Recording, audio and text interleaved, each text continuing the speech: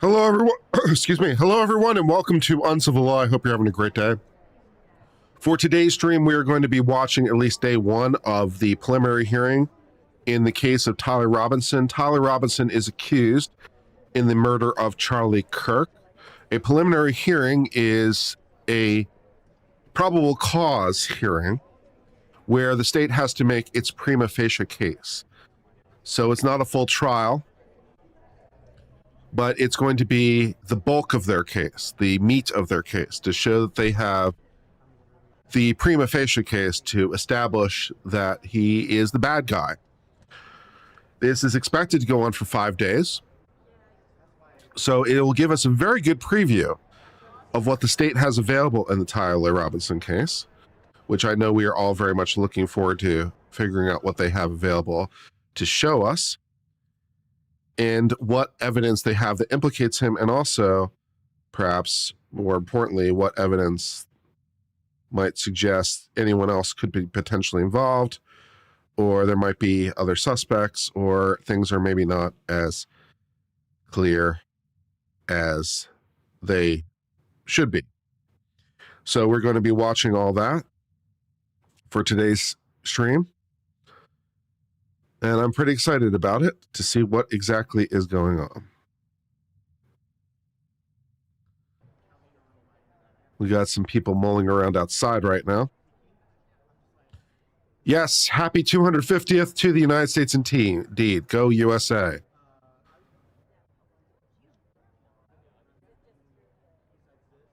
We're doing pretty well as a country. We're older than Germany. Germany wasn't really a country till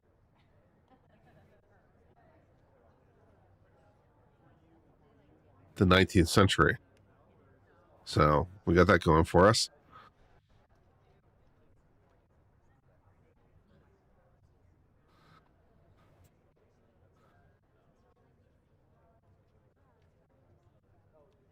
Yep, 1871.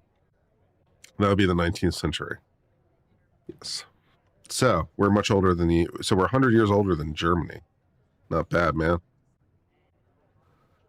USA, USA, USA.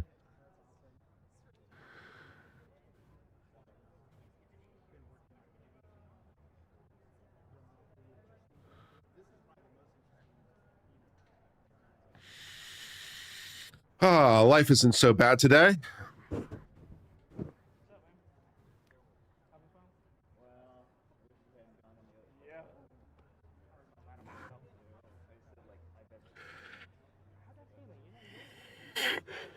Excuse me.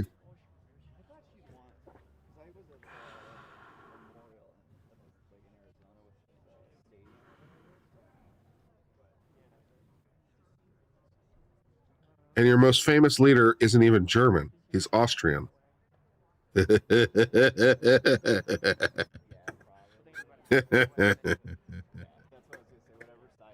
Lol.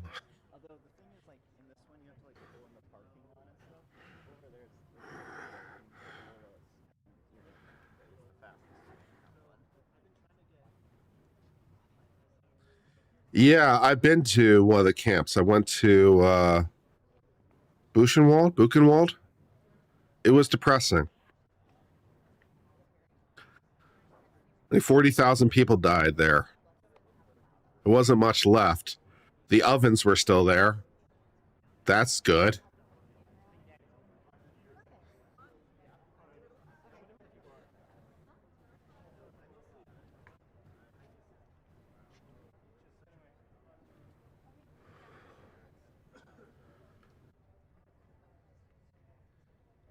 Killed like 6 million Jews, and then what was it like?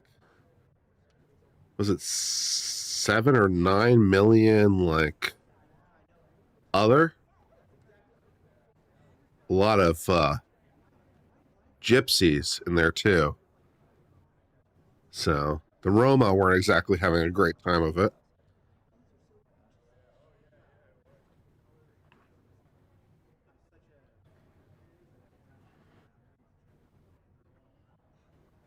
The United States lost about 430,000 soldiers, which was low by comparison.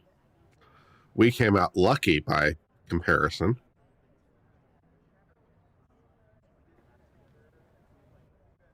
Yeah. 5.5 million? Yeah, I couldn't quite remember the number. I thought it was higher for some reason, but yeah. Of course, Hitler has nothing on Mao, who killed probably 100 million during the Great Leap Forward. And the Russians, with the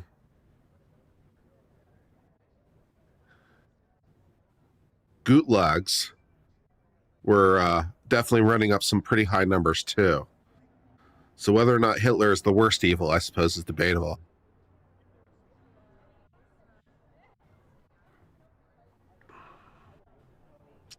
Mao's looking at Hitler like those are rookie numbers. You know what I'm saying?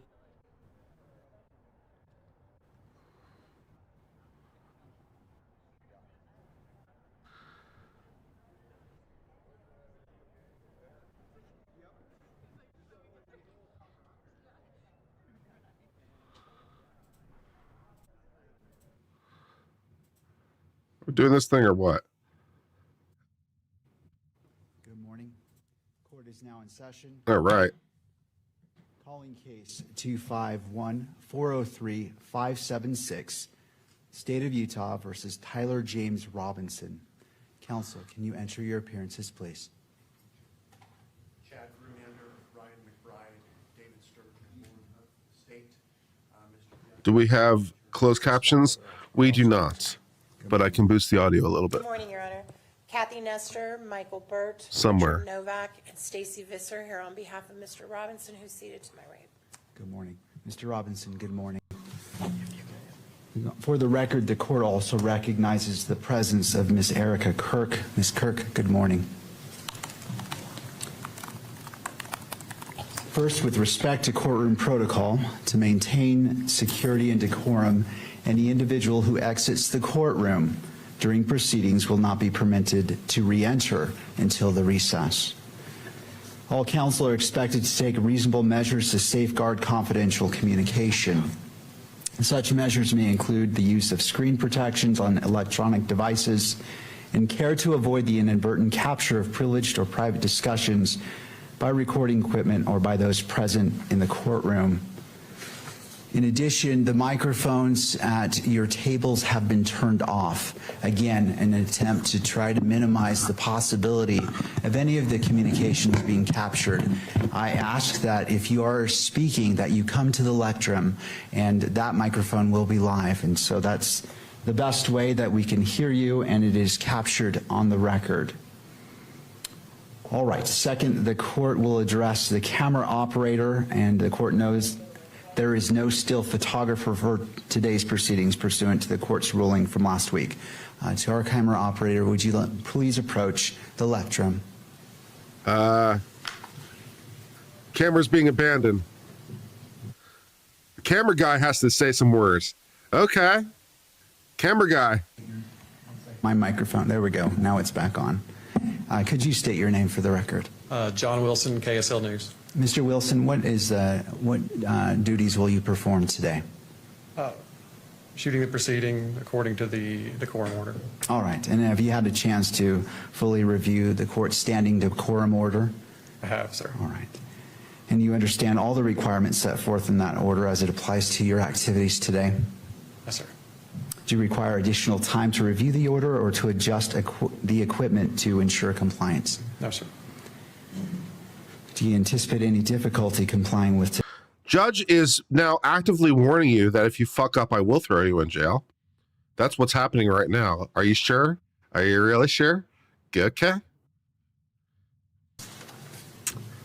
Don't fuck up. Next, turning to the amended motion to allow the use of portable electronic devices filed by the news media and their counsel.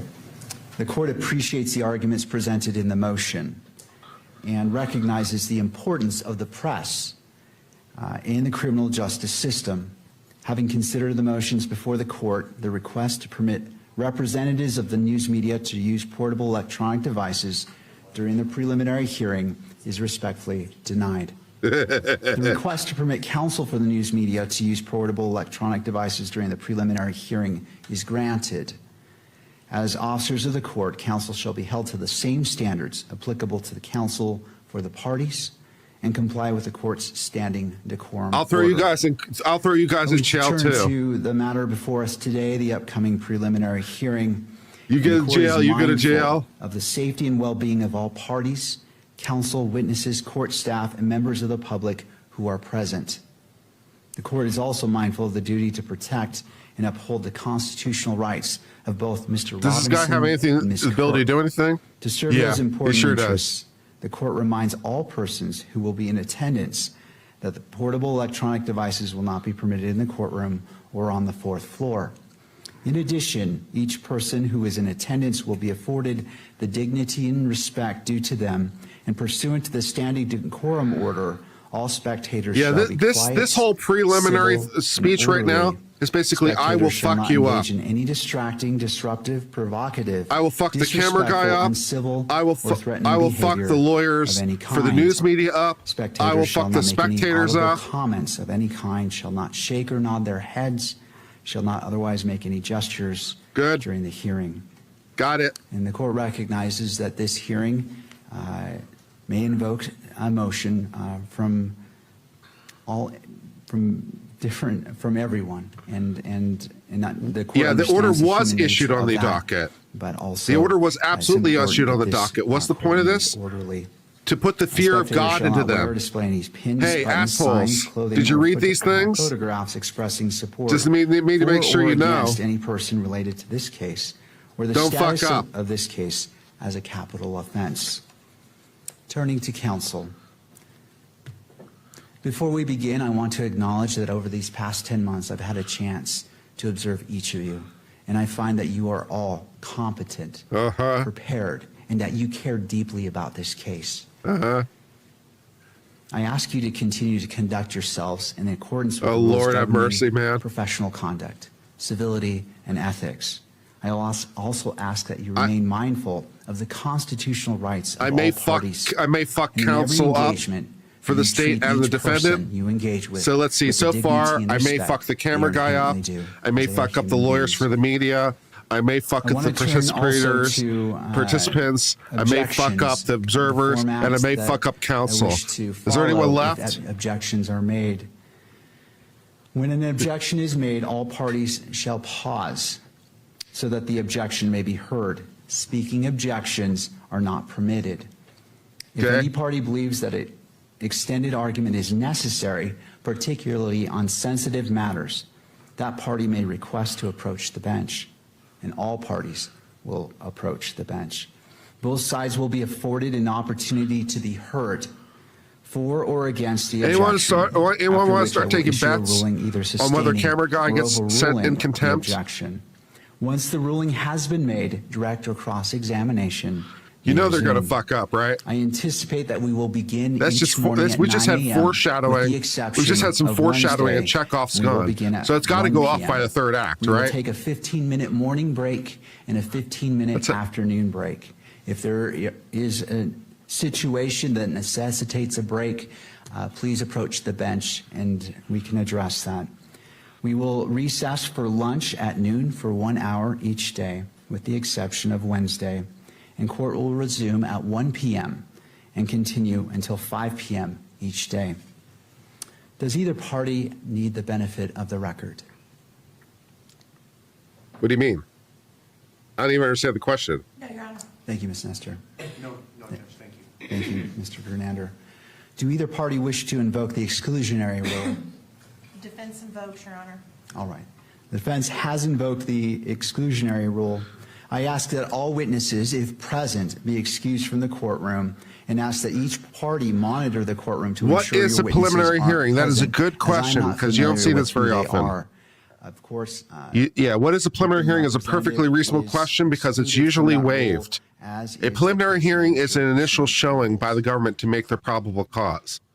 It is the prima facie evidence that the that the defense Okay, can and insist can I in anticipate serious that cases from be put here on. on out So it's kind of like a that mini we're trial. just gonna come to the The lectern, defense doesn't so- usually put on any evidence. They can, Okay. but they so, don't usually. just for the benefit of Usually, the record, it's just the state putting on its court witnesses, to not the necessarily all the questions, witnesses, yes to or no show that they've got questions, the prima facie case to suggest that this guy is the guy parties who have did it. entered their appearances. Normally, you They're all don't do present. this. In a lot of situations, you don't have the Neither right to party it wanted because the a grand benefit of the jury has record. already indicted you. Ms. So if Nestor you have a invoked grand the jury, exclusionary rule, they've already done all that. So you don't need to do it Mr. again. Grunander, if you'd like to approach So the this is kind of lectern, like a as grand jury the proceeding. microphones at the table That's the will best not way to put it. activate It's kind of like a grand jury proceeding, Thank you, Judge. except We it's in front of a anticipated judge the instead of a grand jury. exclusionary rule. But normally it's waived by the We defense. consulted I don't with think the we've ever defense seen one just before. A couple of minutes prior to the start of But this hearing. defense wants to do it We for whatever essentially reason they had two do. You know, cases, fair Your enough. Honor. So David that's Hull what preliminary and hearing Brian is. It's a Davis grand jury, from except Utah. before a Defense has judge. consented that both of That's them what it is. can be present. Yeah, So great. one is seated at my table, the front table. This is Brian Davis, Agent Davis, and Agent Hull is seated on the bench just on the other side of the bar. He will be present for this hearing as well. Both of these agents will be testifying as part of the hearing. Thank you. Ms. Nestor, and your microphone's dead. If you want to come forward, and it sounds like you've stipulated, but just for the benefit of the record. We have stipulated, Your Honor, for purposes of this hearing only. Thank you. All right, so Agents Davis and Hull are permitted to remain in the courtroom during the duration of the preliminary hearing. Any other business that we need to address before we turn to the business of witnesses?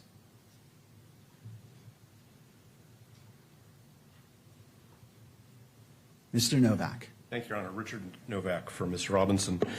Your Honor, the court had issued an order, maybe it was early last week.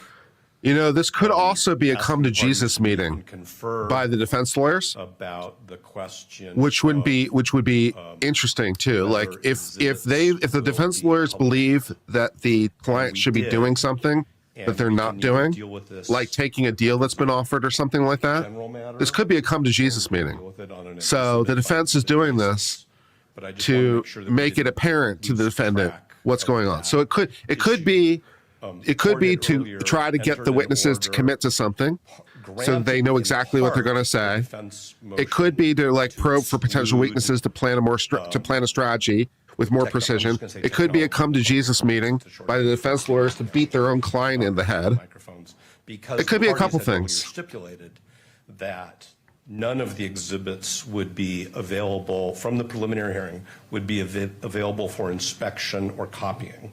I understand that publishing the exhibits in the courtroom may technically be different than that, but whenever the court is ready to deal with that issue, we just want to make sure that we do so Thank you, Mr. before it's Novak. too late. That's always the right time to do it. Okay, thank you. Turning to the state. In case you're curious why defense lawyers don't usually do it, Do we anticipate it's usually this seen being as a long disadvantage by the argument, defense or is this because something the that we can defense, of handle? course, usually wants to There are some cross-examine. They don't have to. stipulations They could just right let the now, state and speak. the remainder we can But address usually on defense wants to like cross-examine. The problem is it might reveal your strategy. Commander. So it can be a disadvantage to the Judge, I defense don't know that because we it have can any reveal stipulations, But with that said, it can it is reveal correct, like Mr. Novak's what the correct. defense is We did meet planning. and consult I'm not on this so issue. that can be a disadvantage. I wanted to give the court just a brief roadmap, but part of So- that was exhibits 7, 8, and 9 Also, it's just very time consuming. that we propose introducing will be graphic in nature. And those were the exhibits I was referring to at the last hearing, where we would like to take a short break before they were published, if they are published, be by way of video and or audio. Judge, I don't see any TVs or monitors here in the courtroom today with respect to publishing something that would go beyond counsel table and your honor's bench. So I don't know how much this is of an issue this is going to be anyway, at least with respect to pictures or video. Thank you. That's a great point. And the court's thought about this issue in regards to publication of exhibits. Obviously, the court will entertain all Probable cause motions hearings are different than before any, preliminary hearings. But after Technically, yes. considering it, here's the It was two just the points that I easiest way wish for me to address. explain it. In regards to the exhibits, there is benefit to publication of certain exhibits, but I also do not, and this is going to the camera operator, do not want them to be displayed on TV. I believe it is important that the parties know that the exhibits are being viewed by the judge in real time and in open court. However, what I will do is have the monitor placed against that wall to reduce the possibility of it being broadcast. And so on the exhibits that the court grants to be published in court, and not going to Mr. Novak's point, not to be given copies to, and the court is trying to be mindful that if it's shown on TV, that's essentially giving a copy to. And so the court is taking Mr. Novak's point in consideration. And so the anticipation is, and I know I'm catching staff a little bit off guard, is placing that television right behind Jeff, our bailiff, to minimize the accidental capture by the camera and in allowing it to be displayed. I recognize that that is not the ideal spot for viewing, but I'm also trying to balance the rights and important considerations that defense has made.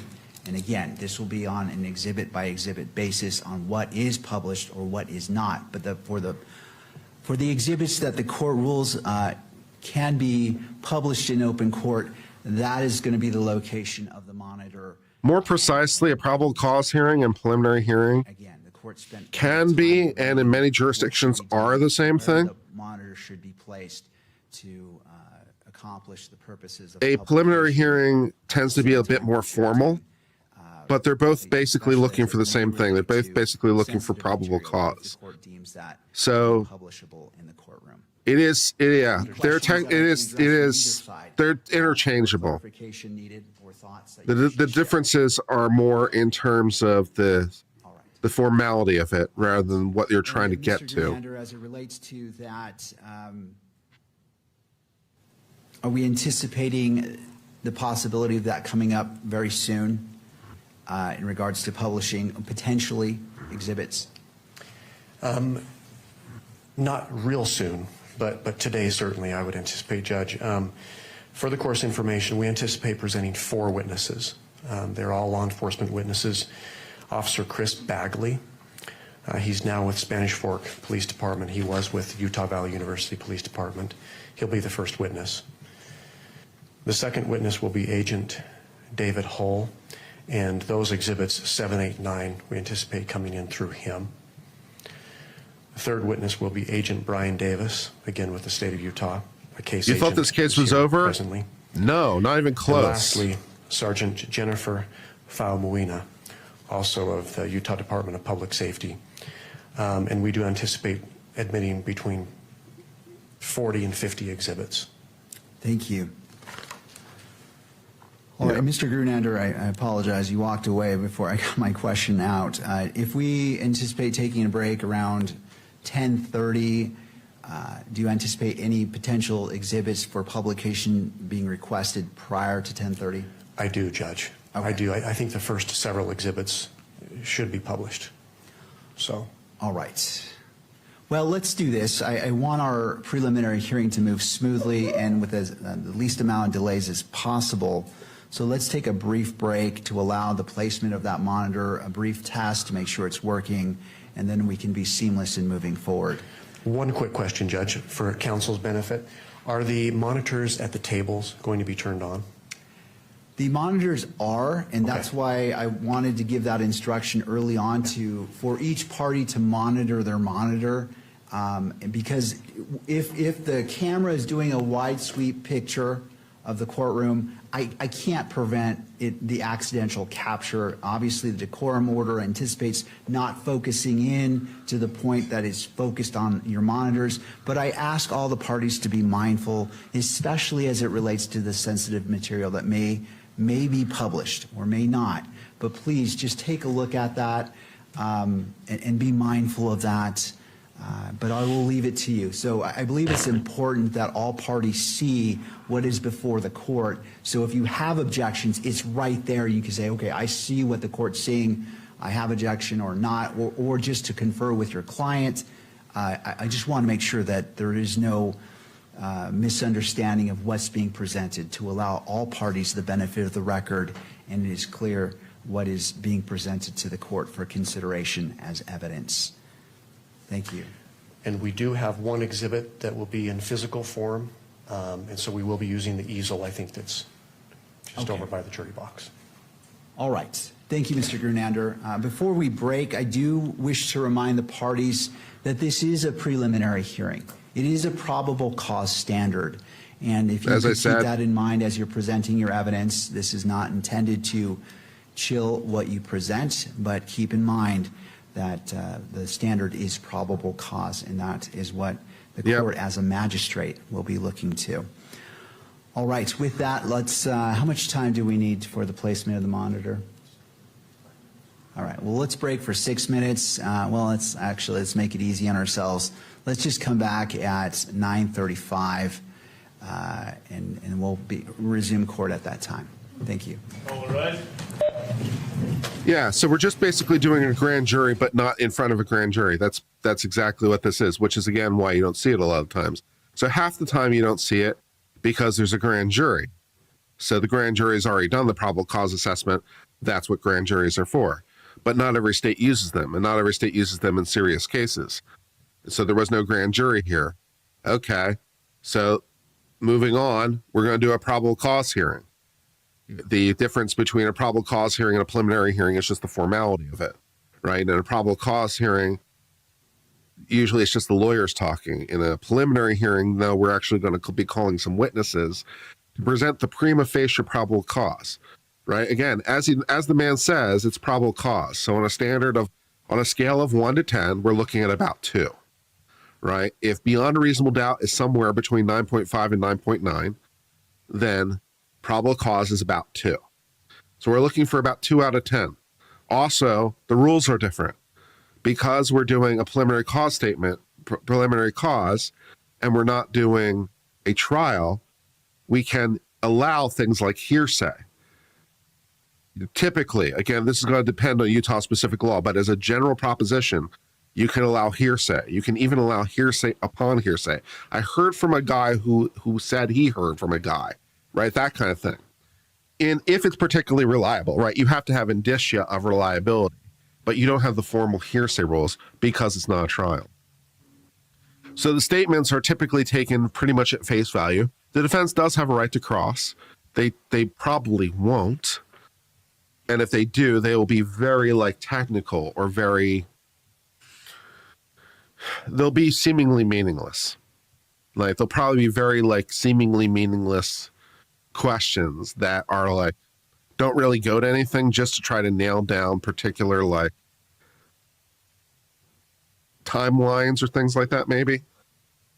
But yeah. And so the state is going to call the witnesses at once, just like it would at a grand jury, present the case at once. Unlike a grand jury, the defense gets to participate. Defense lawyers do not get to participate at a grand jury. So that's different here. Defense lawyers are not at grand juries. They don't ask questions at all. They can ask questions here, pursuant to state rules. They may not ask any questions because every question they ask might reveal their defense and what their strategy is. But, they want the witnesses to say these things for whatever reason, right? I mean, again, they have all the discovery. So they know what the witnesses are going to say because they have all the discovery. So what the witnesses are going to say is not really a surprise. So the purpose of this, I suppose, is one of couplefold. One, they're hoping that somehow the state will expose a weakness that they're unaware of. So someone will say something that will expose something. Two, they'll get an idea of what the state's theory of the case is to try to more tailor what they're going to do, although they could have probably figured that out without this. So, yeah. Three, it's a come to Jesus meeting. There's been a offer made to the defense for some sort of compromise plea. And this is the defense lawyer's way of revealing to their client the truth of what's happening so we can have a come to Jesus meeting. Those are the things that most immediately pop into mind.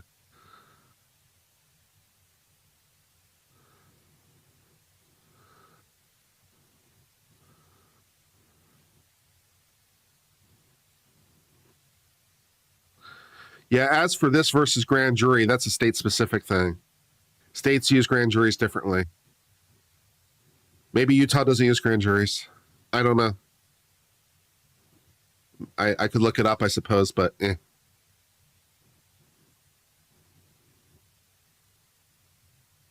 Apparently there wasn't one here for whatever reason.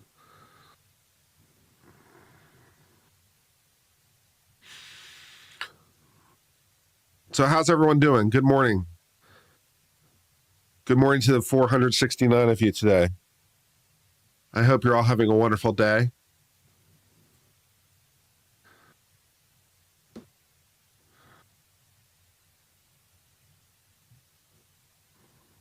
I hope you enjoyed America's birthday. I enjoyed America's birthday. I decided to binge watch the TV show The Day of the Jackal. Pretty good.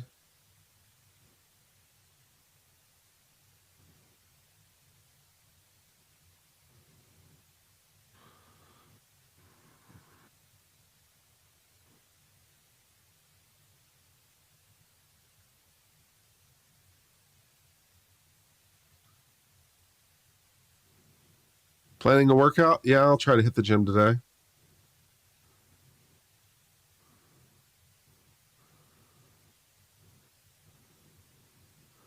Well, there's back to being hot in France. I heard that they made air conditioning illegal in France. It's like people are getting arrested for having window AC units, apparently. It's like, okay, well, that's neat. I should teach law? I think so. Isn't it UK? It might be UK. It's one of those dirty, dirty European countries. They're all the same. Lol. France, UK, what's the difference?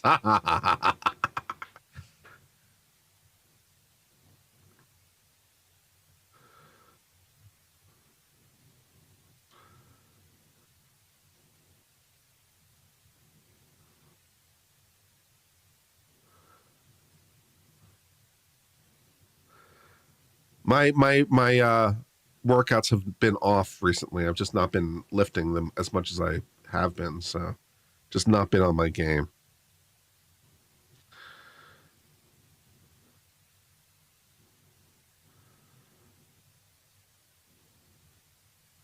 I bought some Versa straps though to help with like deadlifts and stuff because they were on sale. So I got that going for me.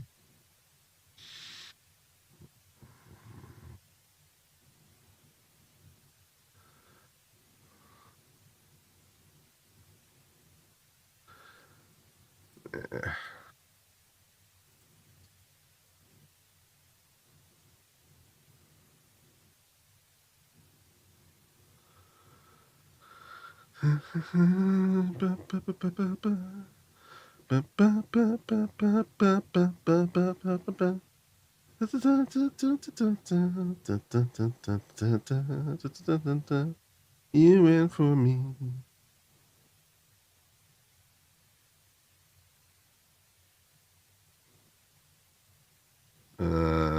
Huh.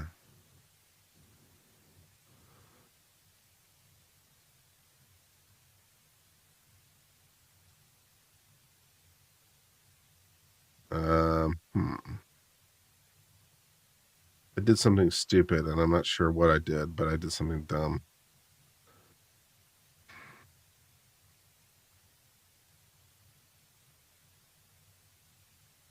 Okay. Where's my... Oh, there it is. It's all right. That's okay. Everything's fine. It's having a rough morning. Trying to create a thumbnail here for the stream.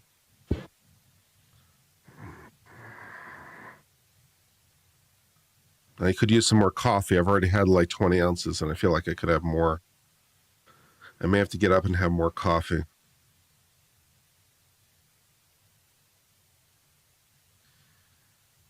$162,000 people subscribe to the Uncivil Law channel.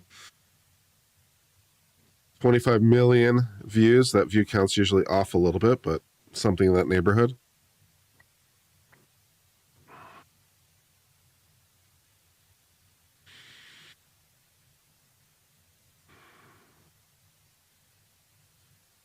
I was doing work for my case in the Western District this weekend. I'm representing some clients suing Martin County for an illegal search and seizure in violation of procedures. Am I watching soccer tonight? Yeah, I'm going to go out and try to watch the game tonight. Watch, hopefully, America crush. Who's the United States playing?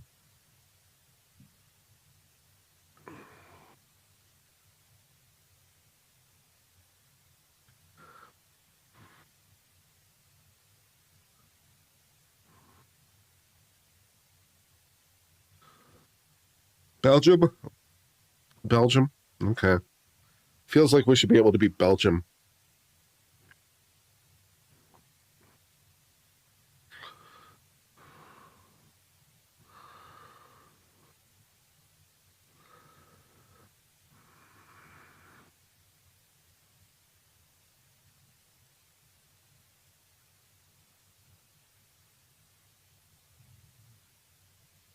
If the U.S. wins it all, it'll be the end of the world. That's what I'm convinced. I'm convinced that the United States wins it all. It's World War III.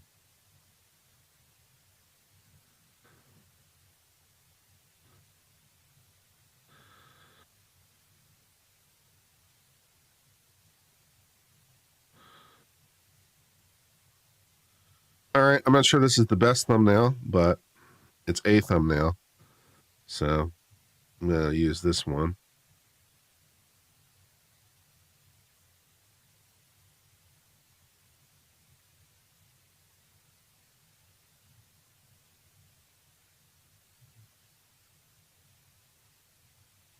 We've got Belgium in the pocket. I know. What does Belgium make? Chocolate? What else does Belgium make? They make a good waffle. Waffles and chocolate? That's all I know about Belgium. Waffles and chocolate.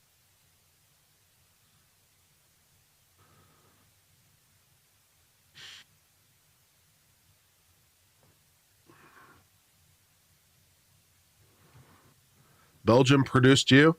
I don't think so. I don't think so. I don't remember Belgium being a huge influence in history of the United States. How did Belgium help?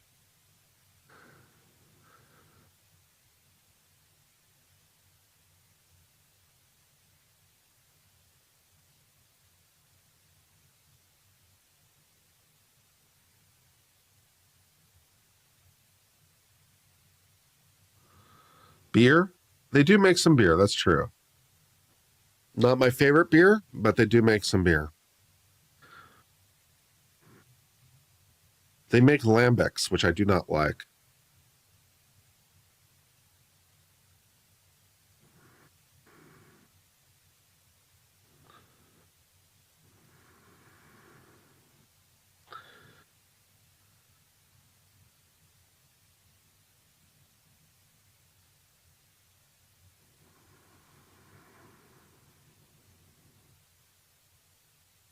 Did you miss it? No, you've missed nothing.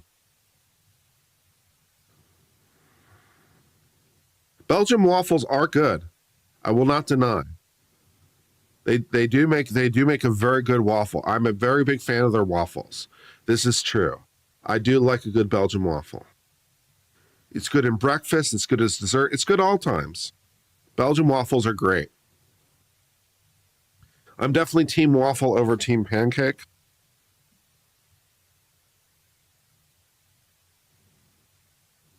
French toast? No. No, I am not a French toast guy. I do not like French toast. Yeah, you got me pegged wrong on that one. I am not a French toast guy. I do not care for French toast.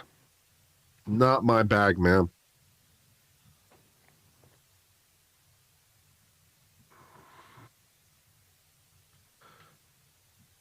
Most of the uranium from the Manhattan Project was from Belgian colonies.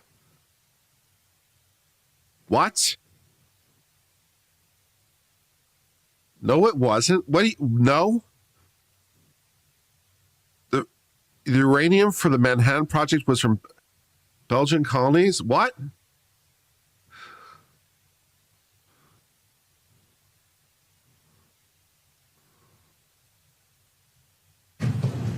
Crepes? Crepes are cool. I can roll with a crepe. Please be seated. Court is back in session. Noting the presence of counsel and the parties to the state, are you ready to proceed? Yes, we are, Judge, but prior to calling our first witness, I would like Mr. McBride to make a brief report on discovery updates, and then just inform the court that the state has provided copies of all exhibits for today's proceedings to the defense in advance of this hearing. All right. Mr. McBride. Yeah. Yes, Your Honor. My report at the last hearing is the latest report. As of June 18th, we had provided approximately 100% of the material in our possession. Over the last week, we have received additional materials from SBI due to preparation for this hearing. Those materials have not yet been provided, but they will be as soon as this hearing is complete. Thank you. Defense require the benefit of the record. No, Your Honor. Thank you, Ms. Nestor. And in case the mic didn't pick that up, she declined. All right, turning to the state, you may call your first witness.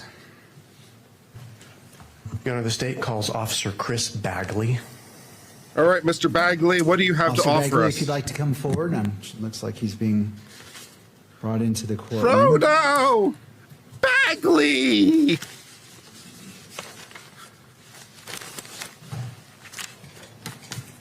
Yeah, I caught that too, approximately 100%. I thought about saying something about it, and I was like, I'll let that one slide. But yeah, I definitely caught, approximately 100%. I'm like, great, that's fantastic. How approximately? All right, Officer Bagley, if you wouldn't mind coming forward past the lectern and being sworn in.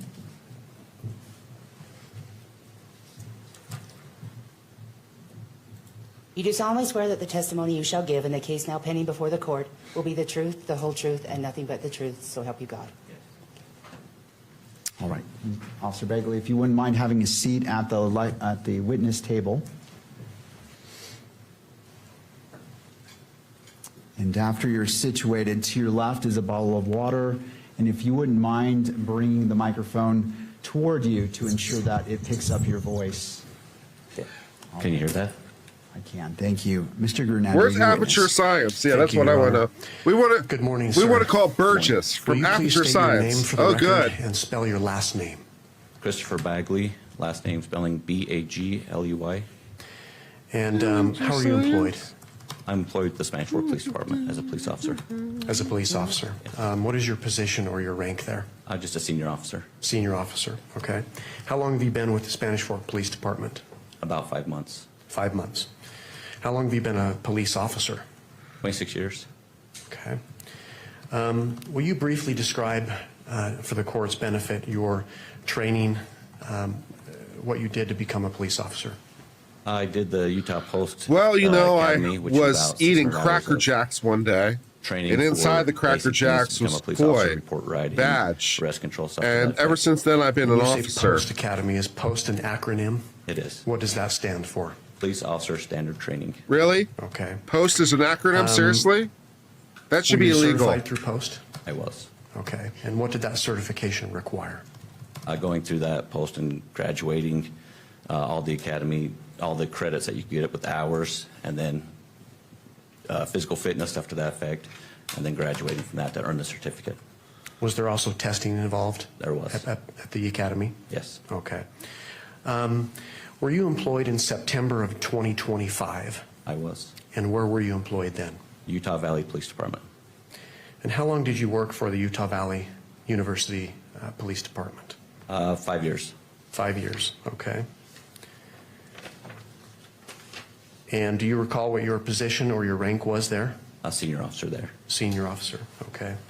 Describe, if you would, just your general duties as a police officer at Utah Valley University. There at Utah Valley University, we'd patrol the campus, we'd walk around, we'd patrol, we would do investigations if there was crimes to that effect. Yeah, wow. We'd make sure that students or staff, if they needed something, we'd be there for them. So basic police, kind of like a school resource officer, community-oriented police. Okay. Was this a full-time position? It was. Okay. Did you work in law enforcement prior to UVU? I did. And where did you work? I worked at Utah County Sheriff's Office for 13 years. Before that, I worked with Springville City Police Department for 6 years, and also with the Salt Lake County Sheriff's Office for a year. What were your positions with those departments? Varies. I did K-9, I did SWAT, I did motors, senior officer, FTO officer, detectives. Okay. So you're a police officer. While you were at Utah Valley University, Great, did you have thanks. access to the video surveillance system on campus? Yes, I did. And how so? It was at our desktop where our police station is. We have desks, and on our desktops we'd have access to it there. Or we'd go into dispatch and they'd have a wall full of camera systems that we could look at. How familiar did you become with that system? Very familiar. Can you describe how you became very familiar? Like I said, it was one of our daily routines that we'd go in there. If we were looking for somebody or tracking something back, we'd go in. We'd go back to that time frame. We could trace somebody or track somebody through campus. I'd also turn around and make some maps, so it was easier for dispatch or somebody to click on an area in this campus. These questions are like always my least favorite, because like I know the answers, right? It's like I know what the answers are. How'd you become a police officer? I know what the answer is. What were your duties as a police officer? I know the answer. You worked at a university? Yeah. What were your duties? I know the answer. Do you know how to use the video surveillance system? I sure do. How do you know? I know the answer. Please ask questions I don't already know the answer to. That'd be great. We knew all the ins and outs, the back doors. We'd make sure we knew where every classroom was, where every entrance and exit was. We'd secure the building. We patrol the neighborhoods. We patrol around campus, and then we also have off-site campuses that we drive to and make sure that they're secure also. Okay. You mentioned that you patrol the neighborhoods Yes. surrounding campus. Yes. What about the neighborhood to the north and east of campus? Yes. Okay. What was your purpose for patrolling those neighborhoods as an officer for UVU? One, it was right next to the UVU, so we patrolled it. Sometimes people would run up in that area or be walking up that way. We'd have stolen bikes, stuff like that. So we'd go into the areas, look for stuff. Also, with Orem Police Department, we'd go back up them quite a bit for other calls, and a lot of it would be in the area. Okay, so back up just a little bit. So Utah Valley University is located in what city? Orem, Utah. Orem, Utah. Okay. How familiar did you become with the buildings on campus Very familiar. and the walkways? Very familiar. You mentioned the entrances and exits to the buildings. Yes. What about parking structures? Yes. Same answer for that? Yes. Okay. Are you familiar with the courtyard or the outdoor amphitheater on campus? I am. And generally speaking, where is that located on campus? It's more of the central, it's an outdoor area centered by a bunch of buildings on around it. So it's in the center of the campus pretty much. Okay. Can you describe what it looks like? This courtyard, this amphitheater? It looks a lot like an amphitheater. And a couple of steps that go Looks a up. lot like an You've amphitheater. got some cement on top with some bushes and flowers. You've got places where people can sit and eat. They come out and study and relax on the grass. And there's a waterfall. There's a waterfall? with a I didn't know pond that. I comes guess down that's into the nice. stream. Okay. Waterfall feature. I didn't know. That's nice, I guess. Are you familiar with the surroundings, the buildings around the amphitheater? Yes, I am. Okay. In relationship to this amphitheater, this courtyard, where is the Hall of Flags located? It would be directly west of the courtyard. Okay. Is it part of the courtyard or is it just off of the courtyard? It's kind of the courtyard. It like butts up right against the courtyard, so it would be the west side of the courtyard. Okay, so to the west of the courtyard. Is there a walkway across the Hall of Flags? There is. Okay, There's an and inside what- one and an outside one. Okay, so what is the Hall of Flags then? The Hall of Flags is a kind of like a bridge between two buildings that all the flags throughout the world Wow. are represented in there. What is the Hall of Flags? Jeez, I wonder what the Hall of Flags could be. Could it be a hall Okay. that has a What are lot of those two flags buildings in that are it? connected by this Hall I of don't Flags? know. Could be The Fugal anything. building over to like the science building area. Okay, so you mentioned the Fugal building. Yes. Where is the Fugal building located in relationship to this courtyard? It's to the south of the courtyard. Okay. Does it run up against the courtyard? It does. The building, okay. What about the Woodbury Business Building? Where is that in relationship to the courtyard? It's kind of southeast, and it runs up right against the courtyard also. Okay, and in relationship to the Fugal building, where's that Sorensen? Or excuse me, that business building, the Woodbury Business Building? Woodbury Business is right directly east of the Fugal. Okay. Yeah, why? What about the Yeah, this Sorensen is Center? that is a good Where is question. that Why are they talking located about it with rather than respect to this showing a courtyard? photo or a The Sorensen Center diagram? is going to be That'd be helpful. Why not kinda show like that? northeast. Is this a diagram of where all the buildings are in relation to each other, or is this an area? Okay. Yeah, exactly, Does it, right? again, run up against this courtyard? Why not have a visual? Okay. That sounds And good. where is it in relationship to the business building? The Woodbury Business Building is just directly south of the Sorensen. Directly south. Okay. The Losi Center, are you familiar with that building? I am And where is it located on campus? directly east of the courtyard amphitheater area. Okay. Does it run up to the courtyard? The Losi Center? No, not really. Okay, It doesn't so- run right up against it. So the Sorensen building is kind of like right between those two. Okay. In relationship to the Sorensen building, what direction is the Losi building? East. East. Okay. Are you familiar with the LDS Institute building on campus? Yes, Please I am. stop asking Where is questions. that located? That is going to be located north of the Losi building and just kind of like northeast of the courtyard. Okay. And is there a parking structure next to this institute building? Yeah, there is. And where is that? That is going to be, so you mentioned the institute building. It's going to be north of the Losi Center. There is a parking structure that has several levels of parking. It's going to be directly west of the institute building. And then they also have a parking structure, not parking structure, parking lot to the north of that across the road. Okay. With respect to the parking structure, Okay. can you describe for the court For the love how of one would God. enter this parking structure? Just get a driving diagram. And even walking. How do you Please, enter for the there? love of God, just get a diagram and show us. And then the officer can walk us through what the various buildings are on the diagram. But then we have a visual reference, so we don't have to try to keep all the orientation in our head. Does anyone know where all these buildings are in relation to each other right now? Does anyone have this mental map fully pictured? There might be someone. But holy shit, just show us a diagram so we have something to reference, so we don't have to keep all this in our head. Fuck. Out right there at that exit only where I was talking about on that southeast side. You can walk out there, or on the north end of that garage, there are some stairs that go up all the levels, and it goes down to the bottom level and across the street through a tunnel to the LDS Institute building. And then when you pop up on level 2, you can walk over to the Institute building. Okay.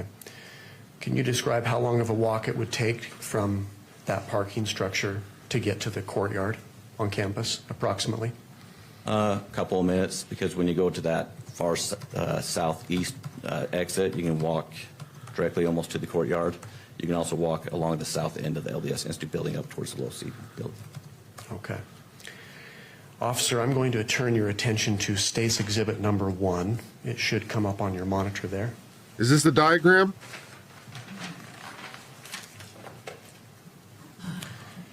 Let me know when you can see that. I can see it. Just for It looks like a staff, picture. Let's go ahead and not publish it until it's admitted into evidence, so we're going to take it off the monitors. But for the witness, he should be able to see the exhibit.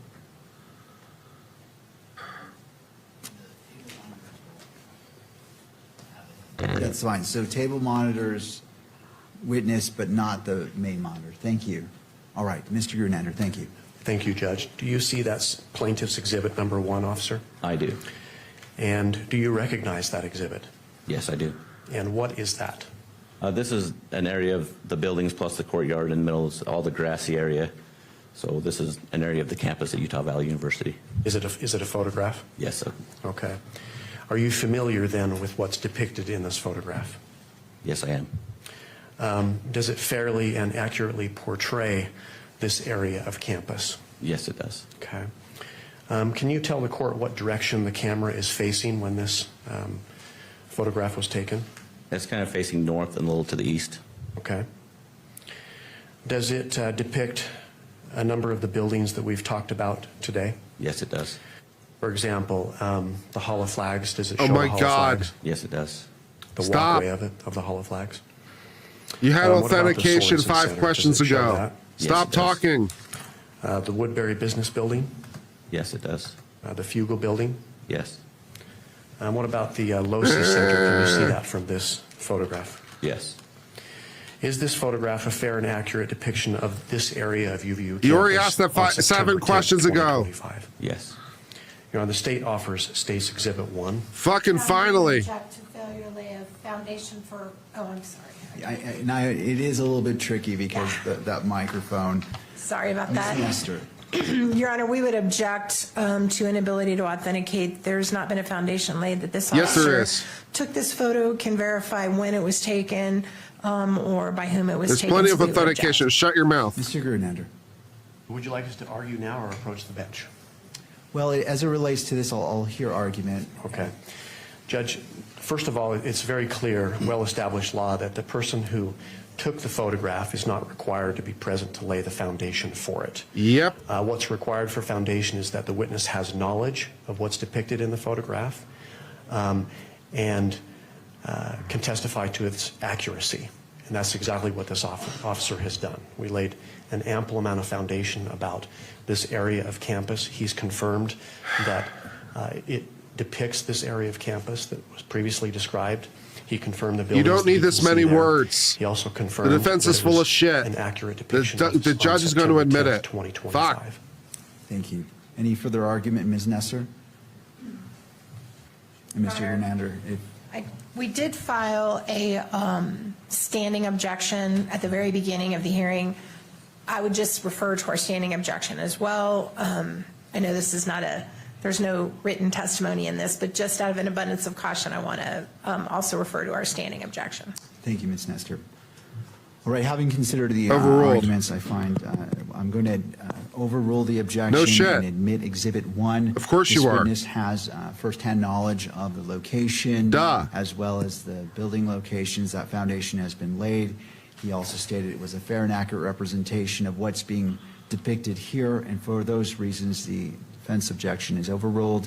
State's Exhibit 1 is admitted into evidence and may be published to the courtroom. Okay. So the state would move to publish that to the courtroom. It is so granted.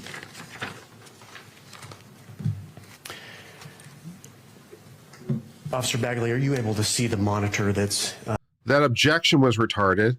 It went on for a day and a year. And then the prosecutor's answer went on for a day and a year.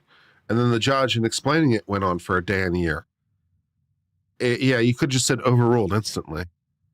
There was more than enough foundation. I don't need this argument in my life. This is going to take forever. If this is what we're going to do, if we're really going to do this for every exhibit, we're going to be doing this forever. The objection was stupid on its face. I can rule on it instantly. I don't need argument. I hate my life. exhibit to the left of the photograph? There's a walkway there. What is that walkway? So the red brick walkway that is going north to the top of the picture on the far left is going to be the Hall of Flags, the outside top of it. Okay. On the bottom of this photograph, there's a white roofed building. It's the largest building, at least as far as what's depicted on this exhibit. Yes. What building is that?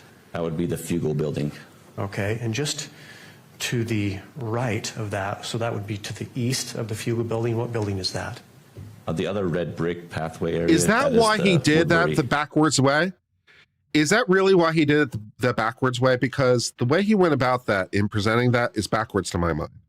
right? Normally you would present the photograph and ask for the authentication, and then you'd go through the photograph and what it depicts because you have the visual reference. It makes way more sense. So I'm like, he's doing this backwards. Is that why he did it backwards? Is he doing it backwards because the judge has some sort of stick up his ass about foundation or something? And so like, he's like, okay, I need to do all this bullshit that I shouldn't really have to do to provide foundation so I can use this thing. And then the state, is that why he did it the backwards, stupid way? Does the judge have some sort of massive stick up his ass about foundation? Kill me. Building, are you able to see that in this photograph? Yes, you are. And where is that located? That's going to just be directly north of the Losi building. It's going to be that other white roofed building on the far top of the picture. Okay. Thank you, officer. We can take that down, Your Honor, as far as the publication. Officer Bagley, I'm going to take you back to the date of September 10th, 2025. Do you recall that day generally? I do. Were you working that day Yes, I was. at UVU? I was, yes. Okay. Do you remember what time your shift started approximately? Yes, it approximately started about 11 o'clock in the morning. 11 o'clock in the morning? Yes. Okay. Did you receive a specific assignment shortly after coming on to duty? Yes, I did. And what was that assignment? It was to secure the top of the Hall of Flags on the south end. So we had people that were gathering on top of that were looking down on top of the tent. So we wanted to secure that area. So I was put up on top of the Hall of Flags on the south end. Okay. My apologies, Your Honor. Could we have Exhibit 1 published again? Go ahead and republish State's Exhibit 1. See, I tell you what, if I were a judge, I definitely don't care about foundation as much as some different judges have different tastes about things. And this humble jurist's taste is like, I don't care about foundation as much as some people do, because it's like, I just want to get past the bullshit and to the interesting parts. So like, when they stay on foundation forever and a day, I get frustrated because I'm like, I want to move on. I want to move on. Lots of plants that were by the Fugle on the south end. So is the south end on the bottom of this photograph? Yes. Where that walkway kind of begins from the bottom? Yes. And you've referred to a tent. Is that the white object we see inside the courtyard? Yeah, that square white object with the tent. Okay, thank you. So you were securing that area? Yes.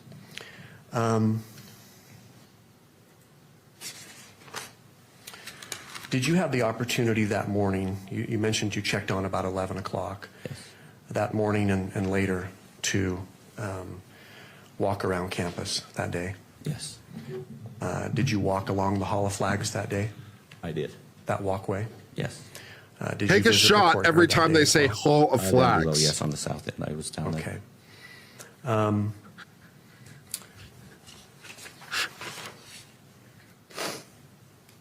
Let's see. Officer, I'm going to turn your attention to State's Exhibit number 2. And that should come up on your monitor there. Let me know when you see that, if you would. Your Honor, if we could maybe not have it on the lectern screen, we're getting reports that the documents shown on the lectern screen are being live streamed. It's live streamed. So maybe if we could just not show that one until it's admitted. Mr. Grunander? I'll submit it to the court, Judge. I've got copies of these for myself that I can refer to as I'm asking questions. All right. Well, I'll go ahead and grant the request by Ms. Nestor. We'll go ahead and... So far, I hate both parties' attorneys. Just, So far, there I should hate be the a power state button and to I hate the turn it off. defense. And the judge, not the biggest. I'm both so far. I basically hate everybody. Thank you, Jeff. I hate the defense lawyer. I hate the government lawyer, and the judge is also kind of pissing me off a little bit because apparently he wants to talk about foundation to the end of the world. And if at any point, Mr. Grunander, you do need to use the monitor. So I hate let's everybody. revisit that, and obviously, Ms. Nestor, you can renew your objection if needs be. But for now, the monitor's turned off. Let's go ahead and proceed. Thank you. Officer, do you see State's Exhibit number 2 on your monitor? Yes, I do. And do you recognize that? I do. And what is that? This is a picture of the from the east side looking west of the campus. Okay. Are you familiar with what's depicted in this photograph? Yes, I am. Okay. And does it show, for example, the Losi Center that we've talked about? Yes, it does. Does it depict the Woodbury Business Building that we've talked about? Yes. What about the Fugel Building? Yes. Does it show the Sorensen Center Yes. and also the Hall of Flags? Yes. Objection. In this He particular didn't exhibit, take can the you also see the photograph. courtyard? He wasn't there. a partial of it. Objection. It's Partial a of damn it, okay. time. Objection. You can't Does it fairly justify and accurately foundation. depict this area of Objection. campus of Me. EVU on September 10th, 2025? Yes. Okay. Your Honor, the state offers State's Exhibit Number 2. Your Honor, we renew our standing Yeah, no objection. jet- no shit you do. Also Shut the fuck up. argue that a foundation hasn't been laid in terms of the time this was taken or Fuck who you. took it, and at what point in Shut the time fuck this up. was created and how. So I don't think he has any personal knowledge of that, and we'd object. Mr. Gernander. Same arguments, Judge. He has testified that he's familiar with it. He has personal familiarity with it. He's testified that it's fair and accurate as of the day of September 10th, 2025. Overruled. And that's what was asked of him. All right. I will go ahead and overrule the objection shit. by defense, noting that the witness has laid, he has expressed that this is a fair and accurate representation of what it purports to be. Oh, He was Lord. familiar with it. He was there on the day, on September 10th. And because that foundation has been laid, State's Exhibit 2 is admitted and may be published. Thank you, Judge. State moves to publish. Okay, that was a lot more words than was needed. What the judge needed to say was objection overruled. What the judge actually said is, after careful consideration and all the details and him being able to testify from what he saw and he was there and then I think, a balance and then for due consideration. That's a lot more words than you need, sir. A darker gray, kind of. Are you familiar with that rooftop then? Yes, I am. And what's it made of? It's made of gravel. Gravel? Okay. You mentioned two different grades, or did you say grays? Grays. Grays? Okay. Yeah, grays. All right. Now, you described that you could see the courtyard, but it wasn't easily visible in this photograph. Where is the courtyard located on State's Exhibit Number 2? So you got the white roof that's going to be in the middle, just to the top of the building where the Losi is. I described there's a white roof there. That's the Sorensen building. And it's just below that you can see some grass, and that's where the courtyard is. It's just to the left of that white roof. Your Honor, I'm going to ask if the witness could actually come down from the stand and point out where the courtyard is located in this exhibit for the court's benefit. All right. Do we have a second microphone so it picks up his voice? Okay, Ms. Nestor, thank you for allowing us. Officer, you may step down, approach the monitor, and I would ask that you speak into the microphone when responding to a question. Okay, can you hear me? I can. Thank you. So, Officer, for our benefit, would you describe again where the Losi Center is in this photograph? The Losi Center is going to be this one with the gray roofs. It's got two different colors of gray. Two different colors of gray. Okay. I'm Good. blind. I can't see those two different colors from here, but Great. can you describe where the court, looks like we went blank. There we go. Can you point to where the courtyard is located on that exhibit? The courtyard is going to be here where this grass is in this area right here. Okay. And what about the Fugel Building Fugel building is going to be this building right here. and the Woodbury Business Building then? Woodbury is going to be this one right here with this red brick path. And the Sorensen Center? Sorensen Center is going to be this white roofed one that's right here. Okay. Now, on this exhibit, can you see the LDS Institute building and the parking structure that we've talked about? No, not really. You got the back side of the Institute building, which is right here, and the parking structure's over there. So Okay. you can't see it in this. Mr. Gernander, let me stop you just for the benefit of the record, because the record is picking up the audio. When you're pointing it to, and I know it may be a little bit laborious to do this, but as you're identifying, indicate the general location on it, or the left side, right side, middle, upper, lower, just so the record knows to some degree where you're pointing. And that way, because the video isn't being captured, so if you would do that, it just creates a more complete record. Yes. Thank you. Understood. That's fair. Thank you, Judge. Thanks for telling the judge it's fair. So again, That's let's great. point to the courtyard, and if you'll describe as best you can where that is located on the photograph. Why does any of this On matter? photograph, the Not courtyard's really gonna sure. be This grass area, that's going to be towards the top of the picture. The baseball field's behind it. It's closer to the surrounding buildings. There's some grass in there. That would be the courtyard area. Okay, we've talked about the Hall of Flags and the walkway above that hall. Drink. Where is that located on this photograph? The Hall of Flags is going to be Drink. right by the courtyard, just to the west of it. There's a red brick towards the top of the picture. There's a red brick pathway that goes from the Fugal building, which is on the left of the picture, towards the right of the picture, which is the science building area. Okay, and then the Sorensen Center, is that the building in the middle with the large white roof? Yeah, it's going to be kind of towards the upper part of the picture, middle of it. It's going to be a white roof. That will be the Sorensen Center. And just to the north and east of the courtyard? Yes, north and east. Okay, and then finally, if you would describe the Losi building, the location of that on this exhibit. The Losi building can be pretty much in the middle on the right side, so middle to the right. It's going to have two different colors of gray, a darker gray and a lighter gray. There's a red pathway, and that will be the Losi Center. Okay.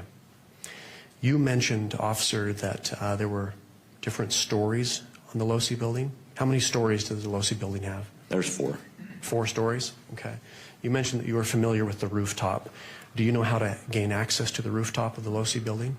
Yes, there's actually an outside stairway right here that comes up. It's going to be just to the south of Losi building. There's a red pathway right directly in the middle of the picture. Off to the south of that, on the left side of the picture, is an outdoor stairway. Is that open to the public? It is. And how would someone access the roof from that stairway? If they came up, they would put them right here on this pathway that goes between the Losi Center and down towards the computer science building. There's a red pathway. There's actually a little handrail, like a little guardrail, probably about a couple feet high, that somebody could jump over. Is that area restricted? Is it off limits? Yes, it is. There's kind of like a natural barrier with the guardrail, and from there on, there's no path. It's gravel roof, so it's not paved like everything else. But someone could hop over that railway? Yes. Okay. Thank you, officer. You can take your seat again. Thank you.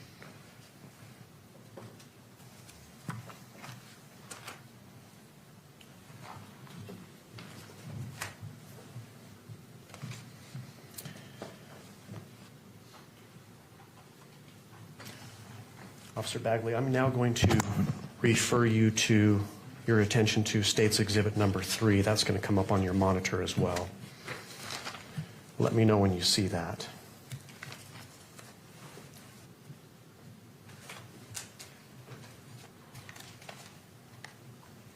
Yes, I do see it. Okay. And do you recognize that? I do. And what is that? This is a drone picture of the campus, more of the courtyard, looking eastward. Okay.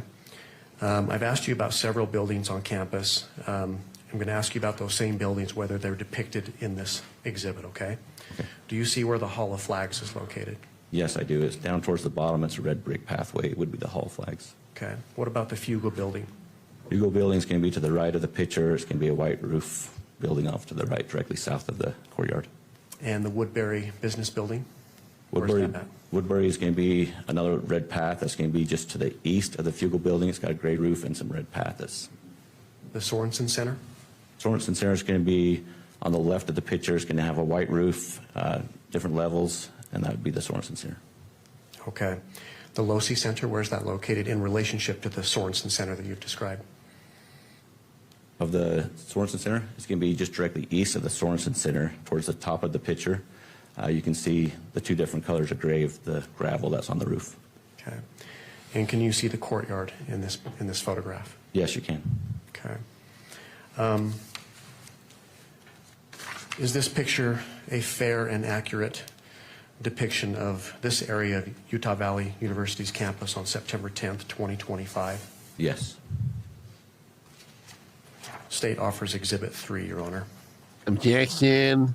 rename the standing objection. We also object again that this individual can't identify when the picture was made or how it was made or by whom. No one cares. Shut up. Mr. Gernander. Same response, Judge. And just for the record, I was also point the court to State v. Purcell, which is a Supreme Court case here in the state of Utah, 1985, which essentially stands for the proposition that if a competent witness with personal knowledge of the facts represented in a photograph can testify that that photograph accurately represents those facts. I didn't know that we needed a state Supreme Court case for that proposition, but he's also nice to know that we'd have one. September 10th, 2025. Because the no showing shit. that's required here is essentially a prima facie showing. We're not required to show proof beyond a reasonable doubt, for example, that it was accurate that day or even a preponderance of the evidence. But we'll submit it on that, Judge. All right. I'm just taking a brief glance at the case you cited. I can give the citation if you're on with like. You're taking a look at the case, really? It's 711 Pacific 2nd. The case says exactly what you would expect it to say. You're going to take a look at it now? I'm looking at page number 240. No shit, that's what the case says. Of course it's what it says. You're going to look at it now? What the fuck? All right.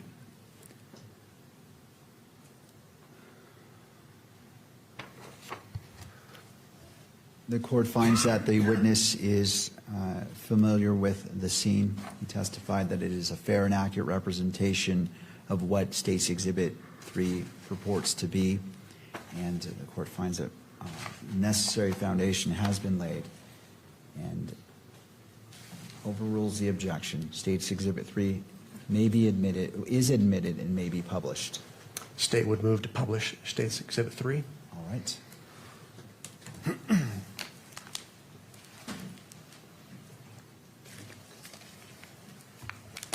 May I approach the witness, Your Honor? You may.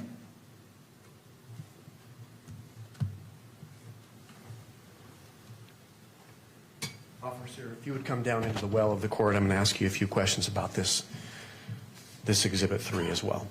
Okay. Can you point out where the Hall of Flags is located and describe that for the record? The Hall of Flags is going to be down here on the bottom of the picture. It's going to have a red brick pathway with some flowers along the top of it. You mentioned that you were securing an area of that. Yes. That hall, that walkway. Where were you stationed?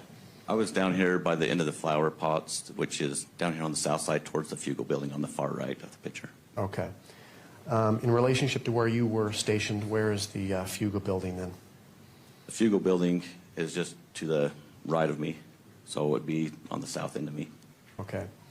And so it's Okay, on the right here's side of the a photograph? question. Far right side of the Here's a photograph. question What I about have the business building? for the people of Business this building's great just gonna state. be in the middle Mormons of the don't picture on the drink far right. coffee. It's going to have some red brick So how the pathways. It's gonna be hell multi-level is a and Utah with the jury building. supposed to be able to make it through The this? Sorensen Center, where is that located? Asking on the for a photograph? friend. Sorensen Center is going to be middle to far left of the picture. It's going to have a white roof on top of it, multi-level. Okay. And the Losi Center, where is that located? Losey Center is going to be towards the top of the picture, kind of off-centered a little bit, but it's going to have the 4 or 5 floors that are, the 4 floors that are sitting right there. Okay. Can you describe those stories, what we're looking at? Where do you find 1, 2, 3, 4, and possibly 5? So this is ground level where the courtyard is. So this, as you go over in towards the Losey building inside, there's an elevator that would be ground 1, level 1. Level 2 would be the second one where these red ATVs are sitting on the grass right there in the middle of the picture. If you go up from that, that would be the 3rd level. And your 4th level, which is the actual top level of the building, is that very top one with the windows that you can see. Okay. Is there an atrium on the top of that? There is an atrium. It's got a little sphere on the top of it. It looks like a little square right on top of the Losi building. That would be an atrium. Now, you mentioned 2 shades of gray on the rooftop of the Losi building. Yes. Can you see that on this exhibit? I can. So 2 the shades of atrium gray. is a lighter gray, gravel. Great. And Fantastic. on the west side, Sure. because I'm looking east, on the west side, there's 2 ventilations for That's the Losi fantastic. building, 2 vents on top of that. It's a darker gray. Okay. travel. You mentioned you're familiar Are with you the sure it's rooftop not of the 50 Losi Shades of Center. Grey? Correct. Just two? When someone is standing on the Losi Center, can they see down into the courtyard? Yes, they can.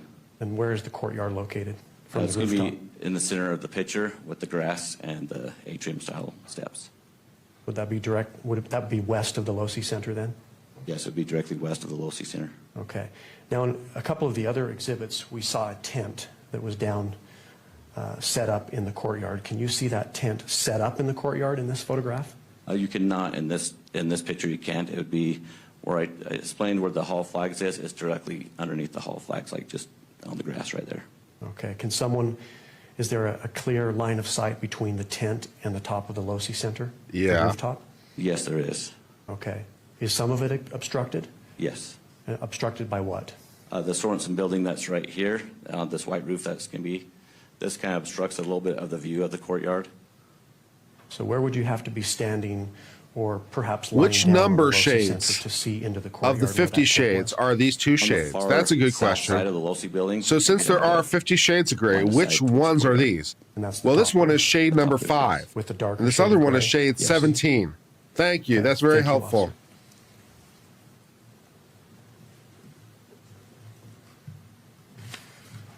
I think it's more 16. I object. I am going to refer the witness now to State's Exhibit number 35. And Officer Bagley, when you see that, go ahead and let me know.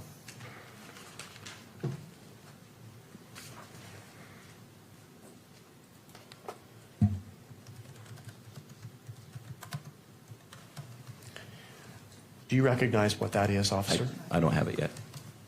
Oh, okay. It looks like an aerial map. Objection.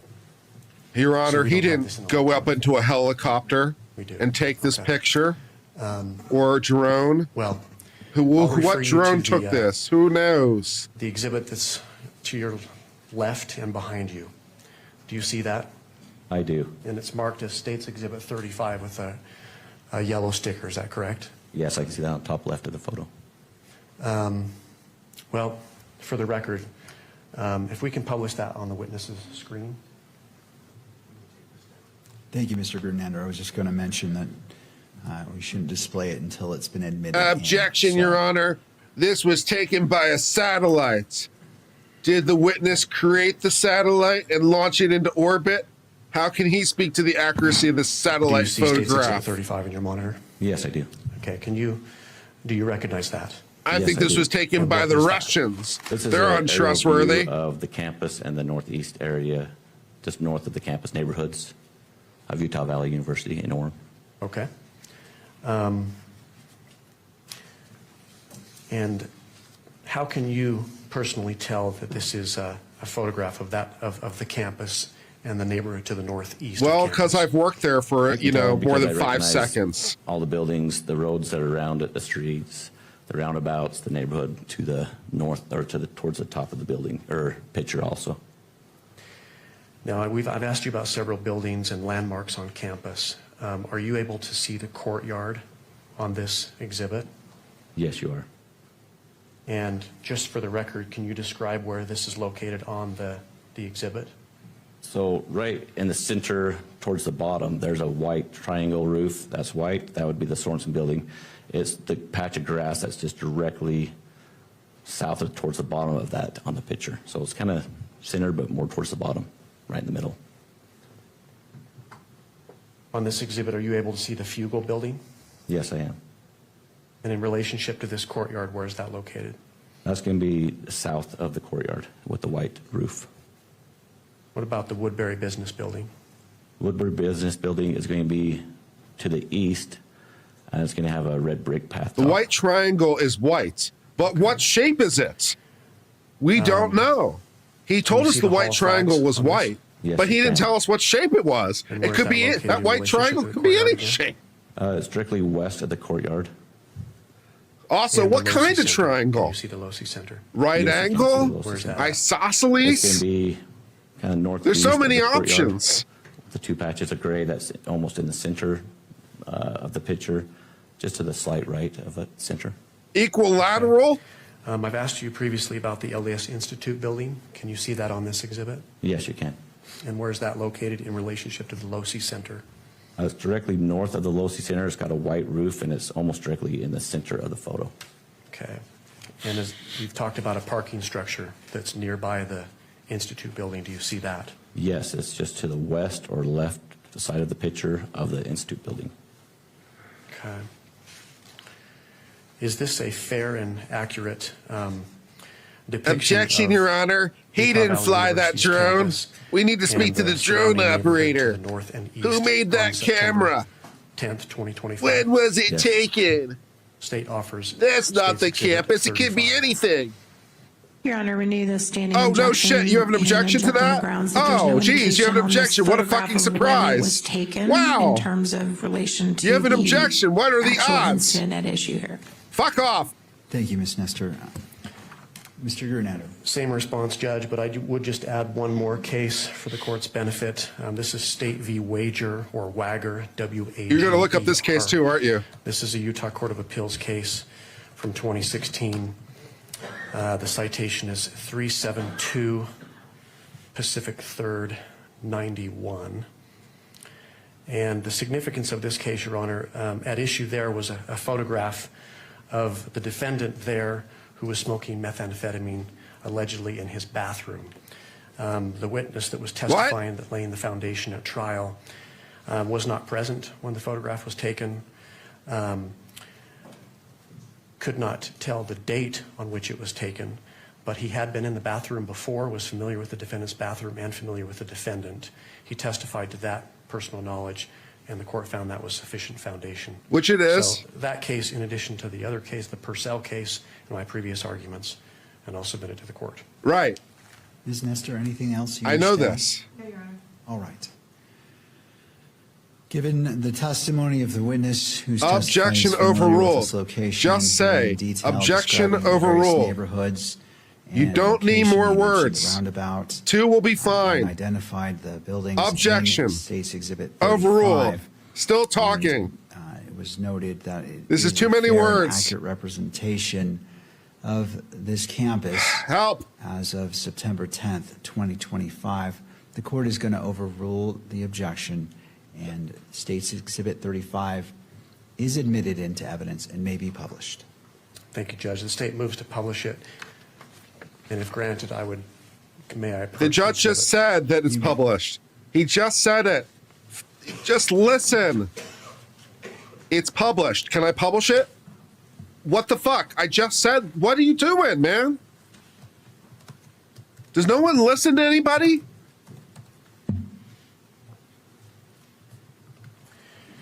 Officer, I've asked you about a number of the buildings located on campus. I'm just going to ask you a couple of questions about those and to help orient the court to what the judge is looking at, and then ask you about some of the streets in the neighborhood, okay?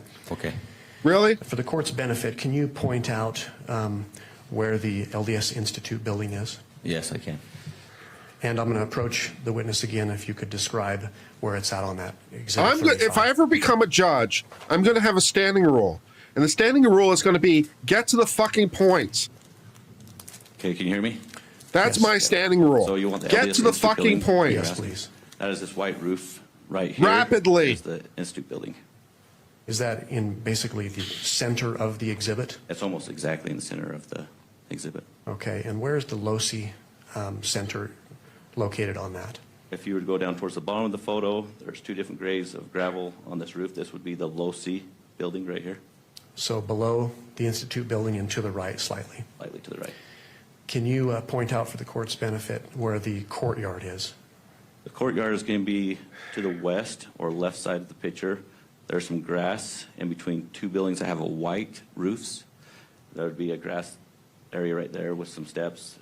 That is going to be the courtyard area. And That's going to be down towards the center it sounds of like an the photo. amphitheater. So that's to the left and down. Yes. Okay. You mentioned the parking structure. Where's the parking structure next to the Institute building? There's 2 Institute buildings right here in the center with the white roof. The parking structure is going to be just to the left of the Institute or west side. There's a road in between it called the Heat Plant Road, which is the road that goes between those 2.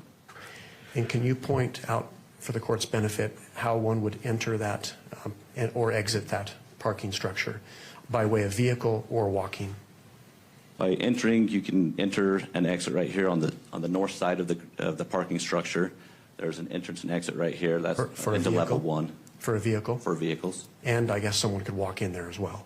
Yes, if they were to park into this LDS Institute parking lot over here on the north side of that, there's a tunnel that goes underneath the road that still comes out into the Can you parking please structure describe itself. for us how every building was built? And then they in can exit particular. out here on the second Well, level yes, I can. onto You know, the Heath Hall Plant Road, Flags which is the construction road between the started LDS in Institute building and the 2001. parking There was a structure. ribbon And covering they can ceremony exit where there the and go chancellor of the back towards, university, the dean of Campus students, Drive.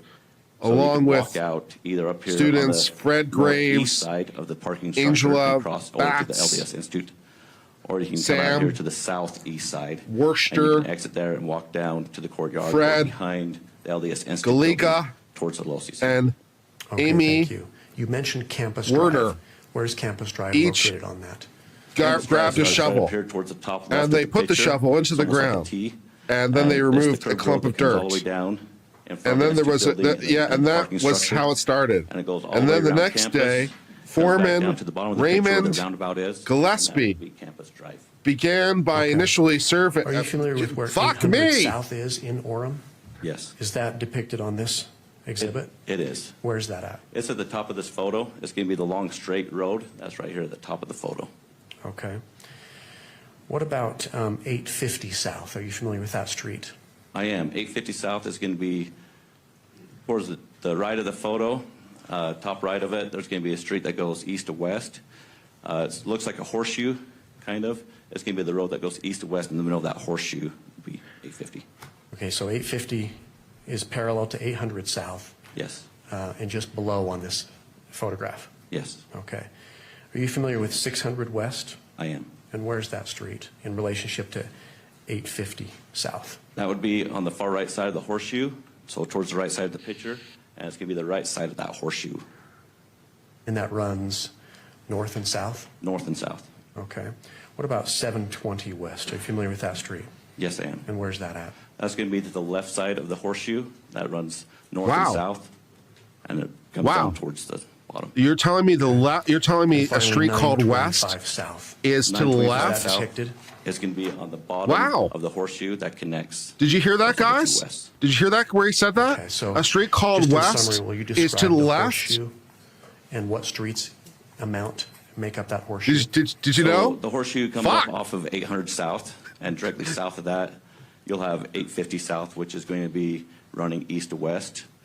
On the left side is 725 West of the horseshoe, and it comes down into 925 South, which wraps back around to 600 West on the far right side of the horseshoe, on the right side of the picture. Okay. Thank you, officer. You can be seated.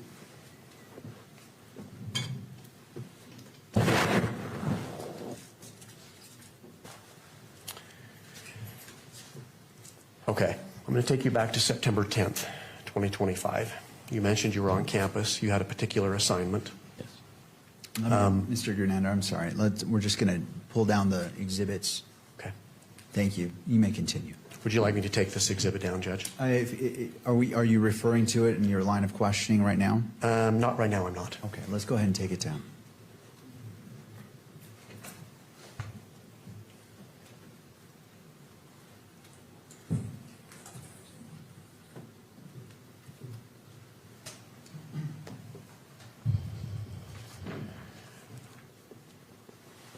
So you were, you were securing the Hall of Flags walkway, correct? Yes. On the Drink. south end.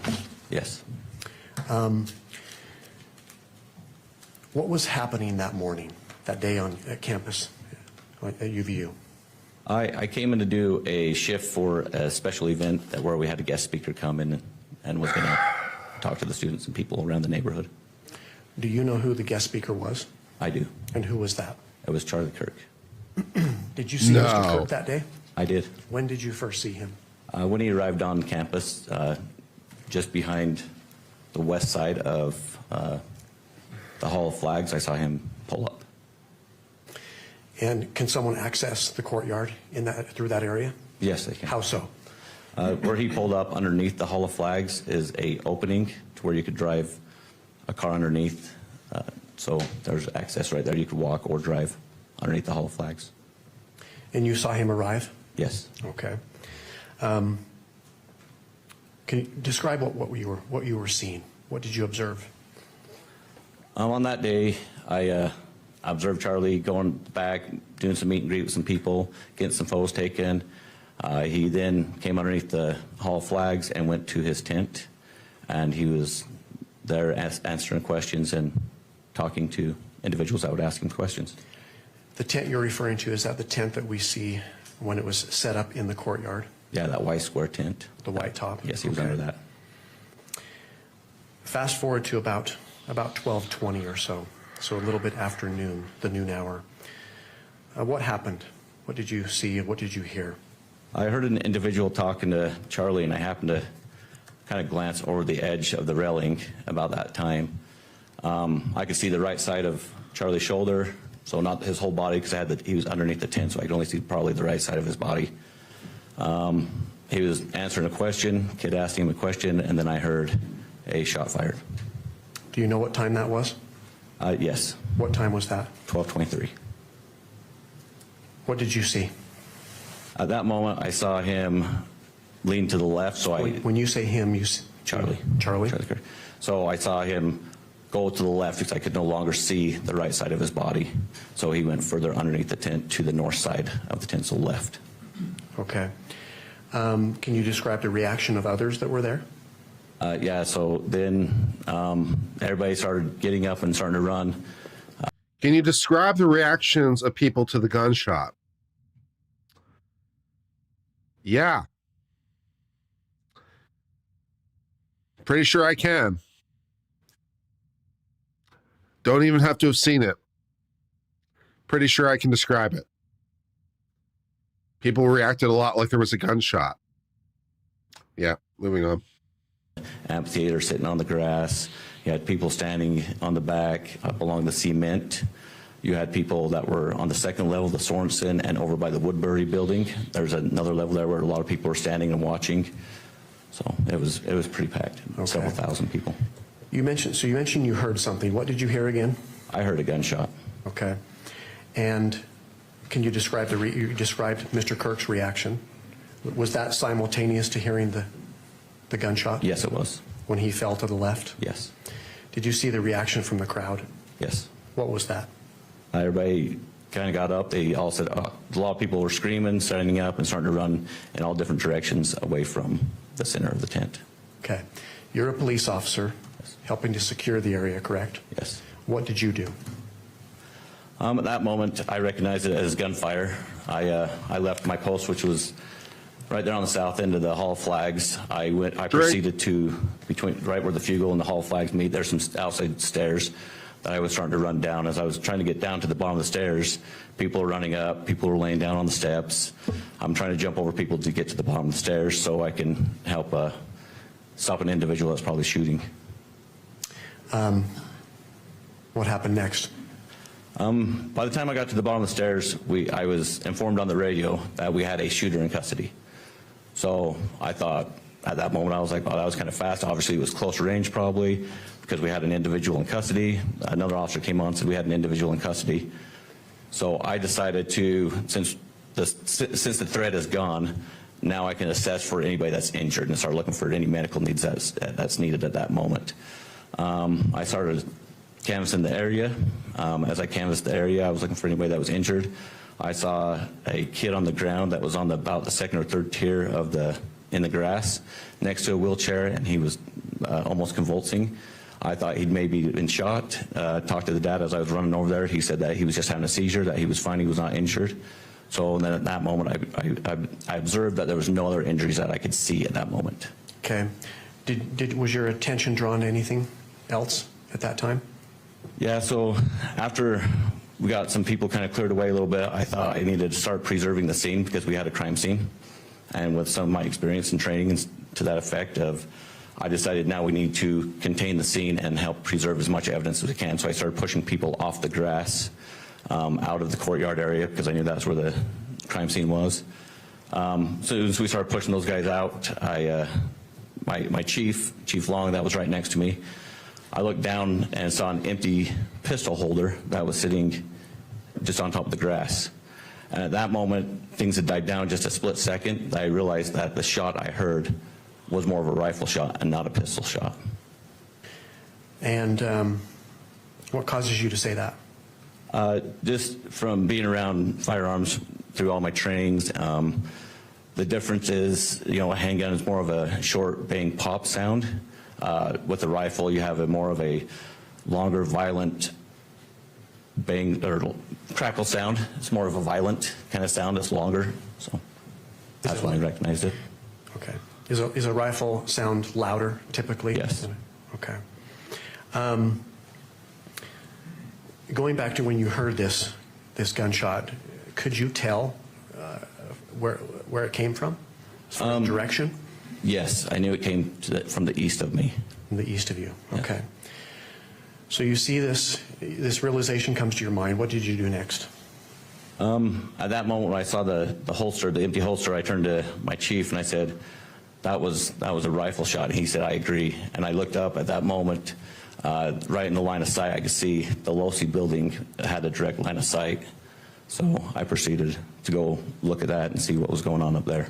Okay. Can you just briefly describe your route to the Losi Center? So from the courtyard, you can go into the Sorensen Center, and like I said earlier, there was on level 1, there's some elevators or there's stairs.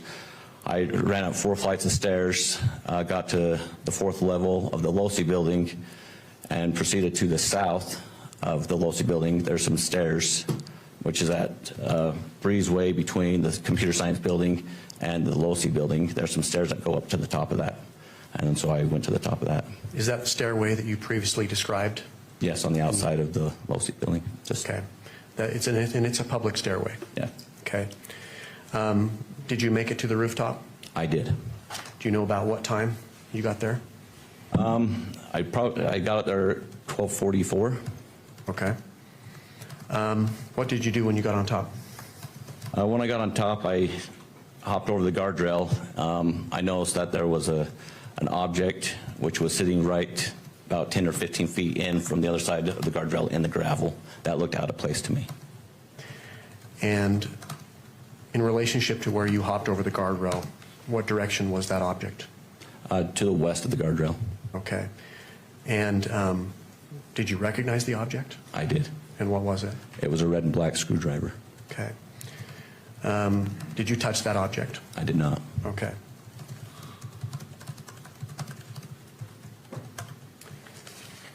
I am going to refer the witness on your screen, Officer Baggerly, to State's Exhibit 3.1. Let me know when you see that.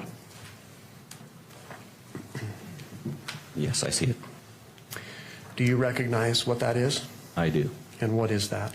That's a picture of the screwdriver that I saw that day on top of the rooftop of the Losi building. Okay. And that's how it appeared on the roof that day? Yes. Is that a fair and accurate portrayal of Objection. the screwdriver you observed and found that day? Yes.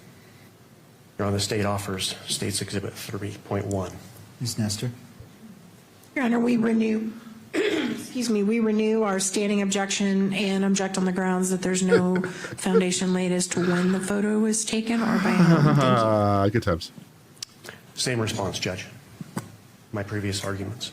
And did you state that this was a fair and accurate representation as of September 10th, 2025? I had said that day. I'll ask it again. All right. To the officer. Officer Bagley, you saw this screwdriver you're describing on September 10th, 2025. Is that correct? Yes. Is State's Exhibit 3.1 a fair and accurate depiction of that screwdriver that day, September 10th, 2025? Yes. All right. State moves to admit. I will go ahead and admit, State's Exhibit 3.1 is admitted based off of the first-hand knowledge of this, what this image purports to be, and it is a fair and accurate representation as this item on that date of September 10th, 2025, and this exhibit may be published. Your Honor, before we continue to publish it and ask a few more questions, right now might be a good time to take a break. Sounds good to me. I'd like a break. All right, let's come back at, it's 10:43. Let's go ahead and come back, well, 10:44. Let's come back at 11 o'clock, and then we'll resume direct examination. Court is in a brief recess. All right. Excellent. Well, after much discussion of the finer points of where various buildings are, we finally got to some stuff dealing with actual evidence we discovered that day, starting with the screwdriver we found. So that's how far we are. We heard a gunshot and we discovered our screwdriver on the roof. That's what we've got so far in terms of actual evidence. Through a very, very, very long walk about where all the buildings are in relation to each other, and many bullshit objections over the photographs, which were total shit. Is this a trial? No, technically it's a preliminary hearing / probable cause hearing. It is not the trial. It's trial light.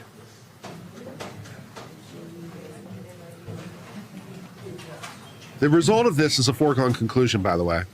Just in case anyone thinks that there's any doubt as to the conclusion of this, there's not. We all know how this is going to end. The judge will absolutely find there's sufficient evidence to go forward. There's no way it's gotten this far without the judge reaching that conclusion.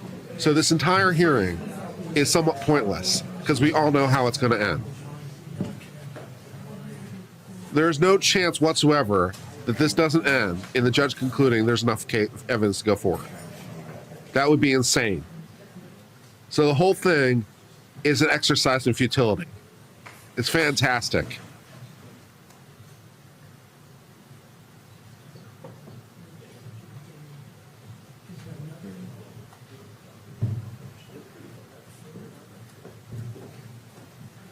Yeah, stall tactics. It's not necessarily a stall tactic.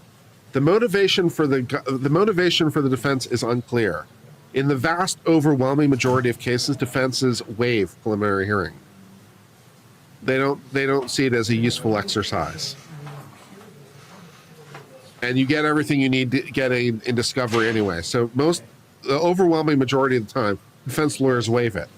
So actually having a preliminary hearing is unusual. What's the reason to do it? The hope of locking down someone into contradictory testimony, the hope of someone saying something that exposes something, the hope that somehow, some way, it reveals the state's strategy as though it were unclear what their strategy is, because you absolutely know what their strategy is. No shit. But the hope that somehow, some way, it reveals something about their strategy that gives you some sort of something to work against, which that's not going to happen, but maybe you can just dream. The come to Jesus meeting, this whole thing is an operation to put pressure on the defendant by their own lawyers, because the defendant has been offered some sort of deal, and this is a come to Jesus meeting by showing the defendant all the evidence against him so that he'll be more amenable to a deal. The beauty of having more, maybe it's the beauty of having more camera time on you, so that it's a PR tool for the lawyers to get more business.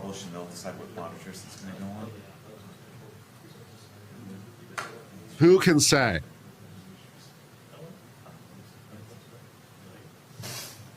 Erica is there, in fact. She was recognized by the judge at the start of the hearing. So she was there, at least at the start, and there's no reason to believe that she's left in the interim. So Erica is there. Tyler is there. And a lot of very annoying lawyers are there.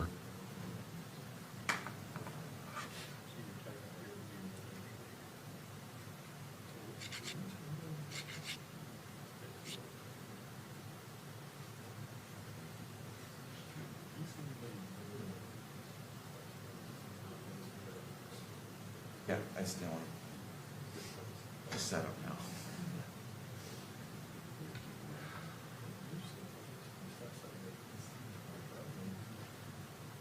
Thank you, Nightbot.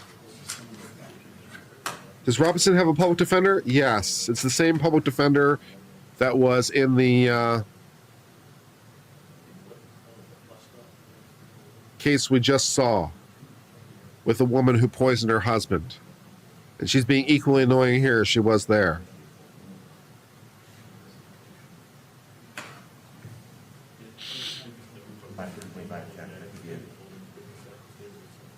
Many people will lose their minds if he's offered a plea.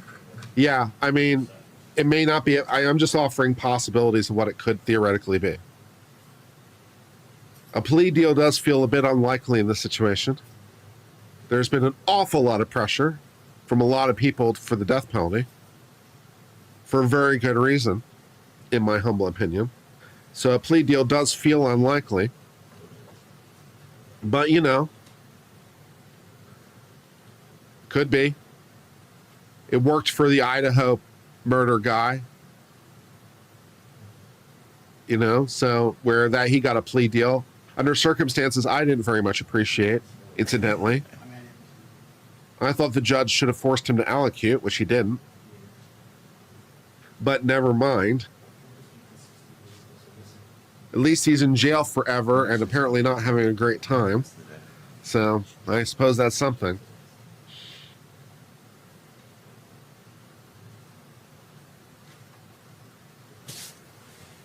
Yeah, this is a trial appetizer. Yeah, this is trial light. The conclusion is foregone. There's no jury. It's a probable cause hearing. The standard is 2 out of 10. Is the judge going to find it? You bet your ass. So among the many things it is definitely not wondering how this will end. I know how it will end. Everyone in that room knows how it went. There is no dispute or any interesting thing about how this will end. The best case scenario for the defense is somehow, some way, someone does something to make the trial more interesting. There is no scenario in which this ends in there's no probable cause. Get the fuck out of my courtroom. If that were going to happen, it would have happened long ago.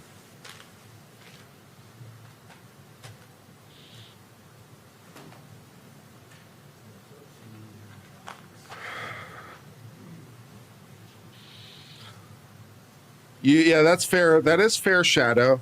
Never underestimate the ability of the government to fuck up. That is fair. We have definitely seen the government fuck things up before. In sometimes high-profile cases, sometimes catastrophically. For example, Karen Reed would be a pretty good example. Karen Reed was a pretty high-profile case. Did the government fuck that up? The only real question is, in what ways didn't they fuck it up?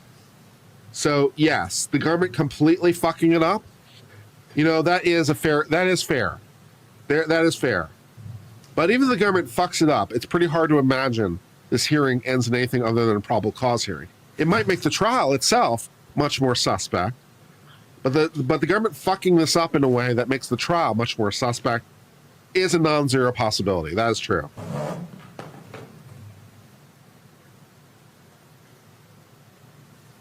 How I decide about the Supreme Court, I agree with Birthright. No, because I still haven't given Justice Thomas his due. I've been busy, unfortunately. I had actual work to do, and I haven't had time to give Justice Thomas his due on the birthright citizenship case. So I still don't know what I think. Sorry.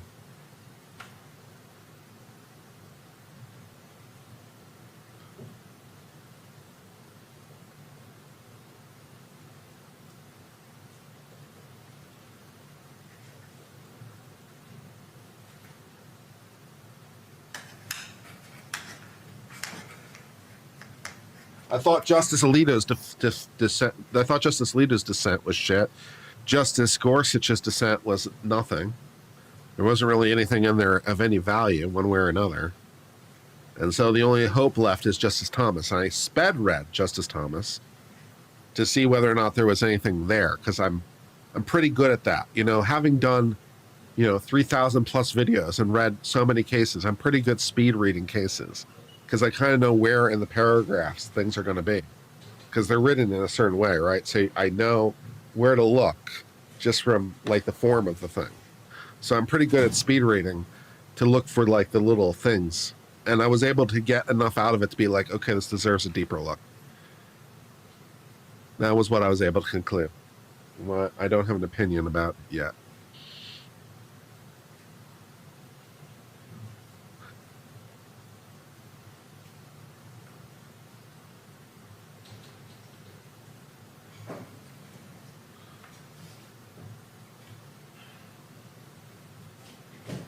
ACB didn't write separately, did she?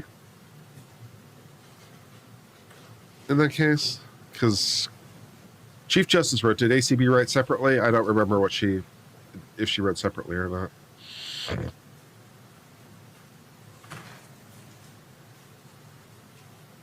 Yeah, the Gorsuch dissent just didn't have any real meat to it. It was very short and very conclusory. It didn't really have any real substance to it.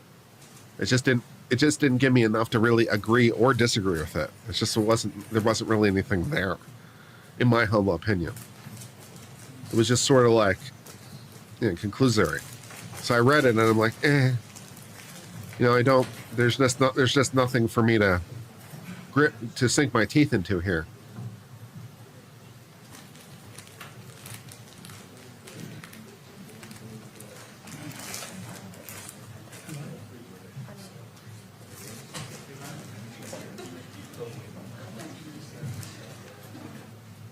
Yeah, Axel Lord, you might be right, but of course that's not necessarily a legal argument, right? So the law, the consequence. I'm not really a consequentialist.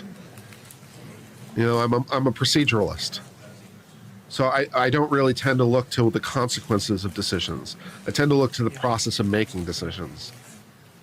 So whether or not the decision is bad in a pragmatic sense is not how I think.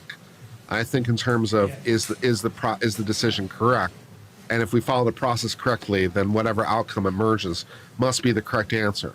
Now, whether that's a good answer or a bad answer is neither here nor there, because sometimes the answer is bad, and that's just the right answer. So I'm not a pragmatist.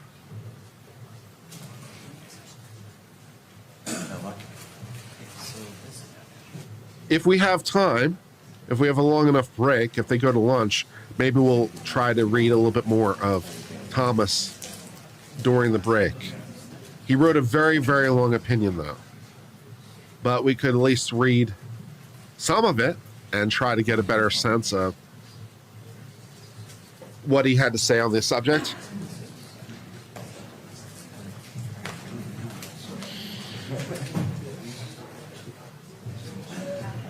Excuse me.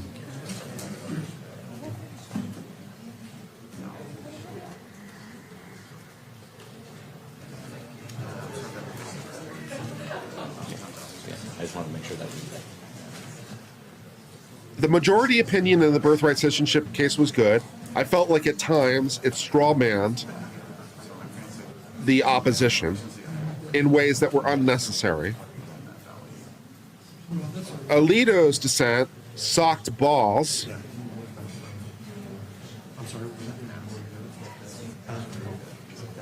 And that's definitely not the right answer. That's wrong.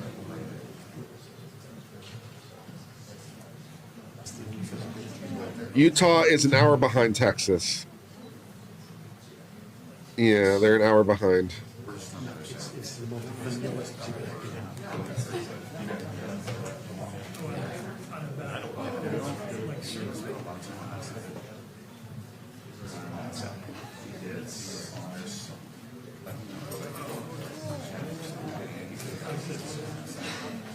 Gorsuch was signaling he thinks the lawfulness of his stay might be less decisive than intention to be permanent part of the community.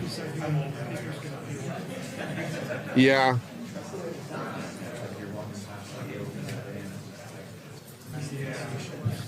Texas spans multiple time zones. Technically, that's true. There is a little bit of Texas in the very far west, which is in Mountain Time. But that's technically correct, is the best kind of correct. The overwhelming vast majority of Texas is Central Time. So, yeah.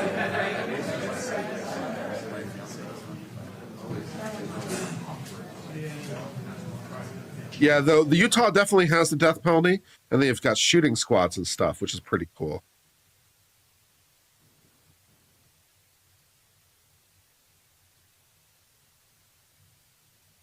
Subject to the jurisdiction thereof. Yeah, subject to the jurisdiction thereof was what the whole case is about. What does it mean to be subject to the jurisdiction thereof? What is that? What does that mean? And that was what the case was about.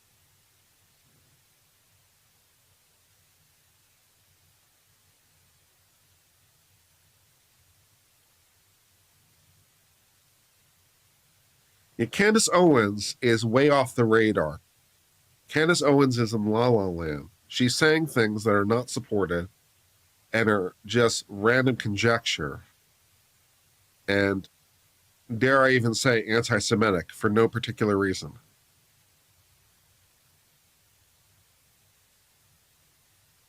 There's no, yeah.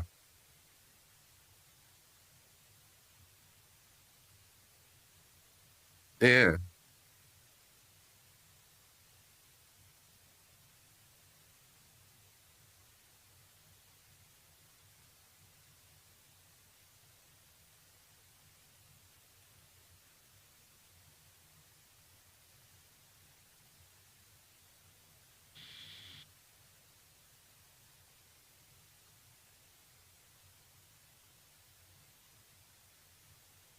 We need OnlyFan back. I do miss OnlyFan. This is true. We've got black and white seal, which is okay, I guess. We've got an eagle on top of a beehive, which feels anachronistic.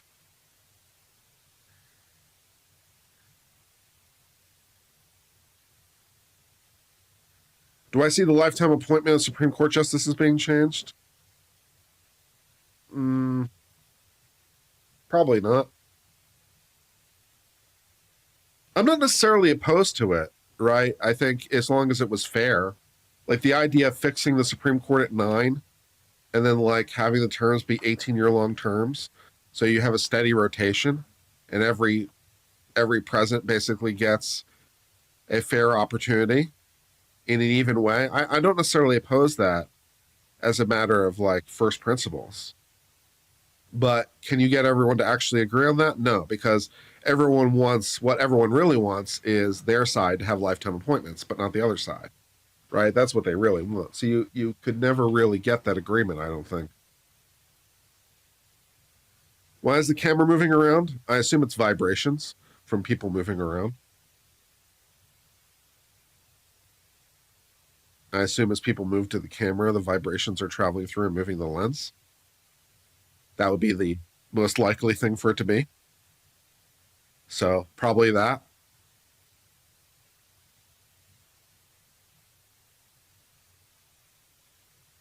Do I use sunscreen on my face? If I'm outside for long periods of time, sure. I burn like crazy.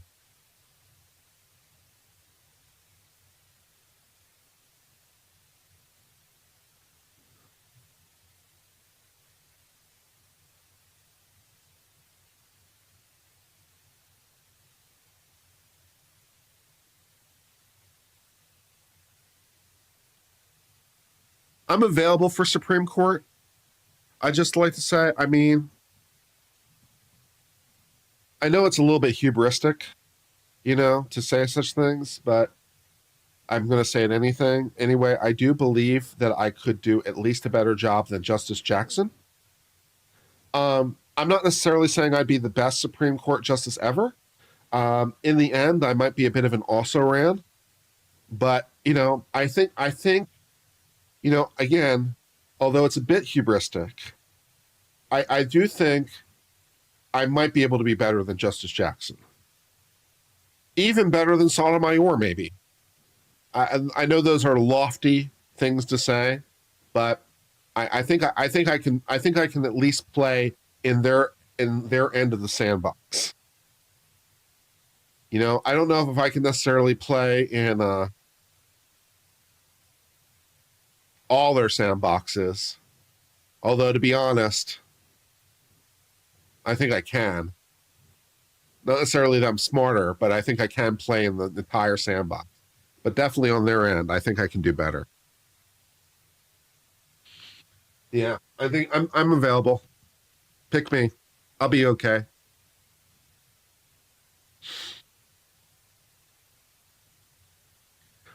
as your justice, I will be taking a lot more Second Amendment cases if I have anything to say about it.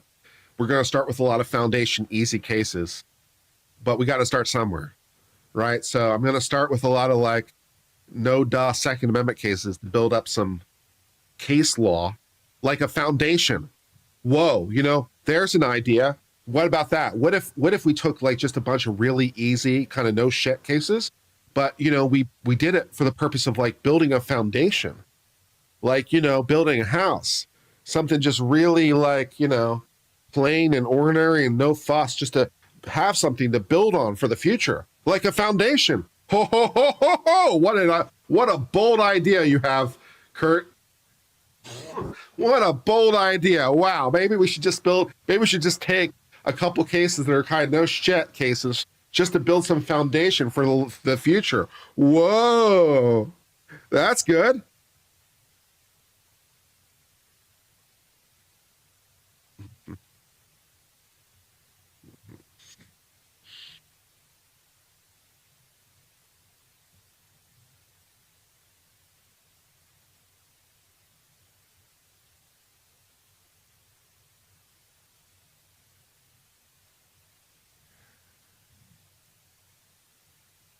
Yeah.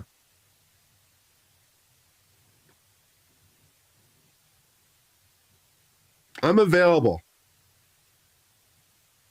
I'd be good.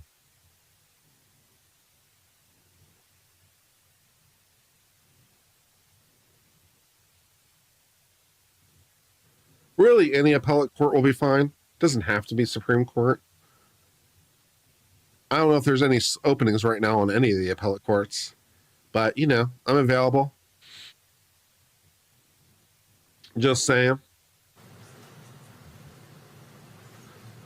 All right. What is that?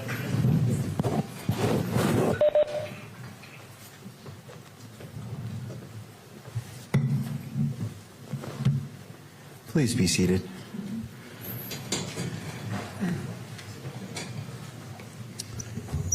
Court is back in session. Before we get started, I want to clarify on the record that pursuant to the Utah Constitution, Article 1, Section 28, where victims and victims' representatives are entitled to be treated with dignity and respect, that if they choose to leave the courtroom, they can come back whenever they wish. They're not prohibited to coming back solely at the break. So I just wanted to clarify that in case there was any question about that. In addition, I want to talk about the exhibits as it relates to their admission and publication of the exhibit. So whenever there is an objection to an exhibit, I would ask that the attorneys are clear specifically what they're objecting to. There's basically three levels of objections that could be objected to. First, the admittance of the exhibit itself. Second is the publication of the exhibit to the gallery. And third is the publication which is electronically captured by the media. So, counsel, I'll leave it to you in regards to what you object to or what you wish to respond to. If no objection to the publication media capture of the exhibit is specifically raised, the court will presume there's no objection. So, being that the monitor was introduced today by the court, I wanted to offer that guidance to the parties in regards to your objections. With that, let's go ahead and return to the witnesses. I do note for the record that the counsel is present and all the parties are present, and let's go ahead and proceed. Mr. Grunander. Thank you, Your Honor. We left off Officer Bagley with just having admitted State's Exhibit 3.1. I believe the court also granted our motion to publish 3.1. So we would ask the court to publish that to the gallery, 3.1. Ms. Nestor, any thoughts? No, Your Honor. All right, we'll go ahead and publish Exhibit 3.1.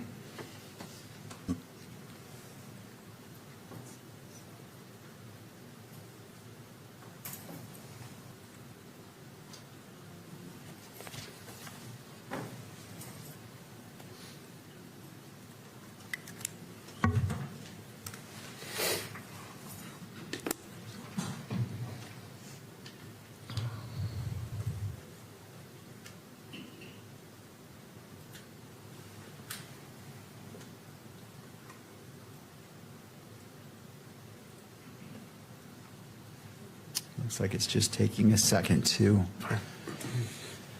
come up on the screen. This is why I can't be a trial judge. Too slow. I can't. Let's go ahead and unplug and replug in the monitor to see if that brings it back to life, to display. Turn it off and turn it back on. I can't be a trial judge, guys. I'd go insane.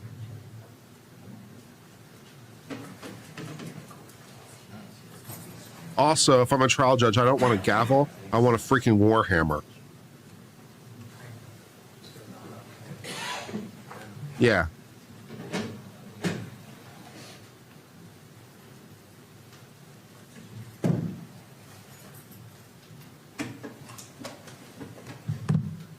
All right, looks like it's noticing a flicker on my screen here. Thumbs up. All right.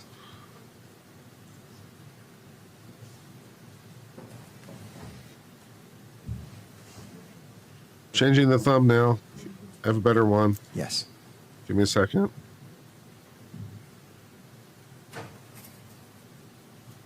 All right, Mr. Grunander. Thank you, Judge. Officer Bagley, so you testified that this is the screwdriver as you saw it on September 10th, 2025, correct? Yes. I'm going to, and this was on top of which roof? The Losi building.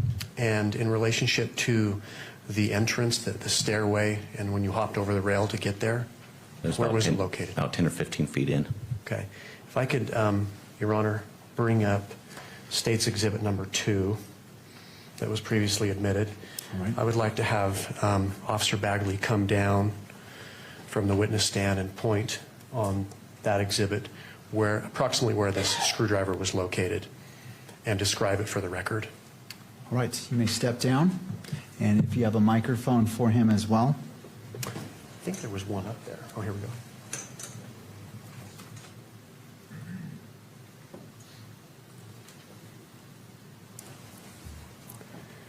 So if you can describe where you saw that screwdriver, point to that. Yeah, so this is the Losi building right here with the light gray. Here's the guardrail in the center of the picture with the red brick. Just over that, about 10, 15 feet in, about right there. About right there. Okay. Now on this exhibit, Exhibit 3.1, there's an evidence tag, yellow number 5. Was that present when you found the screwdriver? No. Okay. So that was left there by an evidence tag. I thought the FDA banned yellow number Thank you. 5. You can take your seat again.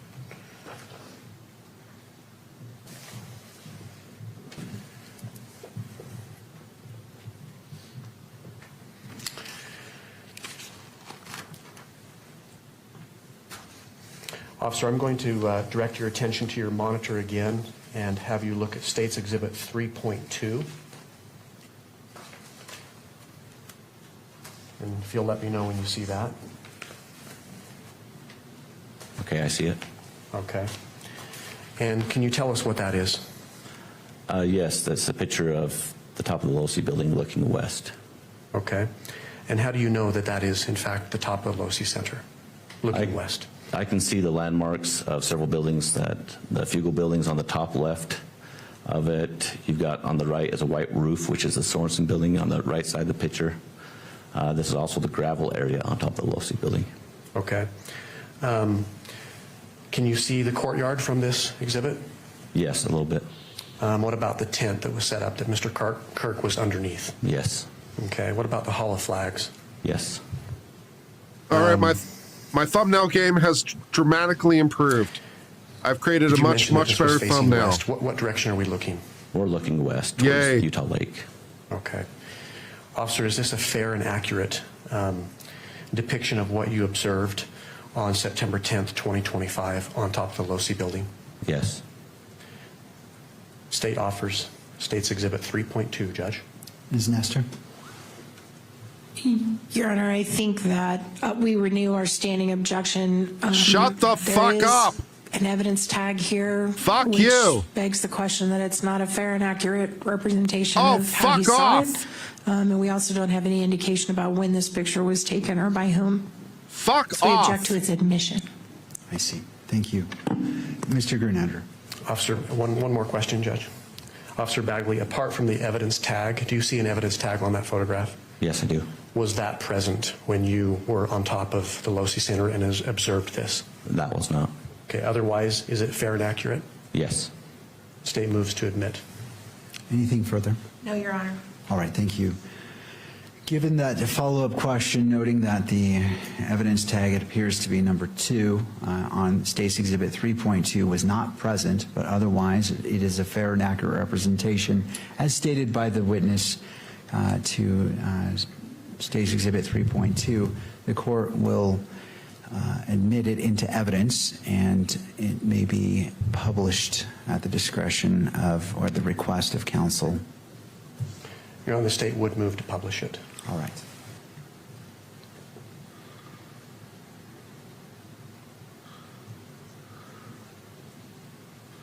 Officer Bagley, will you describe what it is that we're looking at here? Yes, on the top of the photo, you got the mountain range on the back. That's going to be looking west. You also have Utah Lake, which is towards the top of it. As you come down towards the center, on the top, you've got a pond, which is the ponds over at Utah Valley University. If you come down from that, from where the water meets that red bricked part, more towards the center is the Hall of Flags. And just below that, where you can see the grass and the white tent, is where Charlie Kirk was sitting looking west. And we're on top of the Losi building. And is this depicting a particular corner of the Losi rooftop? Yes, it is. And this is the top rooftop? Yes. Is it the same level where we observed the atrium that's to the north? The atrium's up just a little bit higher. So this is level, at the top level of 4. Level 4, okay. And what area of the rooftop are we looking at here? You're looking as far as the gravel? Southwest side of the Losi building. Southwest side, okay. Is there a line of sight down into the courtyard?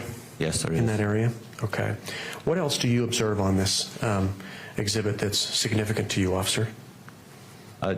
There was some disturbance in the gravel right where, and around the area where in the area where the yellow marker is there was some disturbance that caught my eye there. Okay. And does this photograph do it justice? No. And how so? You can't really see the impression I saw at the time of when I was up there on that day. I saw a distinct impression in the gravel, and this does not show that. Okay, so you could see more with the naked eye? Yes. Okay. I'm going to refer the witness to State's Exhibit 4 on your monitor there.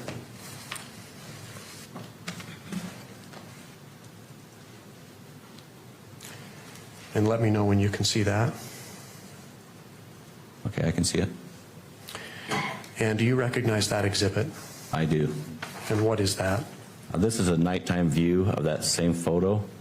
That was just last same view, looking west. Objection, Your Honor. We don't know what the state of what moon the moon phase was, so it could have been more illuminated because the moon was brighter that day when it was taken. You can see the Hall flags. That's direct, almost the top of the photo. In the middle, you got the Hall flags. You can see the tent in the grass area, the direct line of sight with the Sorensen building, and I'm on top of the gravel of the Losi building, southwest side. Is there also an LDS temple that's depicted in that photograph? There is. It's going to be on the top left of the photo. It's lit up. Okay. Do you know who took this photo? I do. And who took this photo? Melissa Richards. And who is Melissa Richards? She's the lead senior forensic for the state of Utah. Okay. Examiner. And how do you know that she took this photograph? I spoke to her. Okay. Just renew the objection to hearsay that's in our standing objection. Oh, fuck you. Mr. Grunander, do you want to respond to the objection about hearsay? Yes, Judge. Under Rule 1102, hearsay is admissible to establish the foundation for or the authenticity of any exhibit. That's found in 1102 sub B sub 3. I would also point out for the court that under Rule 1101, which is the applicability of the rules, in subsection C1, the determination of questions of fact preliminary to admissibility of evidence when it's determined under Rule 104, which are preliminary questions, the rules of evidence do not apply. Right. 104 speaks directly to provide Correct. a laying foundation for an exhibit. So even at trial, hearsay is admissible to establish the foundation of an exhibit. I would also just point the court to State v. Griffin. This is a 2016 Utah Supreme Court case. Yep. The citation is 384 Pacific 3rd 186, which stands for hearsay evidence is admissible to establish the foundation of an exhibit even at trial. And we're at a preliminary hearing today, Judge. All right. Anything further, Ms. Nestor, before I issue a ruling? No, Your Honor. All right. I'm going to overrule the objection to hearsay. I note the standing objection by defense.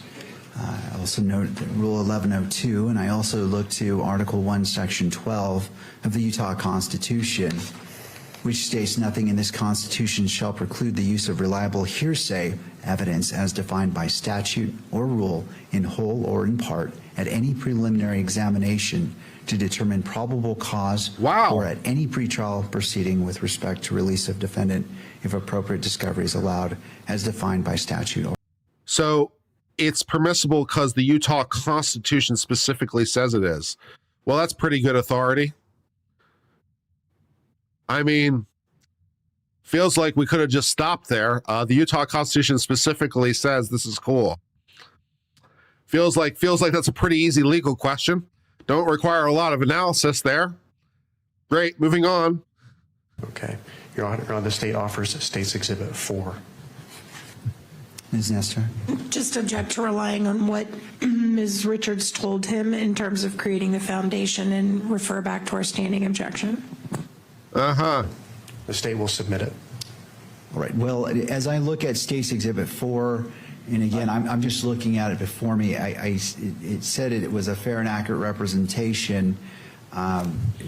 There's a notation. I mean, in the previous exhibits, there's a marker, exhibit marker, and I see 2. But it also appears to be other artifacts on this image. Why are we still talking? I haven't heard any testimony about, and so. I will follow up, Judge. All right. Officer Bagley, do you see an evidence tag in that exhibit? Yes, I do, a number 2. A number 2, and that's yellow and black? Yes. Do you see other Black and yellow, black evidence and yellow, markers that black are and red in yellow, color? black and yellow. Yes, they are, to me, they're orange, but they're triangular shaped. Okay. What's the shape of the Were triangular those shape? markers, the Would you like to evidence tag clarify that? 2, as well as the orange or red markers present when you What shade of orange or red? observed that scene that day? No. Is it more than one shade? Were they present, however, when Ms. Richards took this photograph? Yes. And she indicated to you that that is a fair and accurate representation of what she observed that night? Yes. State would move to admit Exhibit 4, Judge. Objection. Objections, Your Honor.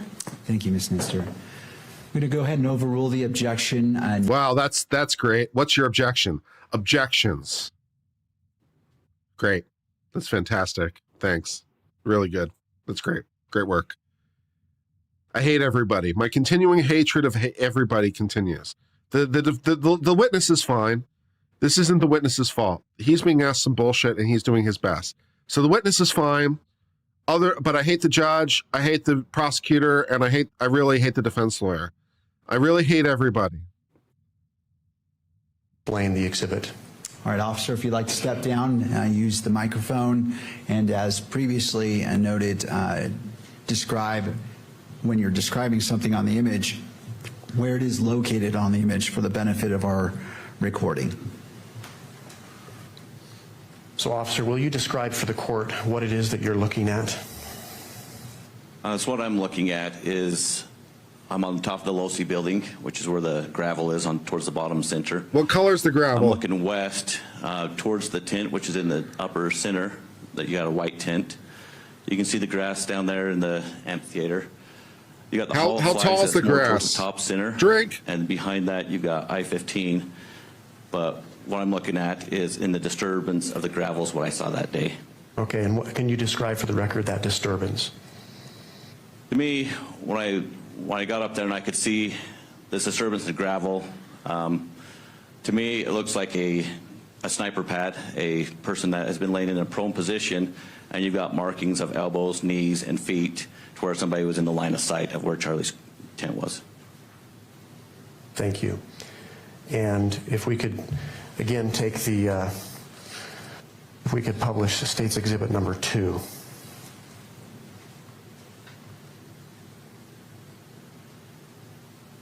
You recognize that, right, officer? Yes, I do. Where on the Losi rooftop did you observe this disturbance in the gravel? If you go to the Can you center of point the to that? picture, if you go to the center of the picture in the darker gray part of it, on the left side, so the south side of the Losi building, it would be right in the line of sight of the Charlie Kirk tent that's straight in front of it, Okay, or the southwest side of the roof. thank you. You can take your seat.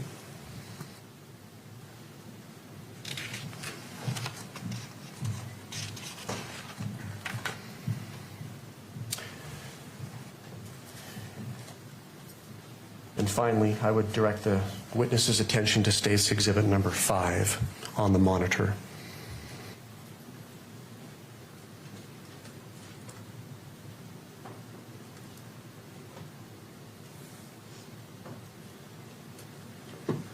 Let me know when that's there. It is. It is Yes. there. Do you recognize that exhibit? I do. And what is that? This is going to be a picture of the side profile of that last photo we looked at with some red or orange markers and a number 2 with also a tape that's there on top of the Losi building. What was that tape that you said? There's a measuring tape, it looks like. Okay. Are you able to tell which direction the photograph is, the photographer was facing? Yes, And what direction is that? it's facing south. This is a nighttime photograph, correct? Yes, Do you know who took this picture? I do. And who took the picture? It was Melissa Richards. The same individual that you spoke about before? Yes. Did you ask her whether this is a fair and accurate depiction of what she observed Yes. that night? Yes. What did she say? She said it was. With respect to what you observed that day, apart from the evidence tag, the yellow tag, as well as the orange or red markers, is this a fair and accurate depiction of what you observed? Yes. What's different about what you observed as far as what's on the photograph, the previous exhibit, compared to this? You can see more of the length of an individual. So you can see that there's 2 elbows, 2 knee areas, plus also towards the far right of the photo is also a marker where like somebody laid a gun down. Okay. It's like a prone position. Your Honor, pursuant to Rule 1102, as well as other authority that's been cited today, the state offers State's Exhibit 5 into evidence. Your Honor, we renew all the same objections we made to Exhibit 4. Thank you. Given the foundation that has been laid and that the witness has testified that Just this say is a fair and objection accurate overruled. representation of the scene, Just say noting, objection overruled. the tape as well as the markers. Do you like to hear yourself in speak? that, State's Exhibit 5 is admitted into evidence and may be published. State moves to publish Exhibit 5, Judge. All right.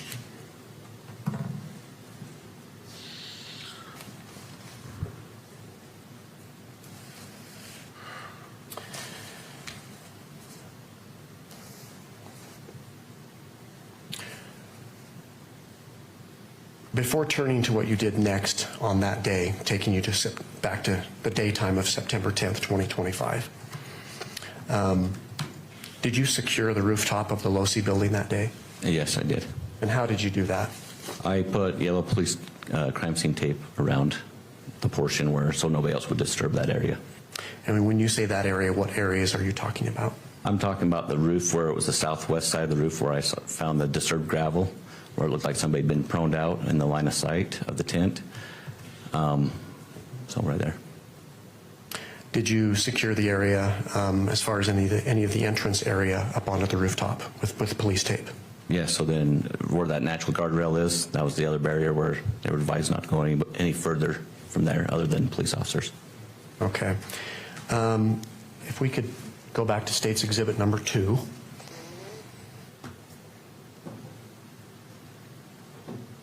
If we were to zoom in on this photograph, are you able to see the police tape that you put up on the rooftop of the Losi Center, officer? Yes, you would be able to.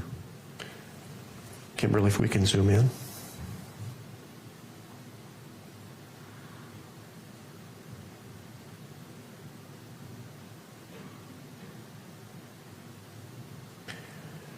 Officer, I'm going to have you come down and describe for the court where you put that police tape up to secure that scene, the rooftop area. On the southwest corner of the rooftop.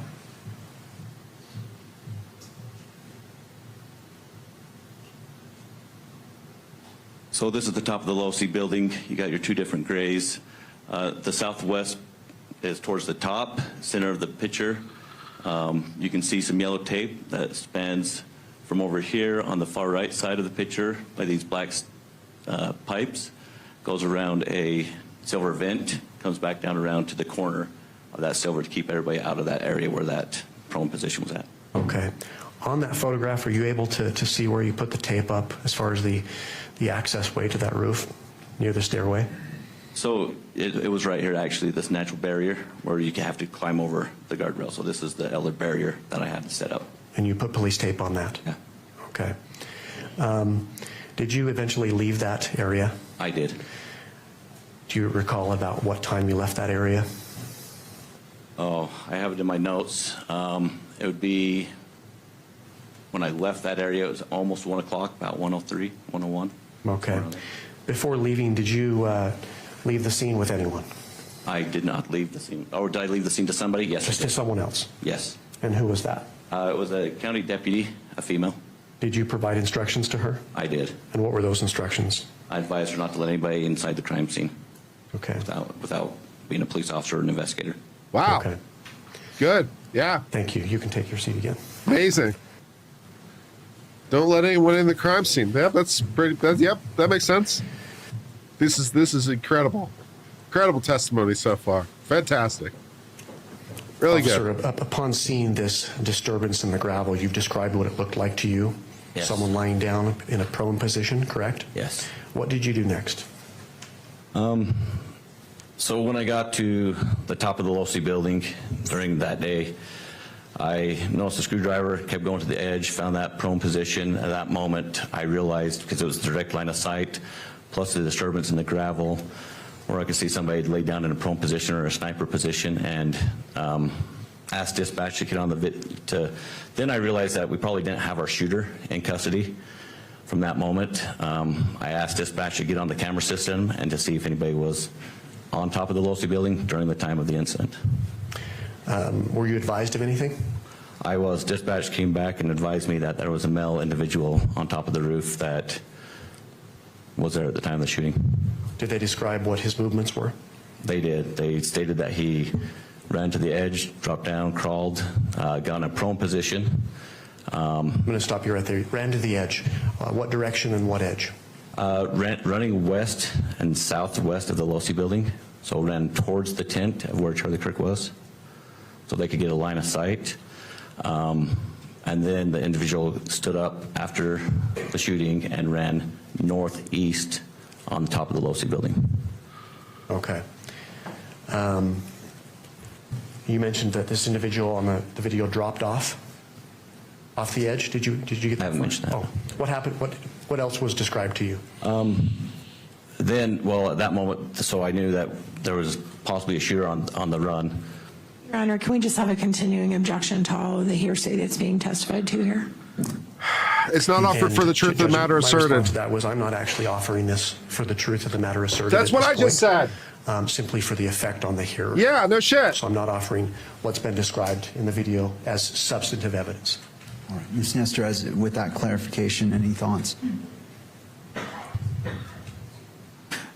I'll just stand on the objection. I don't think, I mean, he's clearly offering it for the truth because No, he's he's not. asking him to describe the route of the individual. No, he's and it's not. based on what other people told him. No, he's not So offering for If truth. he wants to circle back to it after he's put the Fuck video you. in, I mean, we could do that. But right now, I still think it's inappropriate hearsay. No, Your it's Honor. not. All right. Anything further, Mr. Grunander? I'll submit it to the court. It's not All right, so hearsay. as the magistrate, as this is not to a jury, it's to myself as a magistrate, I am not accepting that statement for the truth of the matter asserted, simply for what has been stated. So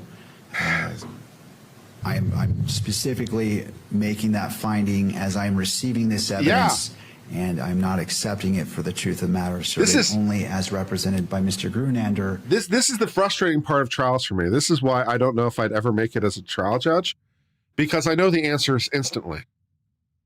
It's like, I know the answers instantly. It's like, oh, I remember this. I know the answer immediately. And then I have to hear them talk about it for another 60 seconds. And I just sit there in a pool of frustration. It's like, I knew what the answer was 60 seconds ago. I want to move on. But we can't move on. We have to have 60 seconds of explanation telling me everything I already know. This is hearsay. No, it's not. It's offered for truth matter. I stand on it anyway. I'm not accepting it for the truth. No shit. I knew that 60 seconds ago. Fuck. It's in the Gunther Trade Building, just directly to the south of the Losi Building. Okay. So where I described those outside stairs, the building to the left of that or south would be the Gunther Trade Building. Okay. On what level is the police department? It's level 3. Level 3, okay. Upon arriving at the police department, what did you do next then? I then look at the footage to verify for myself exactly what expired on that moment, where I could see an individual run to the edge, get up, and then run off, and then drop off the northeast side of the building, of the Losi Building. Okay. Having viewed that, what did you do next? At that moment, I realized I had more crimes, a bigger crime scene that I needed to contain and preserve for evidence.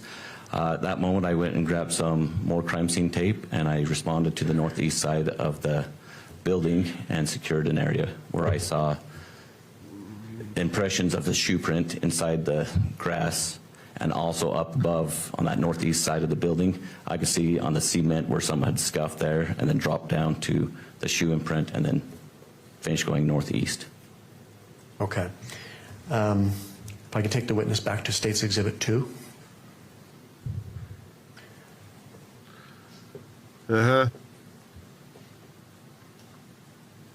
You mentioned seeing an individual drop down. Could you come down and point that area out to the court? Yes.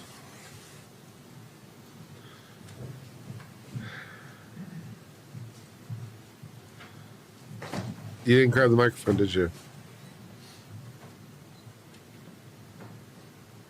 Okay, this is the Losi Building again on the top right center of the photo. Southwest side is where the individual was laying down prone in the line of sight, came behind the aquarium or atrium, came behind that on the west side of it, came up to the north side of the Losi Building on the east on this white square piece on the far right of the picture. And then he dropped off on the east side of the Losi Building into the grass down here below. So the northeast corner. Yes, northeast corner. You mentioned you observed something on the grass. I did. I saw a shoe imprint that was embedded pretty deep right there next to where he dropped off. And this is all footage that you personally observed on the surveillance video? Yes. Okay. When you got to the scene, describe in as best detail as you can what you saw on the grass then. So when I got to the scene, I could see that there was a shoe imprint there. When I looked up onto the cement from the roof, I could see some scratching or rub marks from the top of the roof that was not there. So I could see that looked abnormal. I then decided to put crime scene tape around the whole area in case there was more evidence that needed to be preserved. On that exhibit number 2, do you see where you placed the crime scene tape? Yes, I do. And where is that? Can you describe that to the court? It's going to be on the far right in the center of the picture. You can see the yellow tape. I came around trees, came up further out of pictures, some more trees. I came down all the way down to the back side of the LDS Institute building where there's a sidewalk to block everybody out of coming up that way. Okay. Did you at one point leave the scene? I did.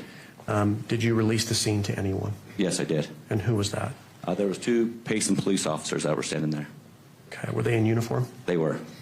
Did you provide them with any instructions? I advised them not to let anybody inside the crime scene other than law enforcement or investigators. Okay. You can take your seat again, Officer Bagley.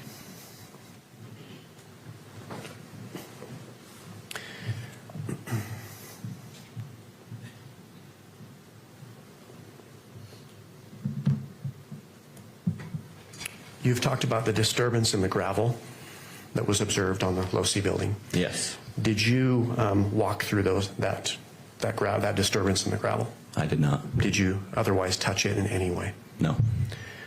With respect to the shoe print that you observed on the grass on the northeast lawn area below the Low-C building, did you walk through that? I did not. Did you otherwise disturb that? No.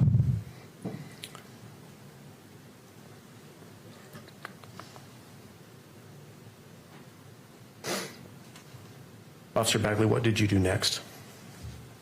From that moment, I then released the scene. I went down to the Fugal building and knew that where the Incident Command Center was at, so I could relay information that I'd found to responding units and people in charge.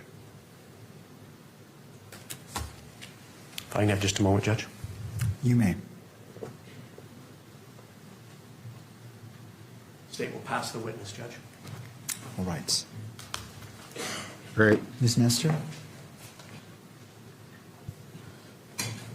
Are you going to ask any cross? Apparently you are. Okay. I'm sure this will be Ms. elucidating. Nestor, before you begin, what time would you like to break for lunch? I don't want to interrupt a line of questioning, and so I just want to make sure that we're just taking a look at the clock and when you feel is a good time to break, roughly in that 12:10 range. I will aim for that, Your Honor. That shouldn't be a problem. Okay, thank you. You may proceed. May it please the court. Yes. Good afternoon, No. or morning still. Morning. Officer Bagley, my name is Kathy Nestor. I'm one of the attorneys representing Mr. Robinson today, and I do have some questions for you. Uh-huh. So you mentioned that you checked in around 11 a.m. on the day of the shooting. Is that right? Yes. Did you All right. What do you think is the over-under on her actually asking an intelligent question? Should we take bets? Does she actually ask a question that actually reveals anything? Let's find out. Okay. What you got for us, Miss Nestor? know in advance there was going to be this event on campus? I did. I signed up for an overtime shift, so yes. For You the special signed- event, I signed up for the overtime shift. Got it. And so did you attend any type of debrief or briefing or meeting to prepare for the security of this event? I did not, because that morning when I got there, we had individuals on top of the Hall of Flags. Hall of Flags So when I drink? walked in, I just checked on, was going to get my uniform on. The chief Long got a text or an email or phone call stating that there's people on top of the Hall of Flags throwing stuff down to the tent. Therefore, he sent the two officers that were on duty down to secure the area. I got dressed and then came back on, and then went to the Hall of Flags to secure that area. So you never attended any kind of, I'll just use the word debrief or meeting to talk about what the officers on scene were going to do that day to keep. Do you know what a debrief is? Did you attend a debrief to figure out what officers were going to do? No. Definitely not.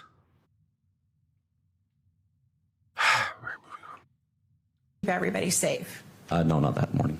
Do you know if there was such a meeting? I don't know, because when I got there, it was starting to, people were throwing stuff down on the tent. And do you know how many UVU officers you guys employ normally? Employee, there was 15. And do you know how many were assigned to cover that event that day? That were assigned to cover it. There was 6 of us that were, there was patrol 1 and then 5 others that were there with the chief. Did you all have an idea there were going to be thousands and thousands of people there? Or was that a surprise to you? Had an idea.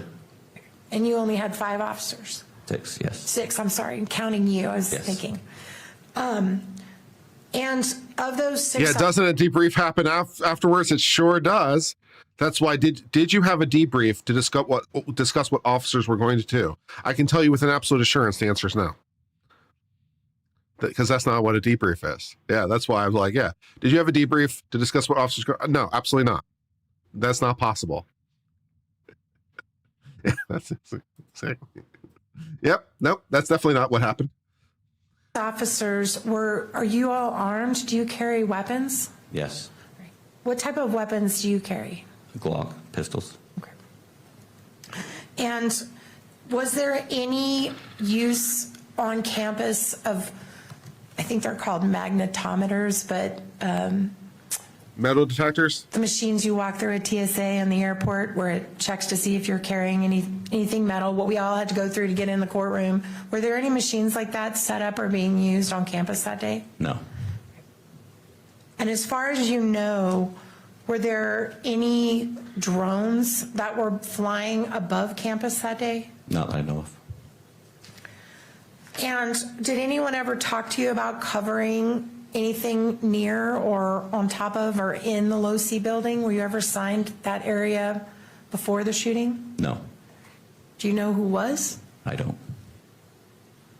And when you got up to the roof that afternoon, was anybody around that was law enforcement? No. Nobody on the roof? No. Nobody on the stairway? No. Nobody on the walkway? No. Okay. Uh-huh. This is And going somewhere, In the right? state of Utah, is a campus a gun-free zone? Are students allowed to have guns on campus? It's an open carry state, so yes. And did you see anybody that was armed that day other than law enforcement? I did not see.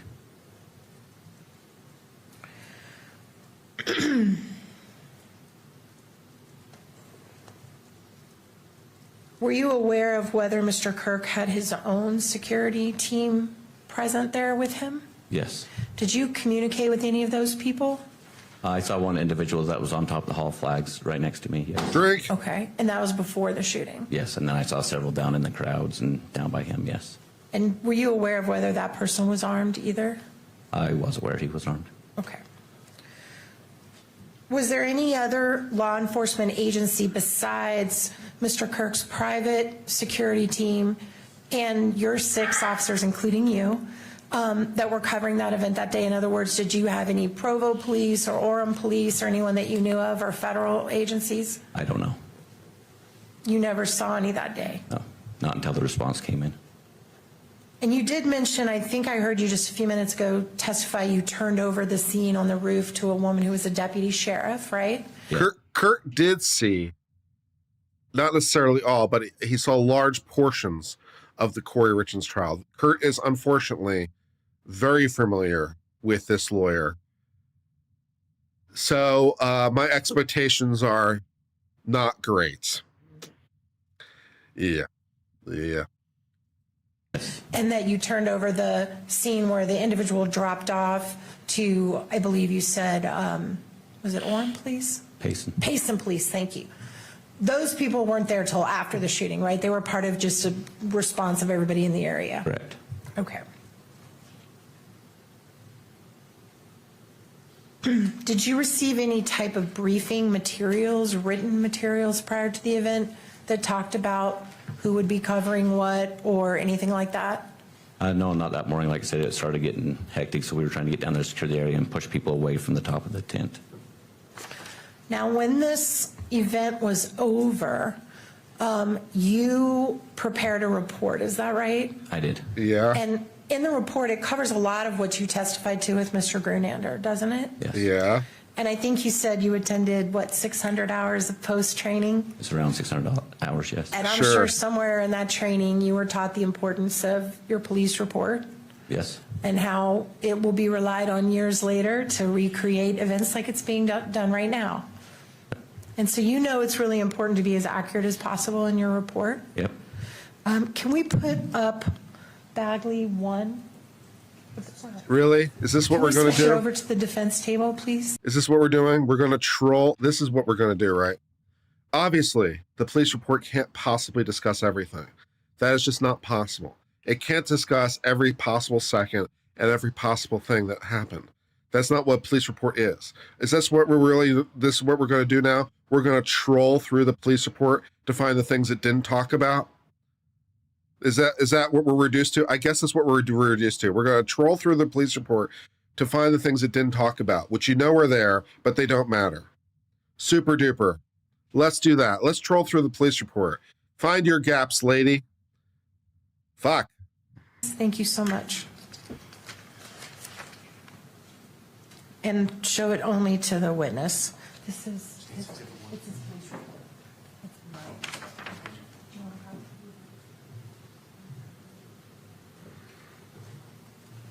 If you find anything that is in this police report or not in this police report that I actually give a fuck about, I'll be amazed. Let's find out. All right. Do you see that report in front of you? I do. And is that the report that you prepared, or did you prepare this report?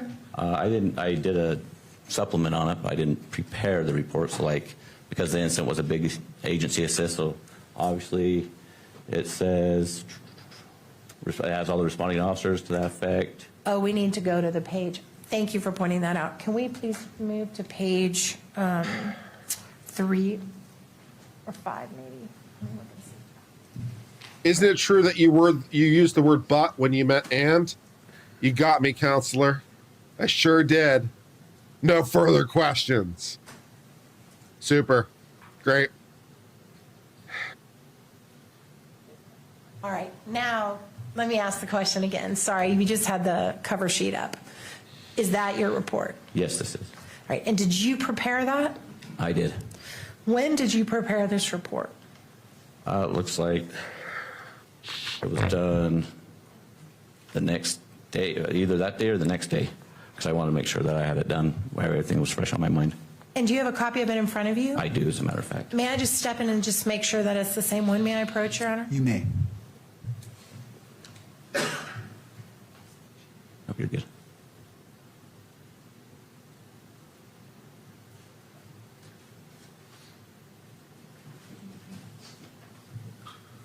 How many fucks will I give?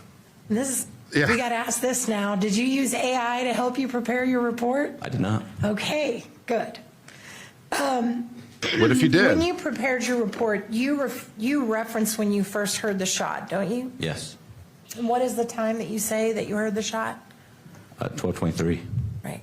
And when you wrote that report, you did not state in your report the direction you heard that shot come from, did you? No, apparently not. And take your time and look at the whole report and see if there's anywhere in there where you ever mentioned that it came from the east or to your right. There was an amphitheater, right? What do you think? What do you think is the probability he would be able to determine the direction of the shot? Probably not great.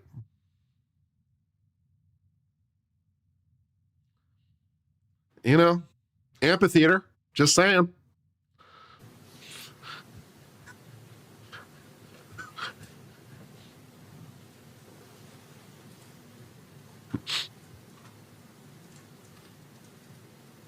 I don't see his direction.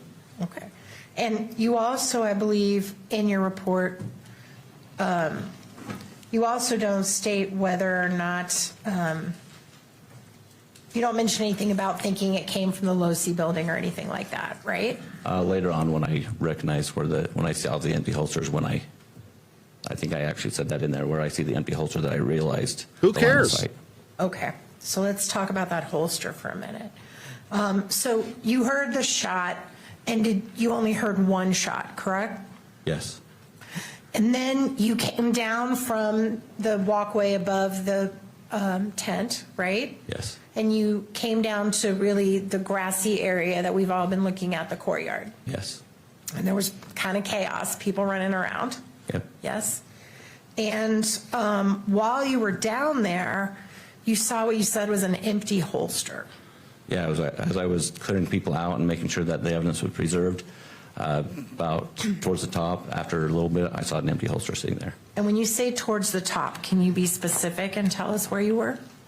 So on the south side in the courtyard, there's some tiers of seating where the grass is different levels, and it was towards the top, maybe just right before the cement is where everybody's standing, so there's different levels. It's towards the top on the grass. And when you saw the holster, can you describe to me what it looked like? An empty concealed holster. For what type of For a weapon? pistol. Okay. And did it have any markings on it? I didn't even know, not that I noticed. And what happened to that holster? I have no idea. Did you ever take custody of it? Nope. Did you ever tell anyone else to take custody of it? Nope. You just left it on the grass? I did. Was it ever fingerprinted to your knowledge? I have no idea. Okay.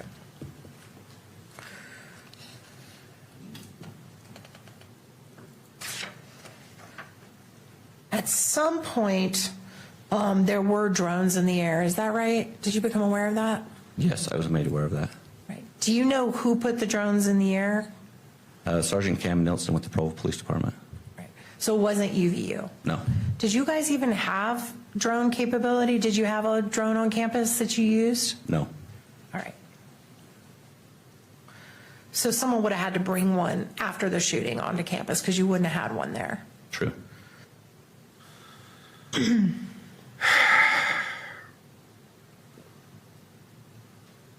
Right.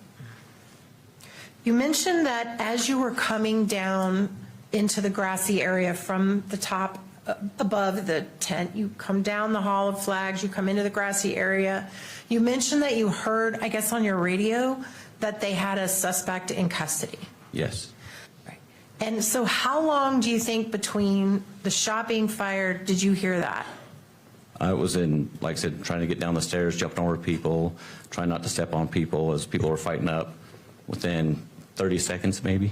Right. So they pretty much instantly had someone in custody. Yes, and that's why I was quite surprised. Were you aware of where the person was taken into custody? Right down by where Charlie Kirk was sitting by his tent. So in the courtyard area, the person would have been in the courtyard area. And we Was don't that give not person one fuck, in two or fuck. near or around the holster in any way?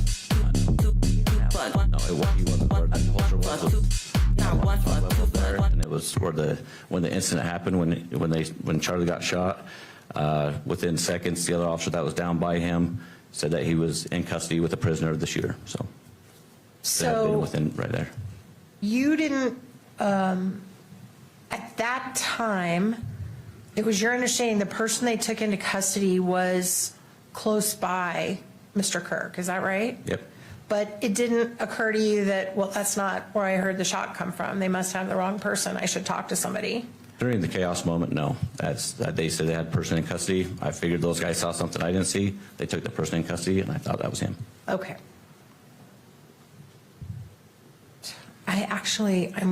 This would be a good stopping place because I'm about to start another section. Okay. So maybe we could go 5 minutes early for lunch.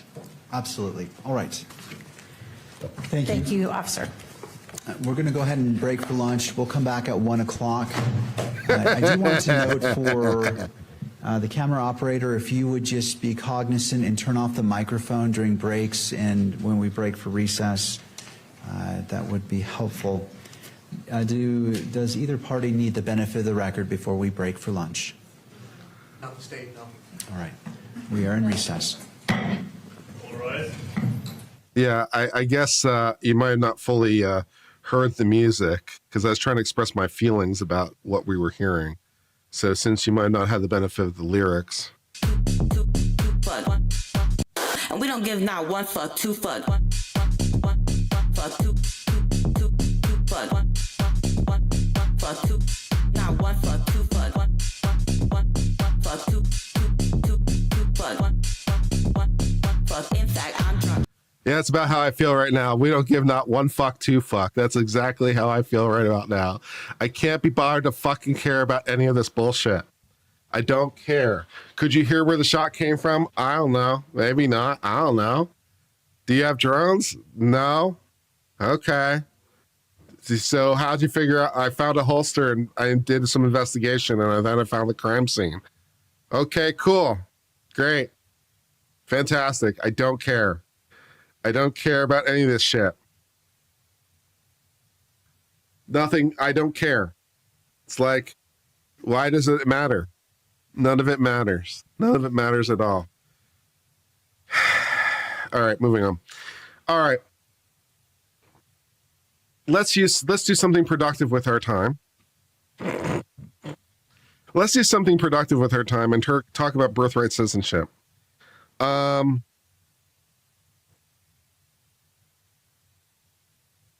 All right. Was it clarified if it was a rifle holster? I couldn't be bothered to care either way.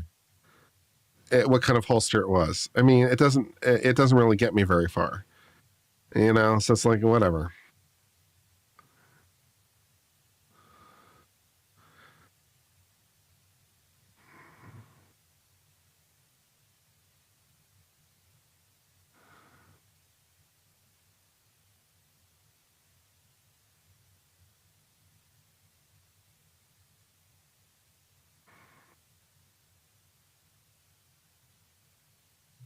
All right.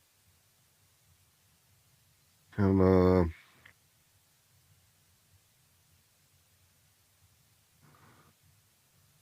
All right.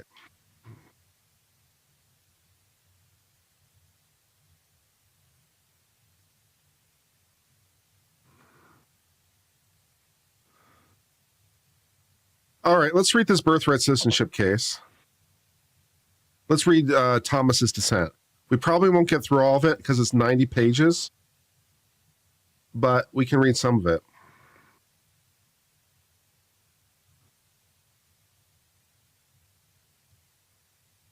And try to assess some of what Justice Thomas had to say.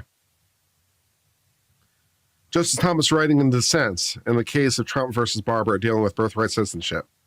The court's decision in Dred Scott would have permanently denied citizenship to blacks as a subordinate and inferior class.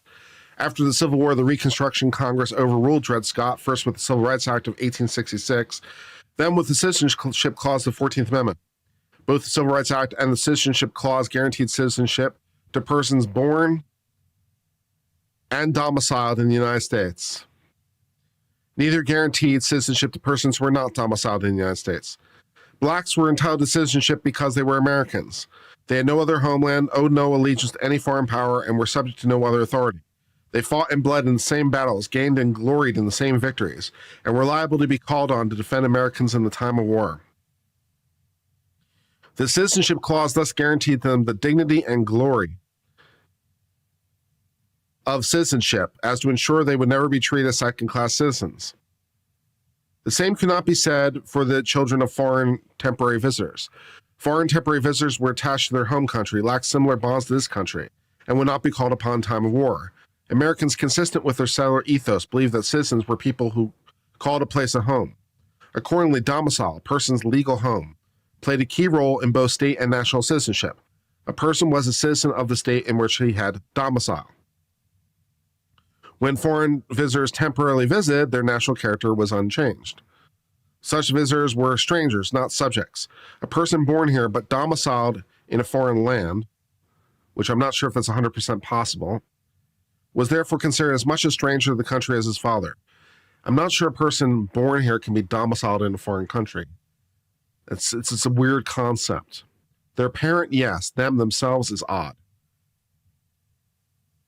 That's why when Dred Scott went to court, he argued that to be a citizen, it's only necessary they should have acquired domicile. After this, the court held that Scott was not a citizen because he was black. Republicans in Congress, such as Representative John Bingham, stated a person was a citizen if he was born and domiciled in the United States. Under traditional rules of domicile, that would almost necessarily have to be true. As Frederick Douglass had put it, the freemen sought citizenship not as aliens nor exiles. Congress implemented that principle. Newborns are not domiciled at all, so they can't be domiciled in the U.S. Yeah, that's not really how traditional concept of domicile works. Like, domicile, you have to have a place of domicile under normal legal theory, right? You must, from the moment of your birth, have a place of domicile, right? Domicile is the place in which you exist and intend to be. And so at the moment of birth, you must have domicile. It's like somewhere, like you have to have domicile. Yeah. So under normal conceptions of domicile, you would have domicile from the moment of birth, which could be very relevant. For example, if you died shortly after birth, as your estate, whatever it might be, would have to be adjudicated under some state's law, and the state of domicile is the one that normally governs such things. So yeah, you would have domicile from the moment of birth under traditional concepts of domicile, which is why it's odd to talk about a child's domicile being to a foreign country they've never been in. A domicile linked to the parents' domicile? Maybe, but that's like different than saying they don't have domicile at all. We can continue going on. Congress implemented the principle that citizenship follows birth and domicile in the Civil Rights Act, and then in the Citizenship Clause. The Civil Rights Act guaranteed citizenship to persons born in the United States and is relevant here, not subject to any foreign power. The phrase not subject to any foreign power excludes citizenship from children of foreign temporary visitors who are subject to the power of their home nation. Okay. The Citizenship Clause, which this same Congress passed shortly after the Civil Rights Act, was understood to have the same meaning, but it used different words. And different words typically mean different things. So that's odd. To view them as coextensive, it would be very odd in law.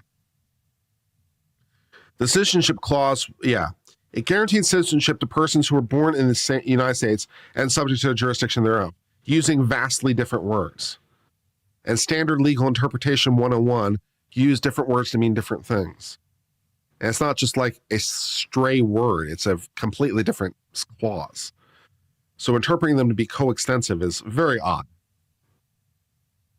A person was subject to jurisdiction of government of his domicile. Domicile was the foundational jurisdiction over persons. The government of a person's domicile had broad power over the person, including with respect to his personal affairs, his conduct abroad, personal taxes, and mutual duties of protection and allegiance. So as the senator who was introduced the Citizenship Clause explained, the word jurisdiction as employed here ought to be construed to imply a full and complete jurisdiction. The same jurisdiction and extent and quality as applies to every other citizen in the United States. Yeah. Citing Senator Howard. After all, Congress would have shall not make any laws. Yeah, look, guys, we're doing one thing at a time. Let's just keep our eye focused on the ball. No right to make citizenship of permanent temporary residence. The Citizenship Clause was correctly interpreted not to apply to the children of foreign temporary visitors, who are by definition not domiciled. As to them, yes. As to their children, less so. It's not obvious. Regardless of administration or party, the federal government for decades after ratification regularly denied claims to citizenship by children who were born in the United States, but not domiciled here. When a child was born in the United States, the parents domiciled abroad. He was not, therefore, under the statute and constitution, a citizen by birth. Okay, so you have some early treatment of it, which is more informative. Scholars agree a person born within the territory of the United States of alien parents was not a citizen unless his parents were permanently domiciled within the United States. Okay. The court agreed. The Citizenship Clause excluded from the operation children of citizens subject to foreign states born within the United States. And Congress agreed. The Citizenship Clause did not extend to a child born here, but subject to any foreign power. Well, what if they were born of a dual citizen? I don't know if Clarence Thomas is going to get into that, but what if you had parents who were dual citizens of the United States and another country, and they had their child born here? Is that child not a citizen because their parents don't have complete and total allegiance? Or is that different? Do they have complete and total allegiance to more than one place? Unclear.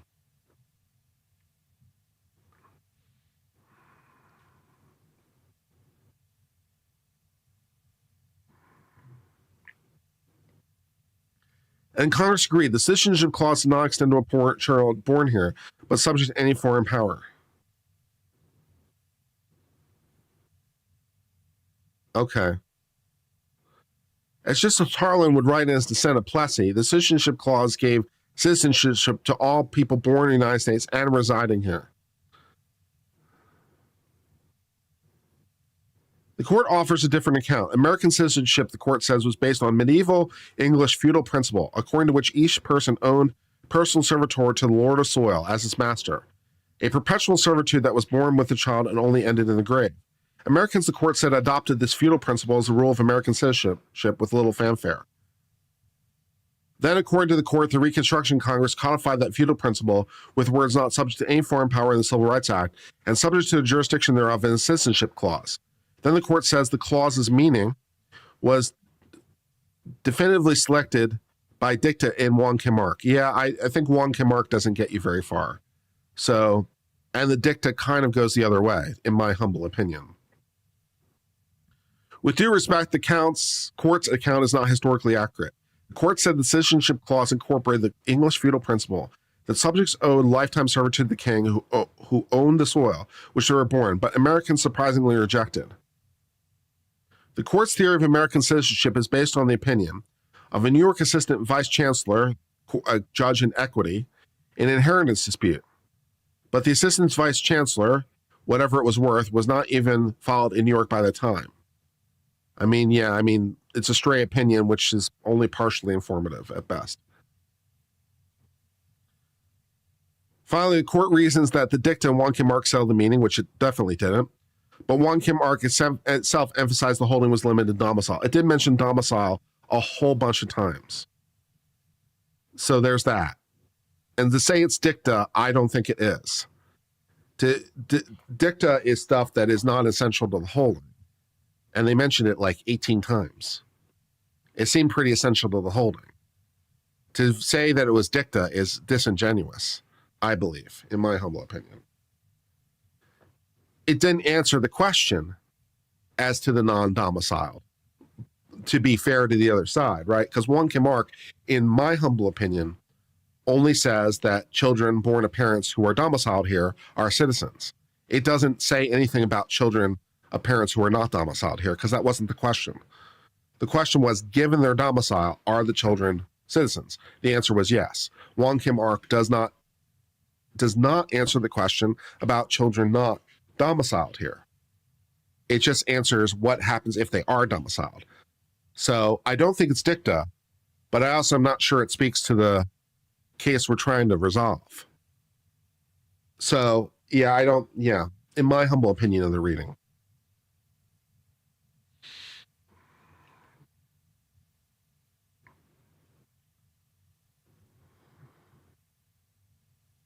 Yeah, as the Indians, there's a whole historical reason for that.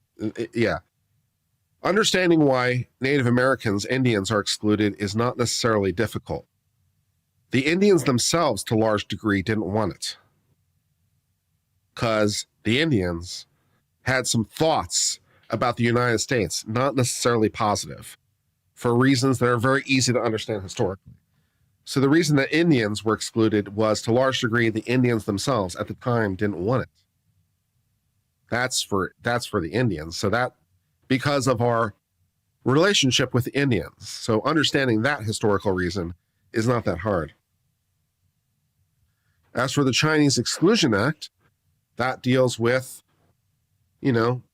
Congress's right to determine who gets to be here and who doesn't. So, yeah.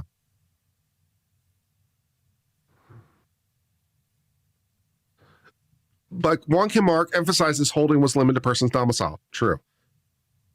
And scholars and government officials continue to agree after Wong Kim Ark that the citizenship clause did not extend to children of temporary visitors. Debatable. The rule remained what it always was. A person born on American soil of a stranger or traveler or temporary resident was not a citizen.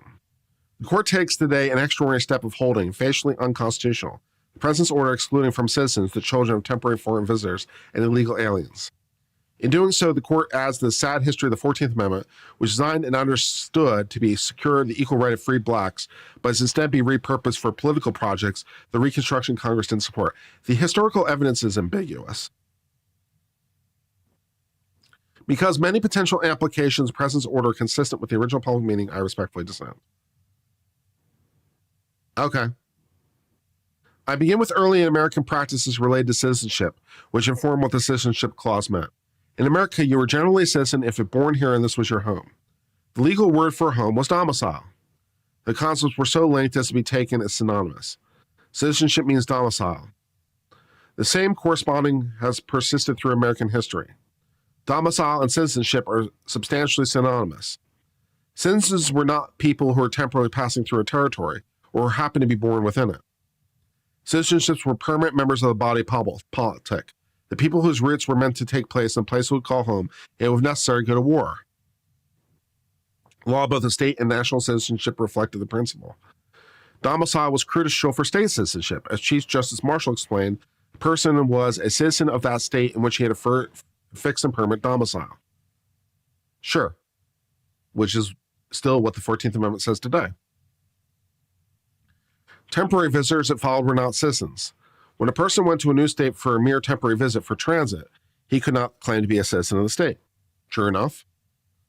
Instead, to become a citizen of the state in which he removes, someone had to show that he had domicile there, which would be interesting, actually, if you applied this principle broadly, because that would be interesting, because it would be very different from the way we normally think of such things. So if you had parents who are full-on American citizens and were domiciled in, say, I don't know, Texas, and were visiting Philadelphia, and they had their child there, would the child be a citizen of Pennsylvania or of Texas? Because if we're viewing it from a position of domicile, the child would be a citizen of Texas, despite being born in Philadelphia. So that would be interesting. The consequences of that could be interesting as well for a whole bunch of reasons, and not necessarily for the best. But that would be a logical consequence of this position.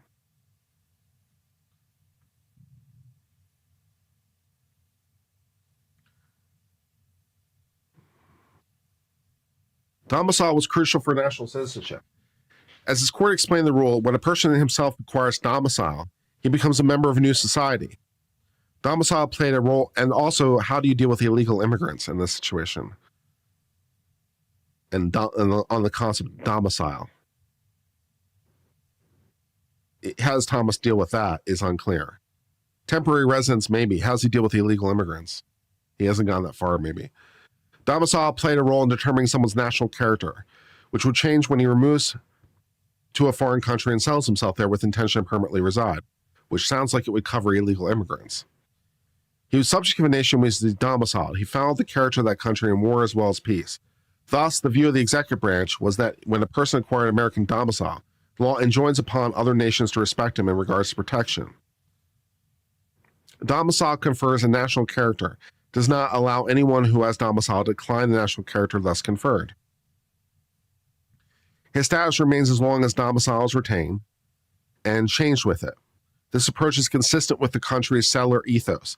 Daniel Webster wrote that no government has carried the general presumption further than the United States that a person attains a new character when he settles and intends to permanently reside in the nation, which again sounds a lot like just anyone who comes. Yeah. It sounds a lot like that would cover illegal immigrants, to be honest. Although some nations would lay claim to anyone born in their land or descendant of their citizens, Americans viewed as people who built their lives here. A person domiciled here pays the same price for protection as native-born or naturalized citizens. Also, like, the concept of domicile is also very interesting legally, because domicile can be changed instantly. It requires intent to do so, but it can, because, like, for example, I was domiciled in Virginia for many, many years. And then I lived in South Carolina for a while, but I wouldn't have viewed myself as domiciled there. I was just staying there temporarily. But then I came to Texas with intent to stay. So when did my domicile in Texas start? One could very easily make the legal case that my domicile started at least as soon as I passed the border. You could make the argument quite reasonably that because I was moving to Texas with intent to stay and make it my permanent home, that I was domiciled the instant I crossed the border, because that was now my new home. So there isn't necessarily anything that you're necessarily required to do to obtain domicile. Now, there are things you can do that show that as part of evidence, like things like getting a driver's license, a voter registration, having a lease, and so forth and so on, can be evidence that demonstrates it. But strictly speaking, the evidence is only demonstrative. It is not the thing, right? So can you have domicile without any of those things? Yeah, probably. So those things are just evidence of, not necessarily the thing. Domicile could potentially be achieved in an instant if it's done with intent. You know?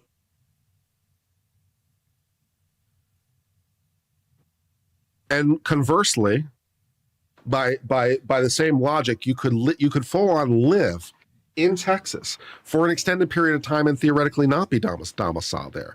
You know, if you were there for some particular reason, like you got a job and it was a 5-year contract. I don't know. It's a 5-year contract and you're going to go live in Texas to do this thing for 5 years. Are you domiciled in Texas? Well, no, not necessarily if you intend to come back home. So even a long-term lease might not be. Again, this is based on your intent to do things. Uncivil needs to briefly use the bathroom. Talk amongst yourselves. I will return.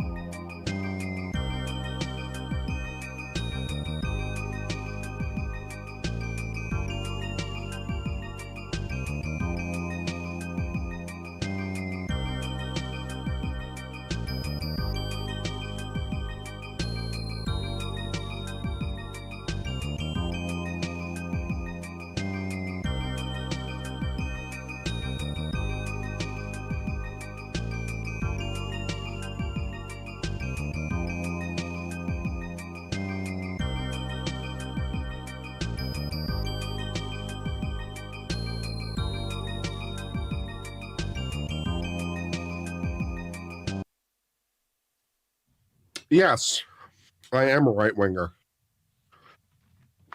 I am right wing.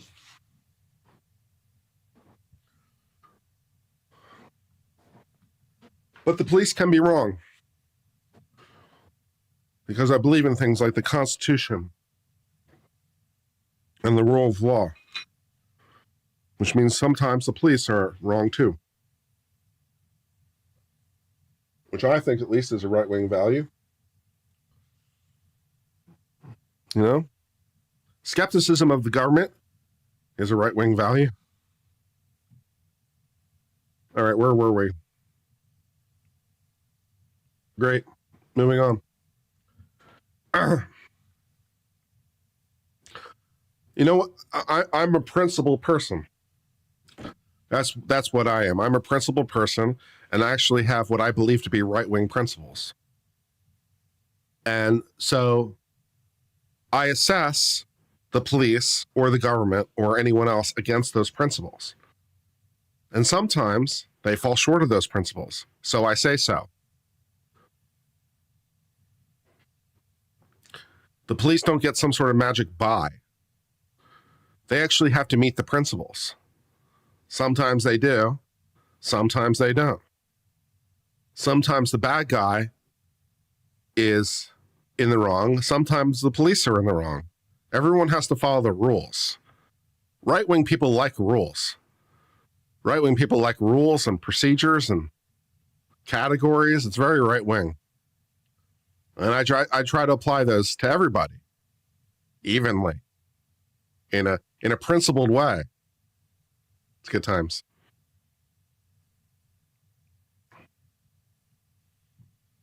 Yeah. So sometimes we look at the police and be like, they done fucked up.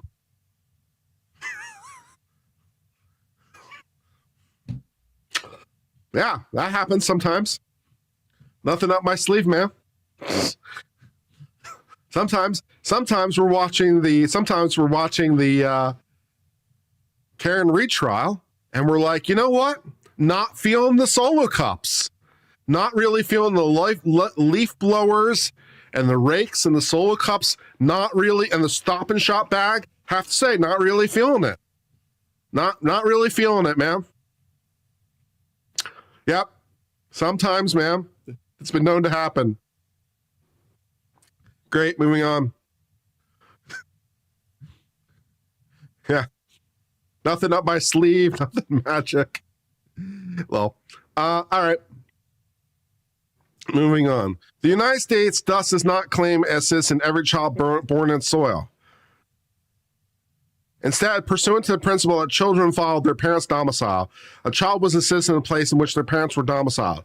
A child born of foreign parents is not on principle of natural reason considered to be a citizen of the country where they're born. If they're born in this country, but both his parents were stranger, not designing a permanent change, which, you know, the illegal immigrants are, they are as much a stranger to his country as his father. The rule was also that when subject is traveling or sojourning abroad, he continues to be under the protection of his home nation. So children are exception to a rule which makes them person born of citizenship. Well, even though that's true for the temporary people, you still have to deal with the illegals, and I'm not sure how you're going to get past that problem. I have some ideas how you're going to get past that problem, but I'm not sure if it's going to work. The relationship between citizen and domicile was a matter of general law from which political branches could depart by statutes. But those statutes also typically track the domicile rule. So this is where you're going to try to solve this problem. But you're going to have a problem here. So Congress retained the prerogative to set the terms for becoming naturalized citizen and could pose those requirements beyond domicile. I don't know, man. I don't know. That's a tough one. Because even if that's true under Article 1, Clause 8, or Article 1, Section 8, Clause 4, you have an amendment to the Constitution. And so it might restrict Congress's power in this domain. But when Congress enacted naturalized statutes, they too generally track domicile. Yeah, this is going to be a problem for you. You've dug yourself a hole, and I don't know how you're going to get out of it, man. And even when a person was domiciled here and not formally naturalized, he was already considered a citizen for some purpose. But before he naturalized, domicile were de facto, not de jure citizens of the country or their domicile. I don't know about that. Likewise, for other purpose, national citizenship was not an independent concept, but simply derived of state citizenship. Sure. Every citizen of a state was ipso facto a citizen of the United States, which might then turn on state-specific law, which could get really funky. So that doesn't make sense. Like, are you saying that the states get to define it, or are you saying Congress gets to define it? Because you just cited the Constitution like 5 seconds ago. It's like, oh, Congress gets to determine the uniform rules of naturalization. But now you are here 5 sentences later saying, oh no, if you're a state citizen, you're a national citizen. Well, which is it? Which is it? Does Congress get to set the rule? Does states get to set the rule? It's like, it doesn't, you know.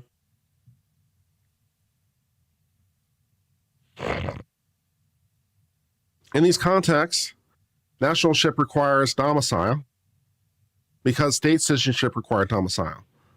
But if it didn't, then it wouldn't, right? Because if it flows from state citizenship, then it depends on the state. Of course, birthright certainly could correlate with domicile. Most children were born where their parents were domiciled, as a result where they were domiciled. But what if they weren't? What do you do then? The correlation was especially strong in the early 19th century when crossing an ocean, but how about state boundaries? Because birthplace was often a heuristic for domicile, it could be generally stated that children were citizens of the place of their birth. But when the specific question arose, a reasonable qualification to that general statement accepted children and parents who were entering in their country. But what if you were entering within your state? Because if it's determined based on state rules, then what about, this isn't quite flowing. The idea of domicile is essential to understanding citizenship provisions. Domicile meant legal home. That's a tough, you're okay. The most common definition of domicile residence with intent to permanently remain, which isn't the same thing. A person's residence was the place where he lived. They had intent to permanently retain that place. A person was not domiciled in that place simply because he was temporarily present or born there. A person's presence in the place was merely prima facie evidence. He was domiciled there. Because a person's temporary visit to a place did not change domicile, persons who were temporarily present in a place were regarded by the law as subjects but strangers. Accordingly, a person's place of birth was only prima facie evidence of domicile. Oh, okay. A child took on the domicile of his parents. Are you sure? So if you have 2 citizens of Texas and they're visiting Ohio and they have a child there, the child is a citizen of Texas, not Ohio? Are you sure about that? I don't know, man.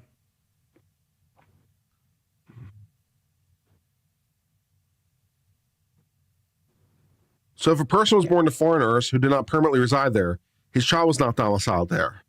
Finally, each person had only one domicile, which is still true today. Every person must have a domicile somewhere, and they can only have domicile one. This is true. So from the moment of birth, you definitely have to have a domicile. You must have a domicile. From the moment you're born, you must have a domicile. That is definitely the law. As far as I'm aware, that is true. The supposition that a man can have 2 domicile, which he can't. A person can reside and tend to remain only in one place. Fair. And no person, according to the law of nations, is without domicile. So everyone has to have a domicile somewhere.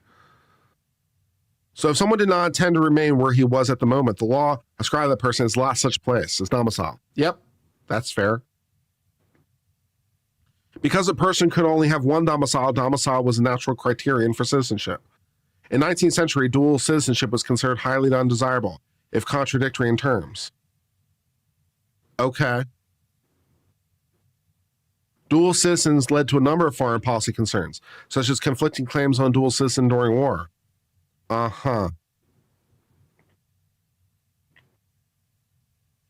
Therefore, the United States did not recognize a double allegiance.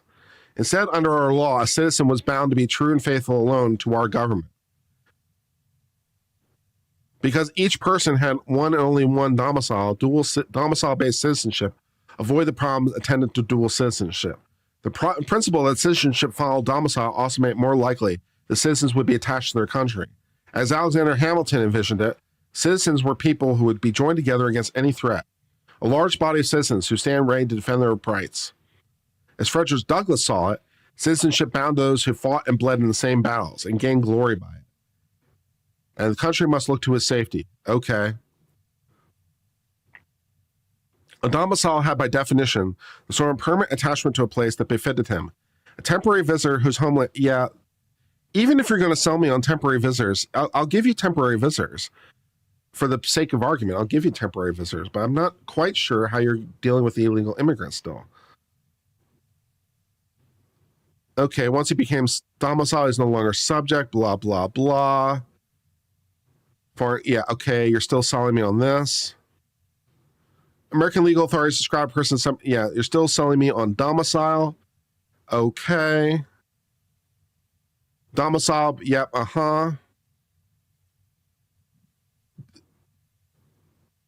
Okay, blah, blah, blah. Blah, blah, blah.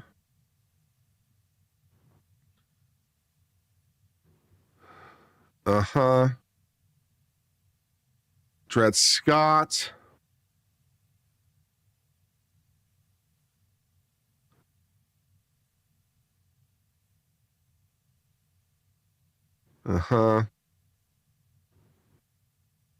Yeah, the court said not so much because you're black.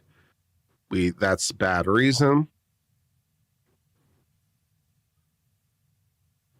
Domicile is colorblind. It should be. Abraham Lincoln had some issues with that. He sure did. They have ruled Dred Scott with the Constitution. Temporary visitors, still temporary visitors. Still talking about temporary visitors. Talking about the Indians, which we can talk about their history, but we kind of already did that. Yeah, and so they wanted to pass a constitution to make sure the Civil Rights Act would be legal, so they did, with different language. Blah, blah, blah. Blah, blah, blah. Subject jurisdiction is way to describe domicile, fine.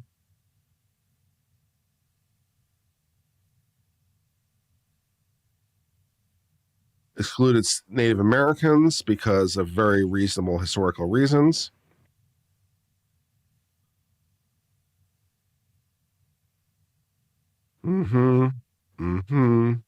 Still talking about temporary visitors. Still talking about temporary visitors. Still talking about temporary visitors. Still talking about temporary visitors.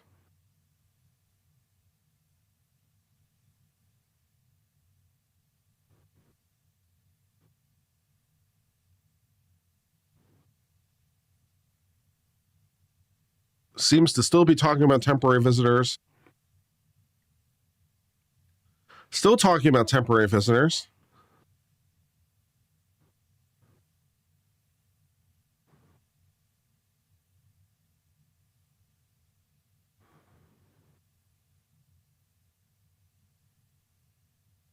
Still talking about temporary visitors.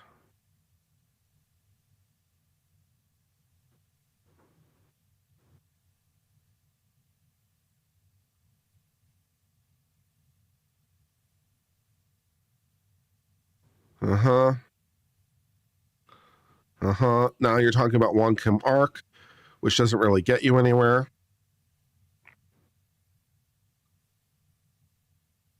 I mean, they were domiciled. So, I mean, it gets you that far. So, I mean, which I guess, but it doesn't really get you to illegal immigrants.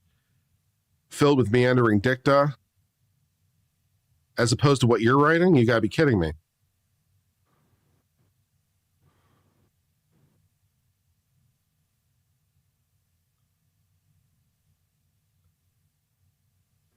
Yeah, still talking about temporary visitors.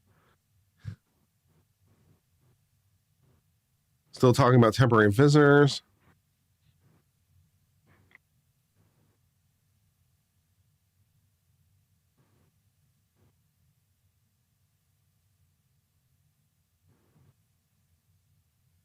And now you're going to try to switch to illegal aliens in the 20th century. And then you have a problem. Yeah, then you have a problem. Because it's too late, right? When you're interpreting, this is the same reason, like when we have to apply consistent rules, right? So in the same way, when we're talking about like the Second Amendment, by the time, when you're looking at things that do the Second Amendment, you can look to contemporaneous things around the Second Amendment. But the further you get from the enactment date, the less informative it's going to be, right? So if you had a law that existed in 1790 relating to guns, That's going to be a lot more informative than the law passed in 1890, right? By 1890, it's just kind of too late because it's not contemporaneous, right? So you have the same kind of problem here, right? So you're talking about the 14th Amendment, and then suddenly you're moving to the 20th century, and it's kind of late, because the understanding of the 14th Amendment would have been the understanding at the time. And so these things that are going to happen in the 20th century are kind of just too late to what the question.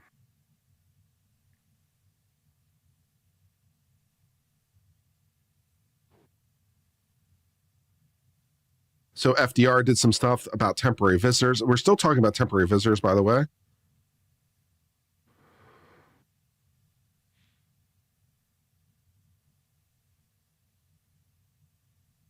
Still talking about birthright, still talking about visitors. And then they just kind of squeeze in illegal aliens like it's the same thing.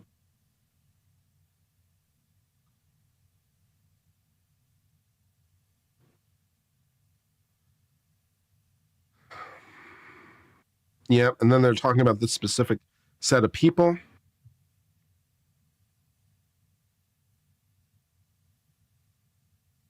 Okay. I'm not sold.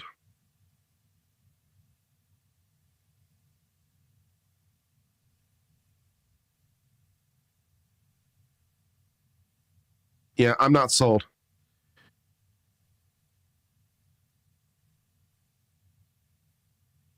Temporary visitors, temporary visitors.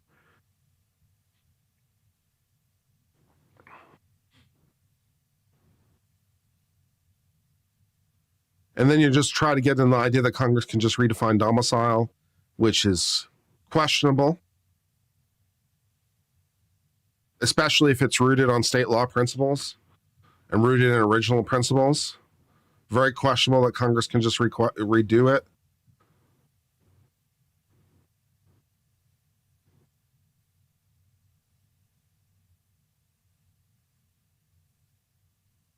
Yeah. All right. So my opinion is Thomas might be right on visitors. He might be right as birthright tourism. But as to illegal immigrants, he's thin at best. He doesn't really have an originalism argument, right? The problem is that at the time, for better or worse, the country didn't really have immigration rules. At the time, we had open borders. And so when you're trying to say, like, what was the understanding at the time about these things, like anyone could come here and become domiciled because the country didn't really have immigration rules at the time, right? Right up until like the early 20th century. I'm trying to remember exactly when, but like even in the early 20th, yeah, it wasn't until what, the early 30s or 40s or something like that we really had immigration rules. It was a very late development in American history. For the vast majority of the United States, it was, you want to be a citizen? Show up. Congratulations, you're a citizen. Show up and stay here and like, don't cause trouble. Congratulations, you're a citizen of the United States. That was the law from about 1776 until about what, 1940 or 1950-ish? So when you're reading the 14th Amendment and trying to understand what it meant at the time, what domicile meant at the time, what it was understood to mean was, show up, intend to live here, keep your nose clean, and you're a citizen. So even if you exclude the birthright tourism people, which, okay, fair enough. Justice Thomas has some arguments as to that. He really can't, his argument as to illegal aliens is much thinner. He establishes all this groundwork for the temporary people, and then he just throws in illegal aliens like they're one and the same. And that's, I think, disingenuous. He's trying to just slip, trying to red herring it or false equivalency it. It's like treating it as one and the same. And the practice at the time excluded, people of ambassadors, people of foreign armies, people of Native Americans, but it didn't exclude just anyone who wanted to show up and establish domicile. So he has a real problem. And then he's like, well, can Congress redefine it? And it's like, I don't know. I don't know if they can or not, because it's like, if that's what it meant at the time, it's like Congress's power here is questionable. So I don't think Thomas has it. So based on what I have, I don't think he has it. So that's what I've got. Read the Immigration Act of 1790? Okay. Fair enough. Let's go read the Immigration Act of 1790.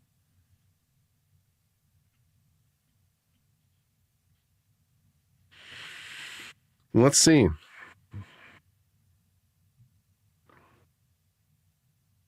Can I make this so it looks nice on the page? Okay. Let's see what we got. Any alien being a free white person who shall have resided within limits and under the jurisdiction of the United States for a term of 2 years may be admitted to being a citizen thereof by application. Right. Yeah, so that was just show up and live here for 2 years. Yeah, and then you're a citizen. Poof, congratulations. Yeah. Upon making proof that you're of good character and taking oath or affirmation. Yeah. And the children of being so naturalized shall be citizens. And those children can be born at sea, blah, blah, blah, blah, blah, blah, blah. So yeah, basically the Naturalization Act of 1790 said exactly that. It said, show up, keep your nose clean, live here for 2 years, ask, congratulations, you're a citizen. So yeah, pretty much. Yeah, so it sounds conditional. It doesn't say apply to everyone. Applies to basically everyone. It's not conditional on much. And it's not conditional on much. It's conditional on you living here for 2 years, being of generally good character, and asking. It's not a lot of conditions, man. It's not a lot of conditions, you know? So if you want to say, okay, again, if you want to try to exclude temporary visitors, fair enough. And you say, okay, you got to live here at least 2 years. Okay, cool. But yeah, pretty much show up, obey the law, don't be an asshole, and you get to be a citizen. Congratulations. Yeah. So I don't think Thomas has it. I don't think he has it. Yeah, the Chinese Exclusion Act of 1882 is also too late. Again, same problem, right? Because, well, at least it's closer. But yeah, the Chinese Exclusion Act. Well, let's go read the Chinese Exclusion Act.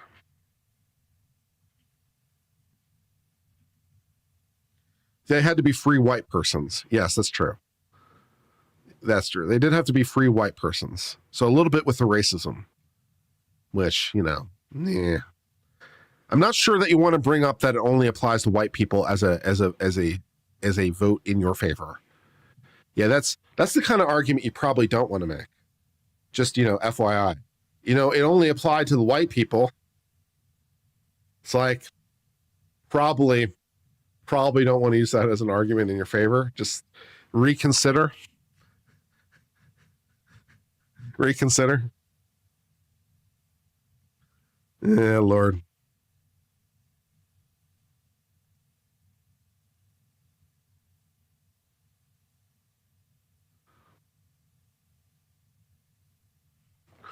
Yeah.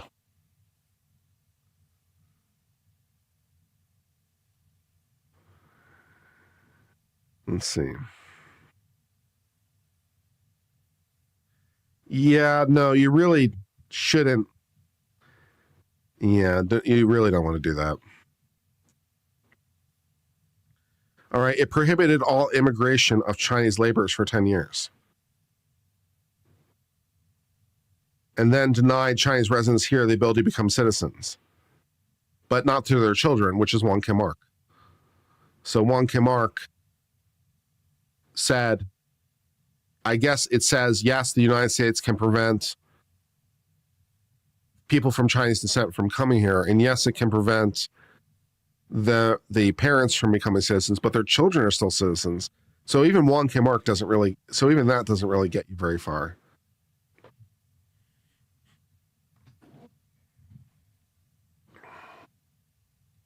So, yeah.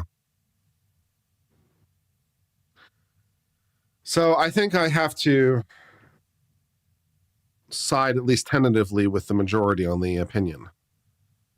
The language clearly meant something different than the statute. It used different words. Reading them as coextensive is very odd. Saying that it means at least as much as the statute, I have no problem with. But to say it's limited to that, I have real problems with, because it's using different language. It's got to mean something else. So if it means at least as much as that, I'm okay. But exactly as much as that, I don't think so. That's not how statutes work. It's got to mean something more. And the history with respect to foreigners establishing domicile was basically show up.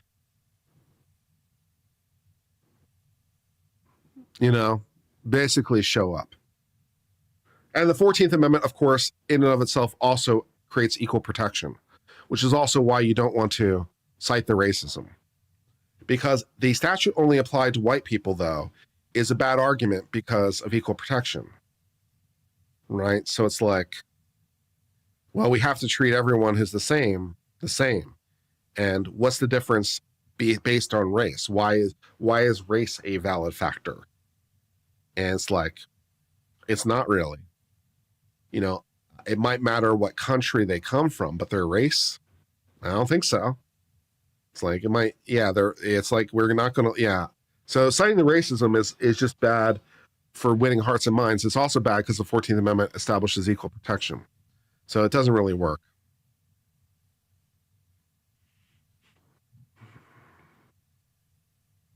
Yes, this is also true. Chicken Cow raises a fair point that some people from Europe were also not considered whites, Irish and Italians being notable.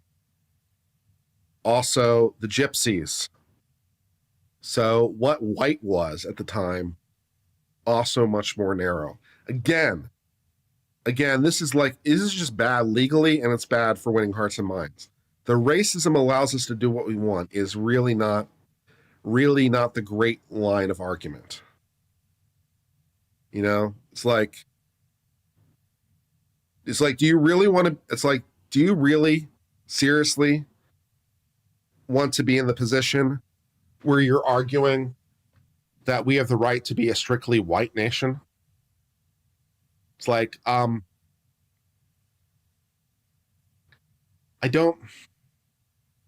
you really want to be in the position where you're arguing for racial purity? What are you, a Democrat from the 1930s? Next thing you'll be arguing in favor of sterilizing the unfit and the eugenics. What are you, a Democrat from the 1930s? I don't think you want to go down that road, man. Bad omens everywhere.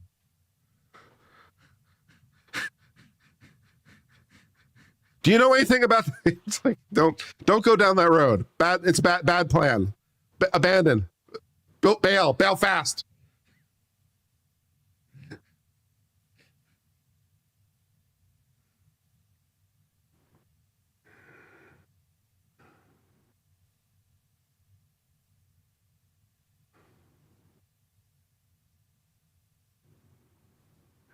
Yeah.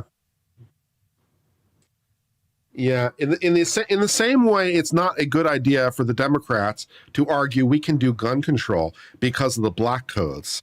In a very comparable way, it is probably not a good idea to say we can deny birthright citizenship because, for example, the only white people in the Nationality Act of 1790. Bail hard. So, yeah.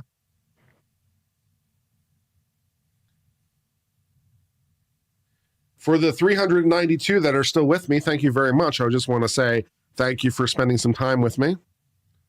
I try to always give you good legal opinions, whether they're what you want to hear or not, but I try to give you honest legal analysis, trying to apply consistent principles as best I can, for better or worse. And the dissent just doesn't feel like it has it. So the majority isn't perfect, but their foibles are more easily forgiven than dissents. Yeah. Yeah.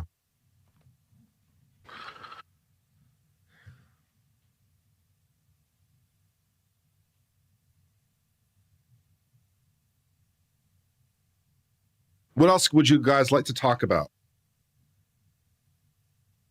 Maybe we could talk about something you like better, like the transgenders being kicked out of sports, which, yeah, no shit.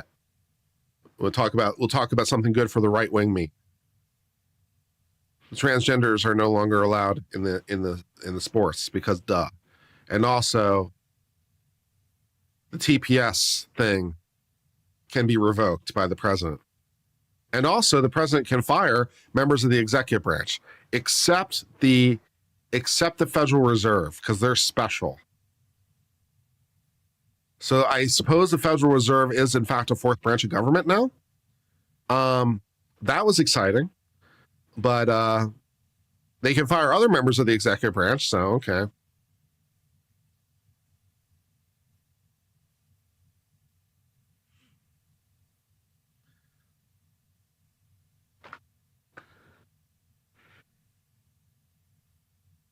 Yeah. And then you say the Federal Reserve isn't a private branch of government at all because it's private, and that's even more fucked up because that shouldn't be possible under. Yeah, the Federal Reserve should not be possible because you've granted governmental power to a private entity, and you can't do that. It's illegal. You can't. It's a violation of delegation doctrine. You can't grant governmental power to a private entity. You can't do that. But apparently they did do that. So there's that. So you have a private entity which is now the government? What? So yeah. It's an independent government agency.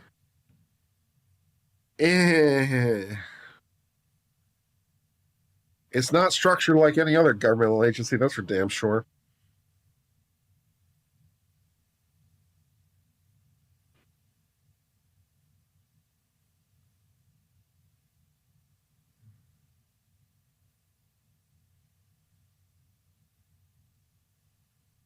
Can Congress revoke the Fed's power? Yes, they definitely can. Will they? Fuck no.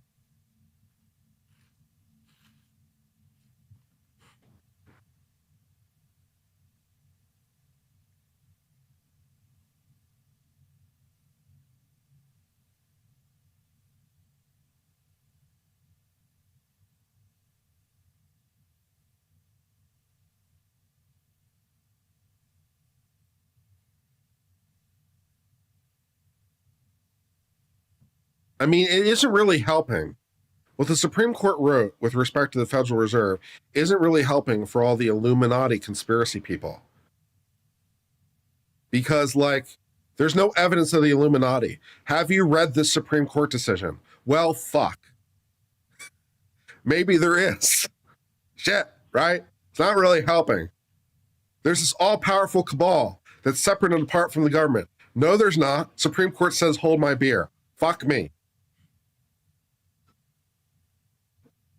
Great, moving on.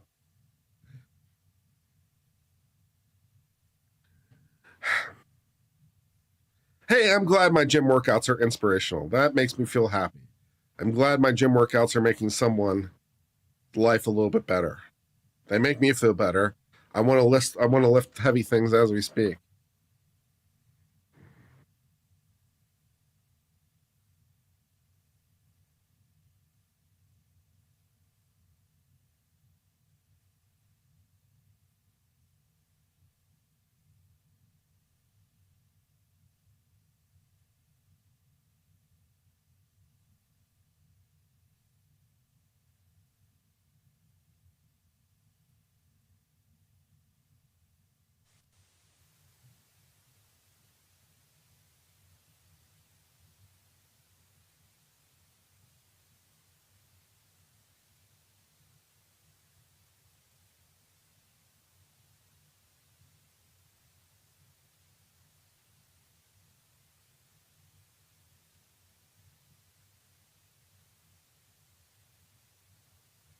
All right, guys, I'm going to step off and make a call here as soon as court resumes.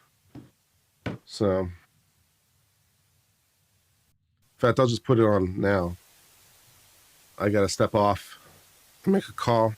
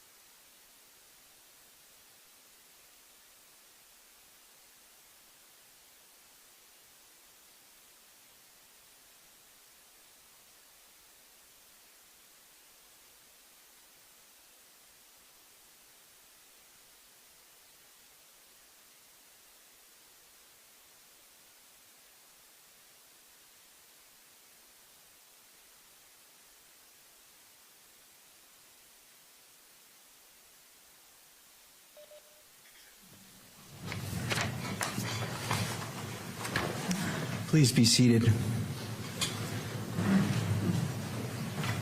Court is back in session. Noting the presence of counsel, I believe we left off cross-examination. Ms. Nestor, are you ready to proceed? Yes, may it please the court. All right, you may. Good afternoon. Good afternoon. I do want to circle back before I start my new section on I just want to specify two things. First of all, we talked about that you had no briefing or no materials about security on campus for this particular event. Did you ever have any operational or tactical plan that you were given for that event? For this event, no. Okay. And you also mentioned that you've done SWAT in the past. Yes. Were you a sniper? I worked well with them, but I was not a sniper. Okay. So when you, okay, just strike that. Also, we talked about the holster that was found. Are you aware if there were any other guns confiscated on the scene that day? I'm not. You don't know one way or the other? I don't know. All right, now I want to go through with you your timeline. You mentioned that you started at the Hall of Flags, right? And then you came down. It took you a minute to kind of navigate the stairs with the crowd and the chaos and everything. And then you were in the grassy area of the courtyard for a bit. Is that right? Yeah, so about 30 seconds to get down the stairs, and then I went right down to where the tent was. And that's where you found the holster. No, the holster was up higher. So I went down by the tent, so it's lower level. So as I came down towards where Charlie Kirk was shot, I went down towards the tent to assess to see what was going on down there, because I didn't know exactly what. I heard the gunshot, didn't know exactly what was going on. I'm sorry, I missed that you went down to the tent. So let me ask you about that. So what did you do when you got down to the tent? When I got down to the tent, Charlie was gone. They put him in an SUV and left. At that moment, there were still some people running around, so I decided to preserve the scene as much as I could with trying to escort people out, and that's why I went back in and started pushing people off the grass area to conserve any ammunition or any casings or anything to that effect that would be around. I wanted to make sure people were off and there was as much evidence preserved as possible. So just to be clear, by the time you got to the tent, Mr. Kirk had already been removed and taken from the scene, is that right? Yes. Okay. So in your professional opinion, what was the perimeter of the crime scene? What do you mean by the parameter? So, The perimeter, like how far did this crime scene stretch? Like where did you want people to move off of? oh, well, at first I wanted them all off the grass because, like I said, I thought we had a suspect in custody, so to me it would be a close encounter, so I was trying to push everybody off the grass in case there were shell casings or to that effect that got on the grass. So after I pushed them off to that part and getting up to the top where I saw that empty holster, when I saw that empty holster is when things started slowing down for me a little bit. All the chaos and stuff that's when I realized that it was a rifle shot, not a handgun shot. Okay. And that's when you saw the low-C building and it occurred to you should go check it out. Yes, it was right in my line of sight. And correct me if I'm wrong, but the whole time that this is going on, you had an active body camera on your, I guess your collar, is that right? I was right here on my Your chest, yes. Okay, and it was on. Yes. And it appears to me from reviewing your body camera that there was another individual who was with you that went to the Low-C building who was in civilian clothing but appeared to have a gun. Who was that? I don't know who he was exactly. He had a badge on, and I had somebody with me to back me up as I ran up the stairs to make sure I had somebody with me. So you don't know what agency he's from or where he's from? No. And it looked like he had a pistol. Yes. Is that right? A handgun, yes. Or a handgun. Yeah. And so the two of you go to the Low-C building. Yes. When you reviewed the videotape at the police department later, did you check to see if anyone had been on the Low-C building after the shooting, after this individual had jumped off that you've already talked about? Was there anybody else on the roof? Did you check and see in that gap of time?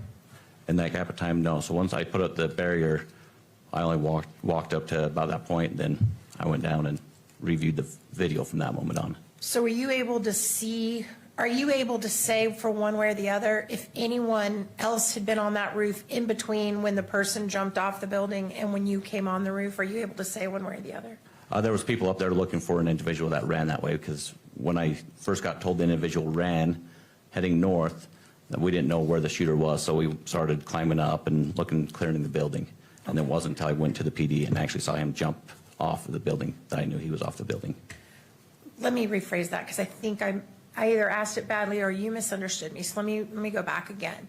So from the time that the individual that you spotted on the video jumped off the roof, right? The individual that you thought was in the prone position. Okay. Between that and when you got on the roof, did you ever check to see if anybody else had been on the roof in that period of time? Yeah, and I didn't see anybody. So you I did didn't watch? notice anybody. Yeah. You didn't, did you look on the video to see that entire, okay, that's what I'm asking. So you did not review the video to see if there was someone between you, that individual jumping off and you coming on, if anybody had been on or disturbed No. that scene in any way? Okay. But once you put the tape up, then we're confident from that point on the scene was preserved, right? By the way, where did you get that tape?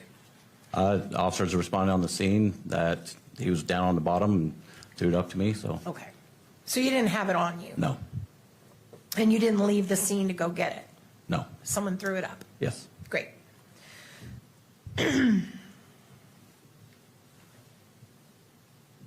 All right. While you were on the roof, did you encounter any spent casings? As a matter of fact, no, that's why when I saw the prone position where a person would be laying down as a sniper, being around guns and snipers all the time, I was looking for a spent shell casing. I couldn't see one. I was looking over the edge, looking all over the place, making sure the gravel wasn't disturbed, and I couldn't find a shell casing at that moment. And that would be, the reason you would be looking for that was because some types of guns, when they shoot, eject a casing automatically, right? Some Yes. do, some don't. Yes. All right.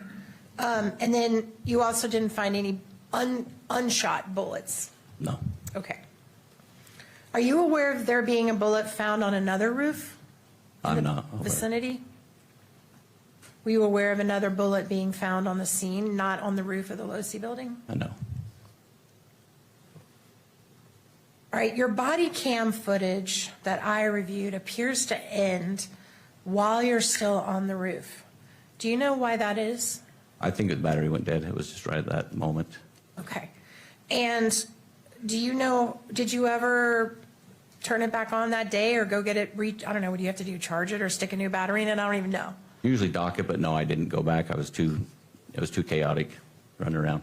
So that 27-minute and 35-second body cam that starts when you're at the Hall of Flags and ends while you're still on the roof, but haven't put the crime tape up yet, that's the only body cam you have that day? Yes. All right. You mentioned when you went to the police department, you watched the video where you saw an individual up on the roof, Yes. right? And that individual was in the vicinity where you saw the disturbance in the gravel. Yes. And when you looked at that video, were you able to identify the individual's face? I know. Were you able to identify any markings on their clothing? I know. Were you able to identify their height? No. When we looked at the picture of the, I think you called it the sniper perch, so I'm going to use your words. It looked like there was a measuring tape laid out next to it. Were you present when they measured like the distance, like how tall that person would have been? I was not. So you don't know what that is? I don't. Were you able to tell the person's weight from the video that you saw? I can tell he wasn't heavy set. So Okay. More of a skinnier person. Could you identify what shoes they were wearing? I could not. Could you identify anything about a hat or what was on their head? At the moment, no, I couldn't. Okay. And did you see a gun in the video? I saw a long black object in the left hand as he was running across the roof. And in fact, did you describe that in your report as a bag? I don't know. I have no idea. I don't know why. All right, let's pull that report back up, please.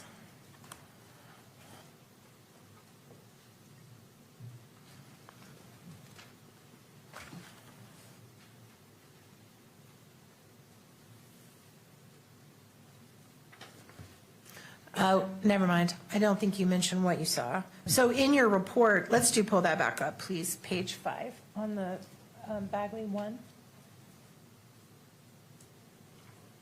So looking at the second page, you're actually going to have to go to page 6, I think. You talk about what you saw in the video where they jumped off the roof. And again, I'm going to remind you of our conversation we had before about you understand how important these reports are. Yep. And do you mention anywhere in this report that you saw a gun? I did not. I just had an object. Did you mention that you saw that object? Is that on here? Nope. Okay, so you left that out. Now, have you looked at that over and over again? The video? No, Yeah. I've only seen it twice. Oh, really? Yep. When's the last time you saw it? It's been months. Okay. The last time you saw it, were you able to tell what that object was in his hand? Yes. Now- Well, not tell what it is. I could see there's an object in that left hand, yes. And could you, knowing what you know about the case today, do you have an idea about what that object was? It looks like a rifle or something to that effect, a long object. It looks like a rifle? Like a long object, like skinny and long. You can see it's like almost like it's covered over something. So you saw the cover, which was the towel, right? Yes, and the shape of it is long. Okay. You know. So you can see a towel, but you can't see an actual I don't know if it gun. was a towel or a blanket. I don't know what it was. But you can't see an actual gun. No, In the video. like an object, like a form of a gun, like a long object. Okay. All right.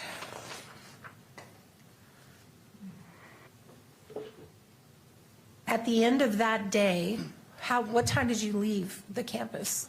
It was probably like 9 o'clock that night, maybe, somewhere around there. And did you come back the next morning and work some more? I came back the next morning, yes. And you worked all day the next day? On and off. When you left at 9 p.m., did you or anyone else know who the shooter was on that day? No, not that I know of. And when you came back the next morning and worked that afternoon, all that day, did you or anybody on that campus know who the shooter was? Not that I know of. Okay. So nothing that you found that day or anyone else to your knowledge on campus was able to identify who the shooter was? And that I know. Right. Well, during the time I was there, no, that I knew of. I also want to talk to you about that giant picture that was showed to you. Do you know? Exhibit 35, I think. Yes, it's Exhibit 35. Do you know who took that picture, where it came from? I do not. Do you know how old it is? I have no idea. Okay.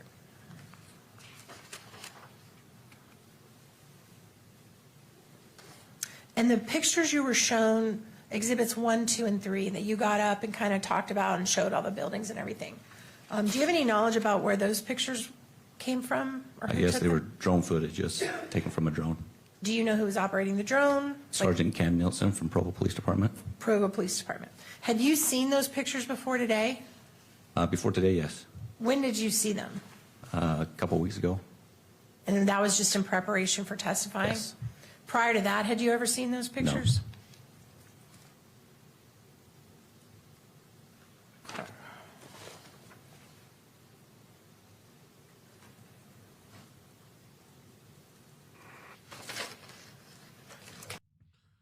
Well, good news, family, for a different matter.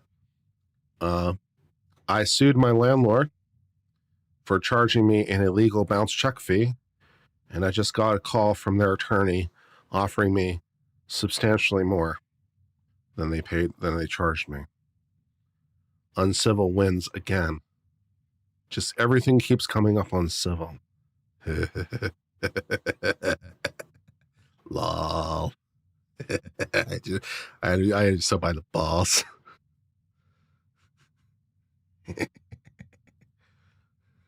This stuff on the roof? Yes. And you testified that she told you that was what they looked like that day? Yes. When did you meet with her? I talked to her on the phone. It was several weeks ago in preparation for the trial. So prior to a couple weeks ago, you'd never discussed those pictures with Yeah, her? because I'd never seen them. Oh, so a couple weeks ago is the first time you saw them? Yeah. Right. And did you write any kind of supplement to your report, to add on to your report? Other I than had what them we've absolutely gone by the through today, balls. That one report you wrote. I had them 100% by the balls. It's like, it's black letter. It's like, I have you so by the balls, absolutely by the balls. And their attorney's like, well, we think we have an argument. I'm like, sure you do. Sure you do. That's why you're offering me a big pile of money. Yeah, we think we have an argument. Uh-huh. Sure you do. Yep. Mm-hmm. Yep. Great. Yep. Mm-hmm. You've talked about this handgun holster that you observed Yes. on the grass in the courtyard. Yes. I'm going to ask you if you would approach the monitor when it comes up and point out as best you can where you observed that holster, okay?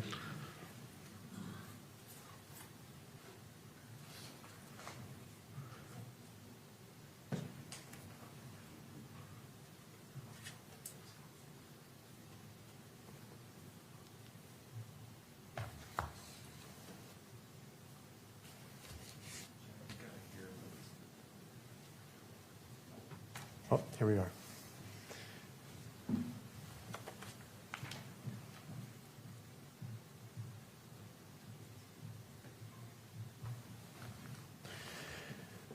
So again, the question is where was that holster lying when you observed it? So again, this is the picture of the courtyard area facing north. On the south end down here, you got different tiers of grass. On this top tier back here in this area, which is more the center bottom left of the photo. So it's going to be the waterfalls on the left side, so more towards the top of it. On the south side by the Fugal building, that top tier of grass is about where it was at. In the middle area of that? Yes. By the Fugal building. Okay. and that's where I could see straight up where the line of sight was. Okay.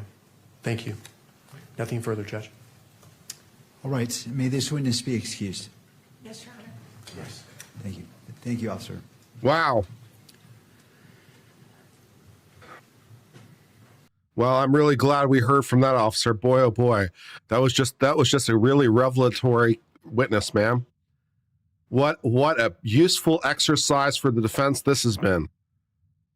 This preliminary hearing, which lawyers typically don't do because it's kind of a waste of time. I'm really glad we did this one, though. This has in no sense been a waste of time. This has been shocking revelations, just revealing so many things. Great. I'm sure the next witness will be equally illuminating. Nothing but the truth, so help you God. All right, if you'd like to be seated right here at the witness, in the witness seat, and once you're situated, there's a bottle of water to your left. And Does the bottle of water contain cyanide? Microphone closer Because to you so it picks yeah, up. that's what I want to your know. voice. Does the bottle of water contain cyanide? Because at this point, I'm thinking about it, ma'am. I don't know, ma'am. It's been a good run. You gotta die sometime. Name and spell your last. David Hull, Hull. And are you employed? I am, yes. Who are you employed by? I'm employed by the Department of Public Safety. And how long have you worked for the Department of Public Safety? I'm in my 12th year. Are you a peace officer? I am, yes. Are you post certified? I am, yes. What the fuck kind of accent is this? What is this accent? Do we have an Australian cop? What the fuck? Been continuous. You, I think you said you're in your 12th year. Did you already say that? Your 12th year with the DPS. Have you worked for any other law enforcement agency besides the And what the hell is up with your haircut? You're a police officer? Bullshit. Some training. Was that your assignment in September of 2025? No, it was not. What was your assignment then? I was under the State Bureau of Investigations, Major Crimes Division as an investigator. Okay. Is SBI an acronym or an acronym that's commonly used to describe the State Bureau of Investigation? It is, yes. I can refer to it as the SBI, and we're all on the same page, right? Yep. Okay. How long were you with the SBI? A little over 7 years. And what exactly did you do? What was your assignment with the SBI? I spent just under a year in the Alcohol Bureau and the undercover unit, and then the remainder of that time was with me. No, he's not Australian. He's effeminate English. He's apologetically effeminate English. Well, you know, I've been an officer for 12 years. Well, you know, as an officer, I've been involved in a lot of police officer training. Don't you know? And before that, I worked for the Bureau. Yes, that's me. I'm a police officer. Yes. Internal and external courses around lead homicide investigation, officer-involved critical incidents, child deaths and unexplained deaths in children, aquatic homicide. Aquatic? Did he just say aquatic homicide? Wait a second. Hold on. And then unexplained deaths in children, aquatic homicide. Is it? Hold on. Deaths and unexplained deaths in children, aquatic homicide. He said aquatic homicide, right? That's a specialty? That's a specialty? Aquatic homicide? I didn't know that. I didn't know that that was aquatic homicide? What the fuck? And then just continuing investigations related to homicide itself. And throughout your career with DPS, have you either played a role in or led a homicide investigation? I have, yes. How many do you think? Either directly or indirectly, I've probably been involved in approximately 40 or so. And is that throughout the state of Utah? Yes, we assist throughout the state of Utah.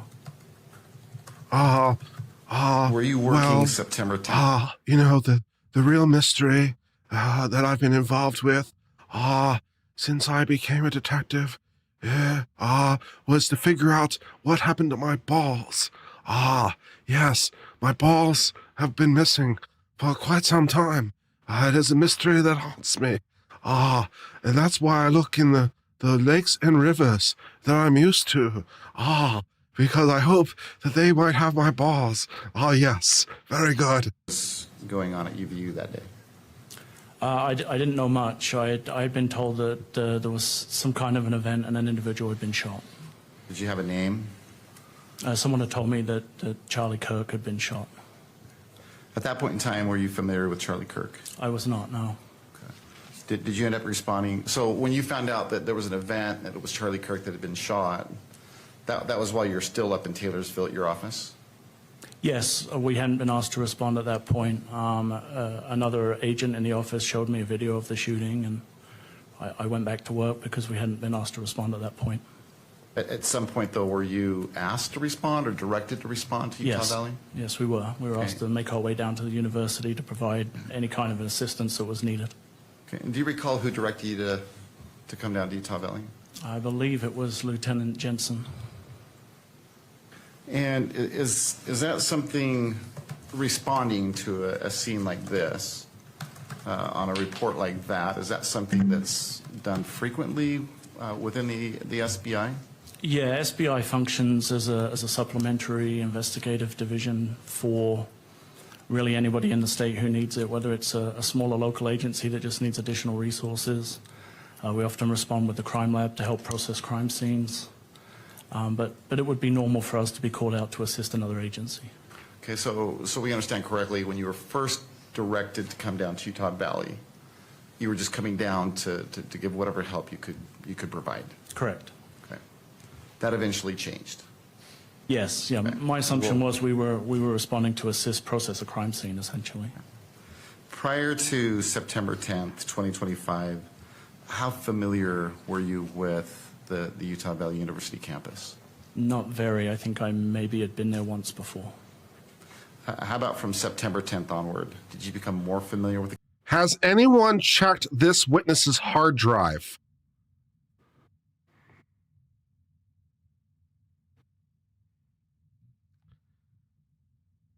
You know, if this witness at any point tells me that he's been involved specifically with sex crime, particularly child sex crime investigations, I'm just going to say it's been a little bit on the nose. That's all.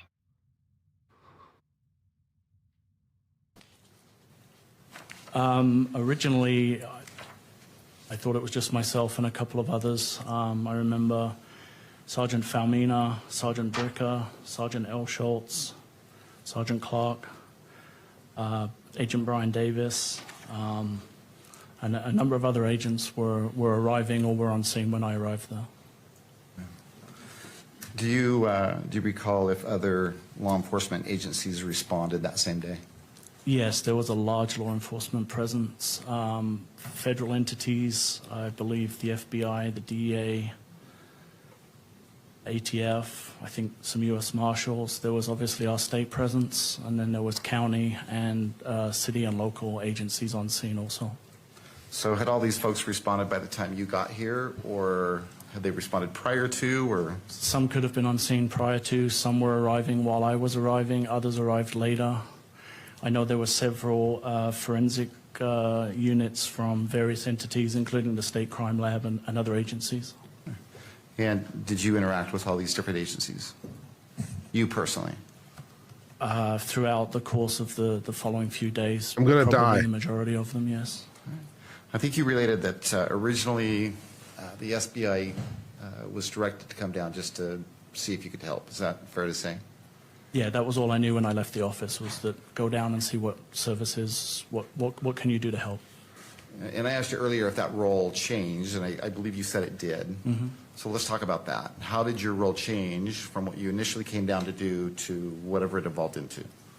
Having been on scene for a little while, there were some conversations and discussions that took place. And I was informed by my lieutenant that myself and Agent Davis would be This guy's from Leeds, taking isn't lead he? on the investigation on behalf of the state. That's Bureau what of I'm getting. Investigations. Is anyone getting Leeds So the out of this SBI guy's was accent? going to be the lead That's what I'm investigative going with. agency, This guy's from Correct. Leeds. and you were going to be the lead case Anyone agent, with me? Yes, sir. along with Agent Bryant, Agent or Davis. Agent Davis. Yep. Okay. What does it mean to be the lead investigator or the lead case agent? It depends on the situation, but predominantly you're responsible for kind of directing the investigation, coordinating information that is coming in. Typically, scenes are fairly chaotic initially, so you're trying to process as much information as possible and make as much use of the available resources that you have. Kind of an organizational role would probably be a good way to describe it. Okay, so you played an active role in organizing. In coordination with the administrations of all of the agencies that were on scene, yeah, we were trying to coordinate efforts and get to pertinent information as quickly as possible. Do you recall whether assignments were made, at least with the SBI agents that responded with you? Surrey? Yeah, we have a core group within major crimes that were can assigned feel it. specific tasks. Okay. And do they include the agents that you mentioned just a minute ago? Yes, I believe so. So each one of those agents with the SBI were given a specific assignment? Yes, with the information we had, the agents were assigned to do specific things. And do you remember specifically what assignments were given? You feel Kiwi? Yes, Sergeant Falmina was asked to coordinate with the State Crime Lab and the responding crime scene techs to manage and process any identified crime scenes. Sergeant Mark Bricker was put in touch with UVU's surveillance and operations team to start working through any available footage or information that we had. I'm not feeling Kiwi. Sergeant Clark was tasked with the area canvas around the campus area, looking for information or any available information from the immediate area around campus. Sergeant L. Schultz was working with the SIAC and other administration to try and manage the flow of information that had started to occur. Okay. You said that initially when you showed up, things were a bit chaotic. Yes. Did that have something to do with all the different agencies that had responded? Yes, and I think initially there Maybe- was still maybe he some comes from the uncertainty Isle as of to whether Man. We were working with an active shooter or an active crime scene. The campus is spread over a large area, Yeah, and I so get that. for getting that deemed to be safe is quite a process and involved a lot of people. Gotcha. Do you know if the campus was deemed safe eventually? Eventually, my understanding is the campus was locked down and secured, and we were able to start getting people in to start processing crime scenes and doing additional things. Okay. But you said it sounds like that chaos eventually subsided. You got organized and assignments were made. What was the first thing that you did as lead investigator? It kind of became organized chaos, but we did have a plan, and our priority was determining whether we had an ability or a way to be able to identify who had been involved in the shooting. Okay. That was our primary focus at that time. Did that include collecting information that was becoming available? Yes, we were getting a large volume of information from the general public, phone tips, people sending videos. Analysts were scrolling through social media and social sites as people were posting information onto the internet. So there was a lot of information coming in, a lot of things that needed to be processed through and worked. Okay. Were videos coming in? Yes, cell phone videos were coming in. If you imagine there's 3,000 people at an event and everybody has a cell phone, there was a lot of information that people were willing to share with us. Right. Do you know whether you or someone else with the SBI collected or received a video from an Amanda Wright? Yes, yeah, I know a cell phone video was collected from Amanda Wright. Okay. And do you know Or Amber who? Wright. I'm Is it sorry? Amber Wright? Oh, I'm sorry, Amber. Well, you tell me, Amanda or Amber? Amber. Okay, I apologize for that wrong first name.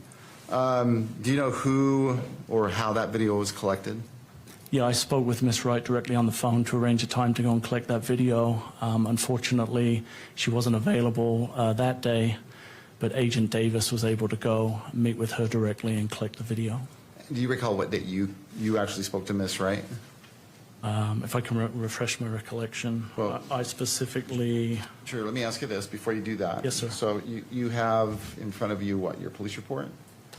I have some notes and a timeline from my Okay. investigation that was part of discovery. And referencing that timeline or those notes, will they help you recall the date that you called Miss Wright? They will, yes. Okay. Why don't you go ahead and refer to that? Don't read from it out loud. Just take a minute. Let me know when you've come across that information and once you've refreshed your memory. Your Honor, when he's done, may I take a look at the materials as well, please? You may. Miss Wright was contacted on April 7th. Did you want? All right. Go ahead. Ms. Nestor, if you'd like to come forward, you May I may. approach, Your Honor?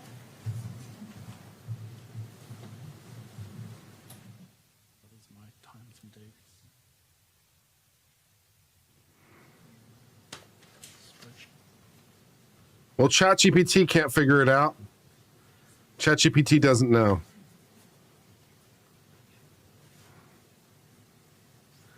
The fine people at Law and Crime are having the same discussion we are. Some South Africa. I'm not really feeling South Africa. I'm still feeling British. It feels British to me.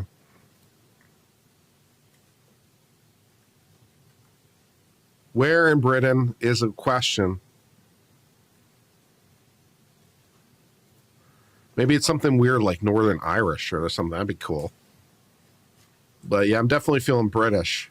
His tone has a very apologetic quality to it. If you wouldn't mind. That's very British. It's not just it's not just the accent itself. It's the tone of it. His tone has a very apologetic quality to it that feels very, very British. So I'm feeling rural British is definitely what I'm feeling. Sure that. Yeah, it's only going to go that far, Judge. All right, Is that going to be far enough? I think that is sufficient. So, all right. Thank you. I appreciate your Yeah, help I with did that. just check from the, are we still connected? Okay.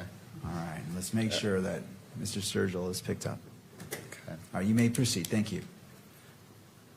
And if I could make So- if I could make a correction to that, I think Well, let me ask you this first. So he needs to ask you a question. okay. So, Mr. Sturgill. So you've had a moment to look at your Yes, notes? sir. Did that help you remember the date that you contacted Miss Wright? it did, yes. Okay. Why don't you go ahead and tell us what date you contacted Miss Wright? I contacted her, I think it was April 6th specifically, but Agent Davis met with her on April 7th. Essex? Well, that was going to be my next question. So you actually talked to her? No. Was it on East the phone? London? It was, yes. And Maybe. did you arrange a time for either you or Agent Essex? Davis to go Definitely get the video not. from Miss Wright? Yes. Is that how it happened? Yes, And then you didn't go, it was Agent Davis that went? correct. Okay, gotcha. And what, You if think anything, has Australian? been done with that Okay. video in preparation for today? My understanding is that some edits were made by your office in order to protect some of the participants in the video. Okay. But what, let me ask you this. Did you or Agent Davis visit with Miss Wright again? Yes, that was in April, and that was where my correction was. The video was originally provided to Agent. Does anyone in the UK so have that I haircut? misspoke. Okay. That's the question. I mean, I'm not an expert on the UK, but that haircut definitely doesn't scream UK. Is that a UK haircut? Does anyone in the UK have that haircut? I don't know who has that haircut. What country has that haircut? This is some bullshit. If anything has been done, either by you or another agent, with that same video in preparation for today's hearing? We contacted Miss Wright to arrange a meeting so that Miss Wright could review the video and that we could verify firsthand with her that the video was what she had taken on September 10th at the event at UVU. Okay. And who had that follow-up visit with Miss Wright? That was Agent Davis. I was not able to attend. Okay. And you know that happened because you spoke to Agent Davis? I spoke to Agent Davis, and he provided me with a written statement that Miss Wright had completed Okay. at 11:02. And so you have seen that written statement? I have, yes. Okay. And you've read through it? I have. Does that, do you recall whether that statement was on a form or a piece of scratch paper? What do you recall? My recollection is that it was on an official, I believe, a State Bureau 1102 statement, which is a written form that is filled out by a witness that contains the 1102 warning. And by that, do you mean the advisory, the statement that's written on that piece of paper is going to be used at a preliminary hearing? Yes, It includes that advisory. yes. Does it also include a warning that if someone provides a false statement, in this case, Ms. Wright, that it could be punishable by a Class A misdemeanor? It does, yes. All right.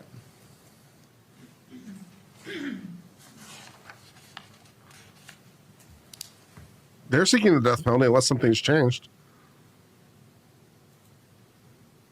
Not British. And what do you recall is the essence of that written statement from Ms. Wright? I mean, what does it basically say? I like how- Your Honor, at this point, we want to assert our standing objection to the constitutionality of allowing in Ms. Wright's statement when she Shut is the not fuck here up. present in court to be cross-examined. We did include those constitutional arguments. Shut the in our fuck up. Standing objection. Also, this does fall under the type of document that should be safeguarded under Rule 4-202.02, Parent 8, Parent F as in Frank, and/or should be classified as protected under subsection It doesn't feel 5, Australian. O as in So are we back orange, to New Zealand? because the disclosure could jeopardize the life safety. I mean, his hair kind of looks like a Kiwi. I mean, literally, his hair looks like a Kiwi. He's got the fuzz and everything, man. So maybe he is a Kiwi through and through. Could be. Maybe he's a Kiwi. Damn. So we would object to it being read in public. It would not be admissible at trial in the current format that it is due to its hearsay nature. We do think it would negatively impact our client's right to a fair trial. And furthermore, I believe the witness herself has requested that, particularly because the video contains images of minor children, which I know the state has made an effort to redact, but nevertheless, Shut the fuck up. reference to the minors, I think, would still fall under the protection. And so for all those reasons, we would object to that coming out in public and being Shut your discussed mouth. in the public forum and being published in any way. And we object to it coming in. All right, and so if you wouldn't mind just restating the rule that you're relying upon so I can fully look at your objection. It's the UCJA, the Utah, Code of Judicial Administration. I just blanked. The Utah Code of Judicial Administration for Rule 4-202.02, parenthetical 8, parenthetical F as in Frank, and or parenthetical 5 and parenthetical capital O. All right, thank you. I'm just Yes, sir. getting there. I want to review this before I hear from Mr. Sturgill.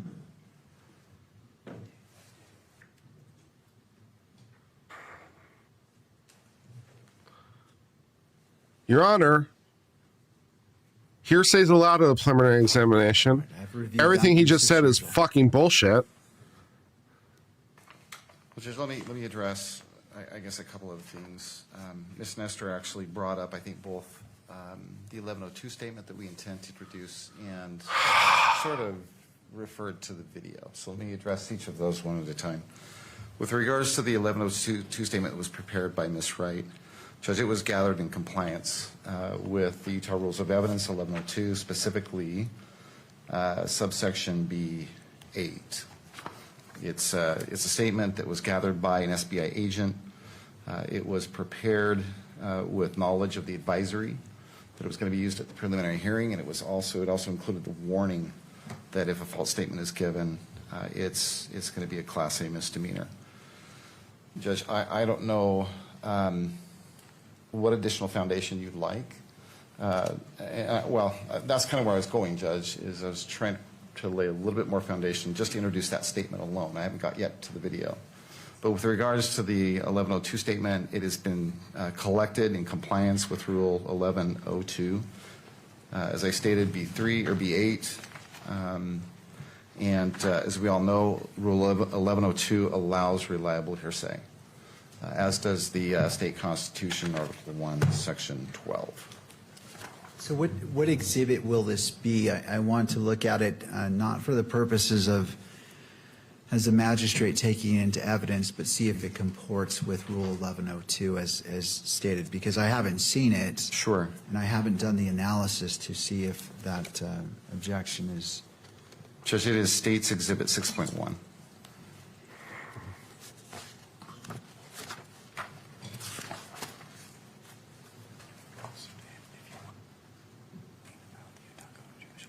And Your Honor, just for the record, we just want to make a record too that it's difficult for the court to make a reliability finding when the individual is not here to be tested and cross-examined. And for those same reasons that we list in our standing objection, we just want to reiterate to the court that we think it really hampers you from making that reliability determination. Thank you. Anything further, Mr. Sturgill? Well, just that 1102 doesn't require that, Judge. It doesn't require that the witness be here to corroborate the statement that they've already prepared. All right.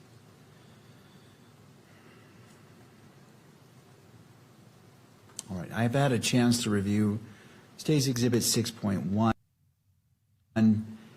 taking into note what Ms. Nestor noted, UCJA 4-202.02, and referencing the section she did. Well, and Judge, I don't mean to interrupt, but I had not yet addressed that rule. I would simply just add to that judicial rule, it has nothing to do with admissibility. It's simply publishing it. All right, and I'm sorry.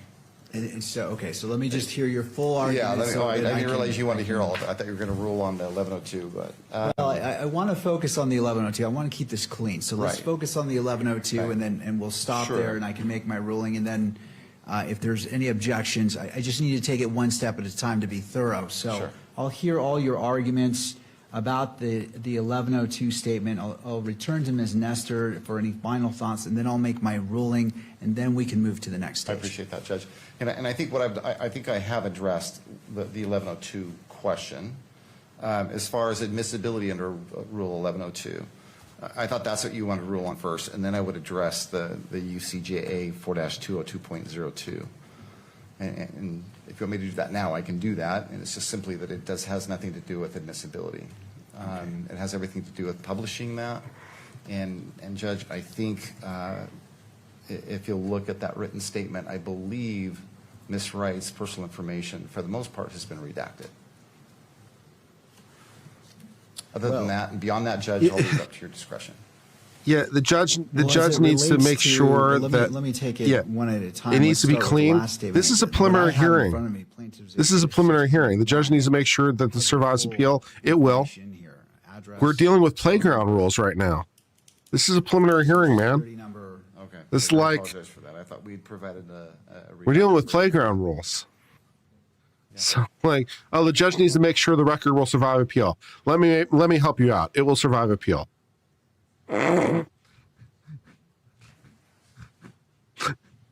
Yeah. I think I've clarified what's going on here. I think we provided you with an unredacted version some time ago.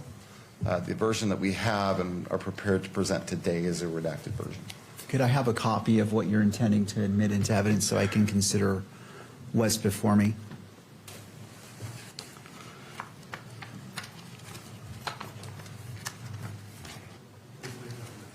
Yeah.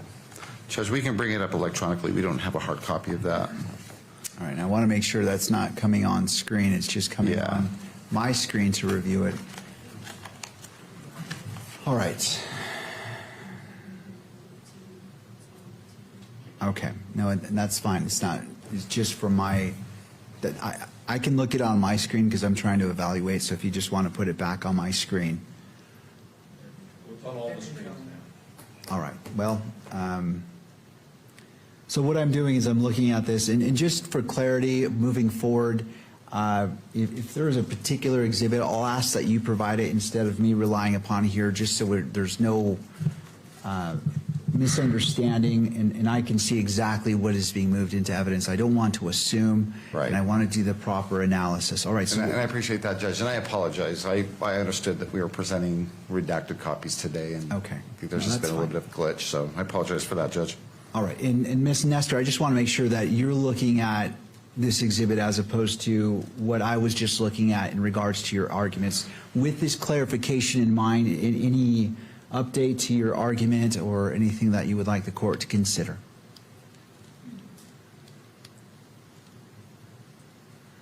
The only other issue I think that exists with this that I haven't already raised is that there's clearly two different authors in the body of the document.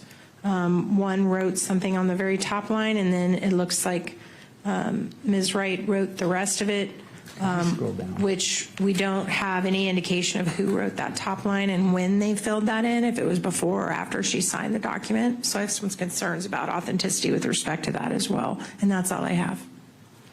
All right, and as I'm determining it, it does appear that the writing is different. Did you want to lay additional foundation, Mr. Sturgill, Certainly, or Judge. provide information for the I'd court? be happy to do that. Do you have in front of you State's Exhibit 6.1? I do, yes. Okay. You've heard the discussion that just took place. It appears as if there's two different styles of writing on that form. Yes. Okay. I imagine that you have the writing that includes the personal information for Ms. Wright, and then directly below that, I think there's a line there that appears to be arguably writing prepared by someone else. Is that in fact accurate, that that is a different That's correct. author of that writing? What do you know about that writing on that first line just below statement of incident? Because we were asking Ms. Wright to verify a specific video, the file name for that video was written on the statement in her presence. And then that video with that file name was then shown to Ms. Wright to verify that it was, in fact, the video that she had provided to us. Okay. And so was it you or SBI agent Davis that prepared that? Based on the writing, it appears to be Agent Davis's writing, but it's not my writing. All right. But that is the routine, or is that kind of how you commonly do this? In this case, because we were specifically asking them to verify a specific digital file that had a specific digital name, and we didn't want there to be any errors in how that name was presented, we wrote the file name on the document for the individuals. Okay.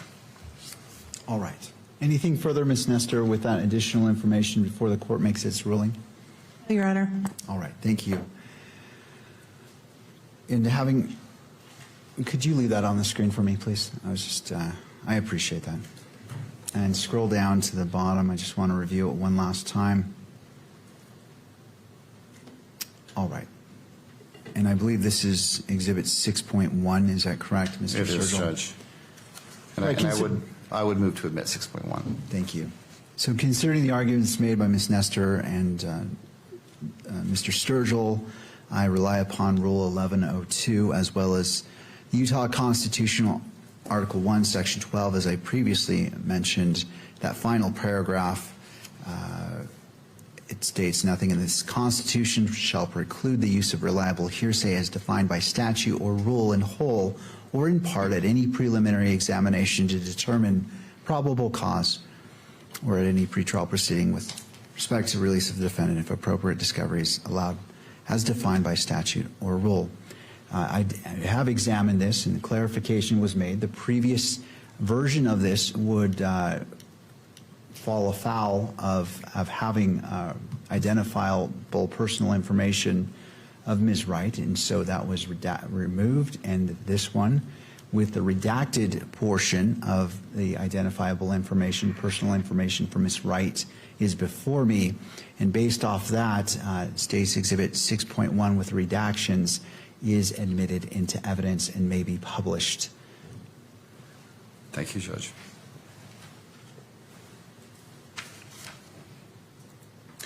Agent Hold, that statement that was prepared by Ms. Wright, what does it state with regards to the video that you showed her that day, or I guess Agent Davis showed her that day? It states that she's confirmed that she did review the video and that it was a true reflection of the video that she took on September 10th, 2025. And does she identify who's in that video in her statement? Herself and her 2 young children. If we could just have a clarification on the court's ruling. So I understand the court overruled and published, and I accept the ruling, but I thought under the court's previous order that the media was not going to film exhibits.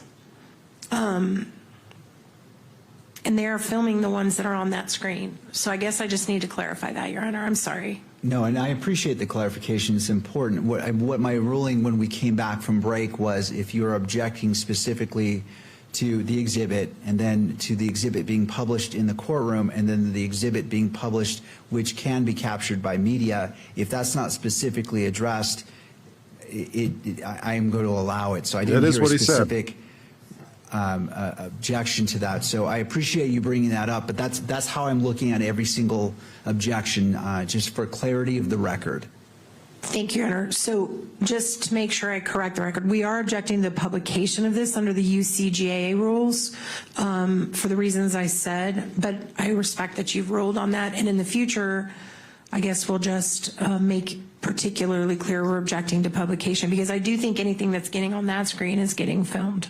Okay. So thank you, Your Honor. Thank you, Ms. Nestor. And Mr. Sturgill, did you want to respond?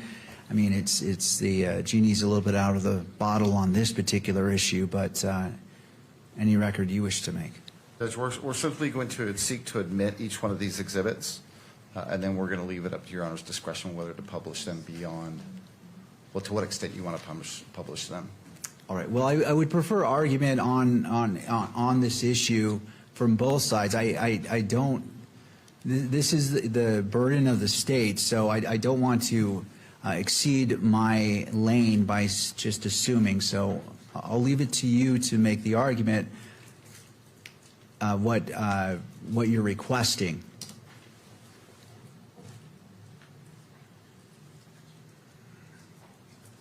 I'm requesting that things be sped the fuck up. And we talk about things that matter. And stop wasting my time. Stop it.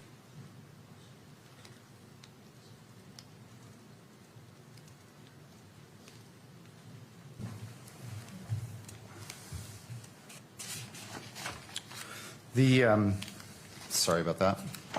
So before you're moving on, Mr. Sturgill, as it relates Also, to this, I'm I wanna requesting put this to bed and then we can information move on the witness. Were you requesting for Where it to be is he published from? on the three? You At moved any into point in his evidence, career, which has he I ever approve. specialized It is moved into in evidence. cases relating to But I didn't child hear anything sex in regards to trafficking publishing or child to pornography? the courtroom, and then What is on lastly this man's publishing, hard drive? which it would be captured. These are by questions I want the answer camera to. in the back. Judge, we believe these are public documents, and so we would ask that they be published both to the audience and to the public at large. All right. Well, given that we've Are you now, gone or have you past the ever gate on been this a one, priest in the Catholic faith? It's been published. Right. But I think we're all on the same page in regards to how objections may be made and how the court is going to consider it, so we can move forward. All right. Thank you, Mr. Sturgill. Thank you.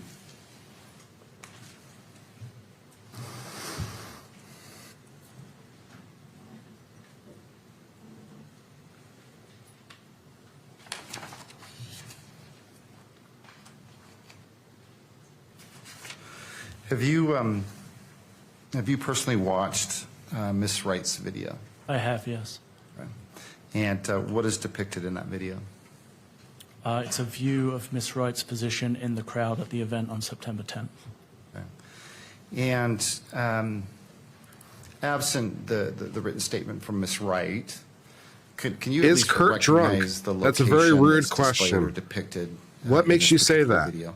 Yes, it's Why the Catholic comment? At the Utah Valley University where Mr. Kirk was doing his Really? Event.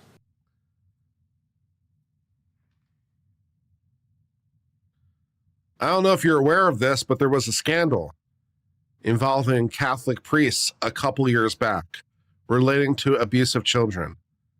That would be the reason for the joke. Am I drunk? Why are you asking? No, that's very rude. I act strange? In what respect? By making a joke that you don't like?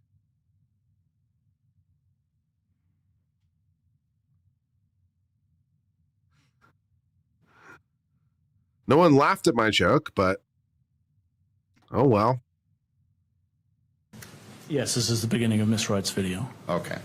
Judge, the state would move to admit what's been marked State's Exhibit 6.1. Oh, I'm sorry, 6. I apologize. And to what level? Yeah, the joke missed.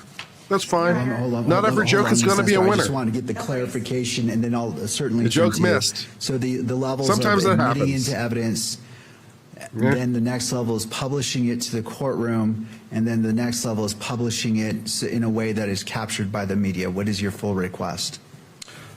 Judge, we'd ask that, first of all, it be admitted, that it be published here within the courtroom, and then that it also be published to the public at large.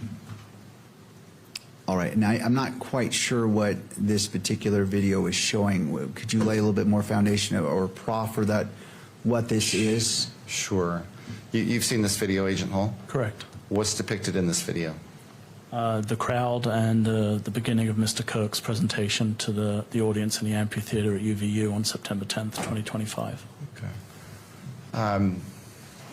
Does it depict Miss Wright? I believe towards the end of the video it scrolls back and Miss Wright shows the people that she's with at the event and herself, yes. All right, is there any act of alleged violence in this particular No, there is clip? not, Judge, but there is not. Okay, I just needed that clarification. Ms. Nestor, I'll turn to you. I just wanted to make sure I understand the full scope of this exhibit and then hear from your objection, if any. Your Honor, with respect to admission, we object to its admission on the grounds that it's not properly authenticated, as Ms. Wright herself is not present in. For all the constitutional reasons we raised in our standing objection, we object to that. As far as its publication, we object to its publication. It definitely is something that in its current form without her here would not be admissible in any place other than a preliminary hearing. And we feel like this would really impinge on Mr. Robinson's right to a fair trial. And so we're asking it not be published. And certainly if the court does publish it, that it certainly not be filmed. Thank you. Mr. Sturgill, any response?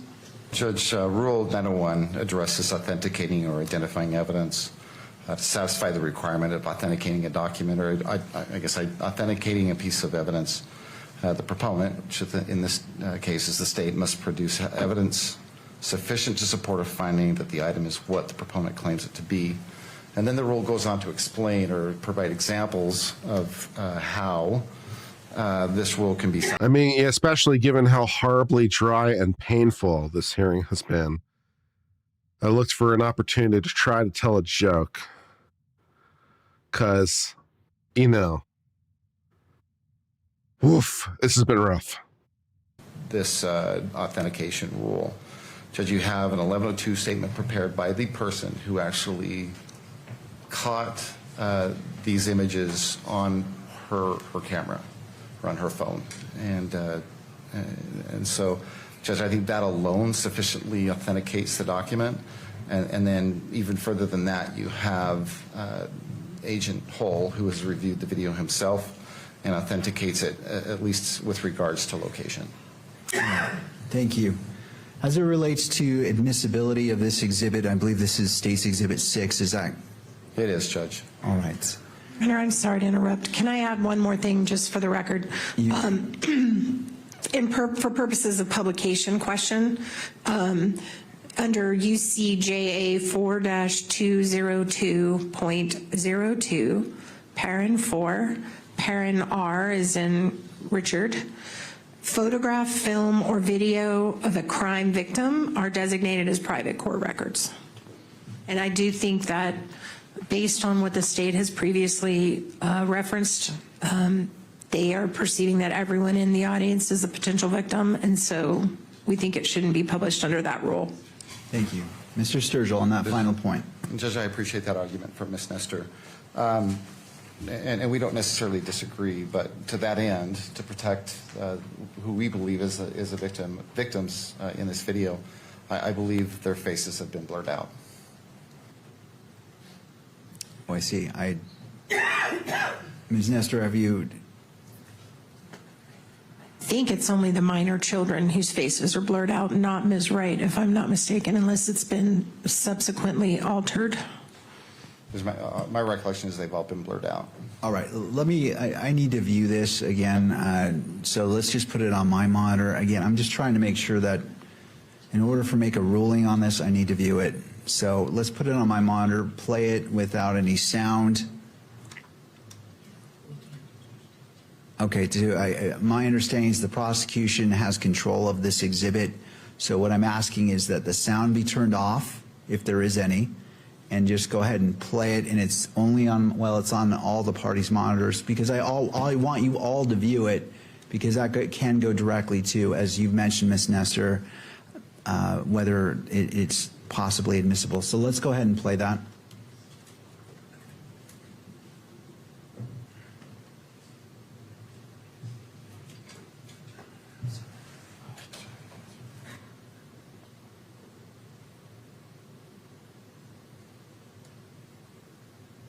Thrilling.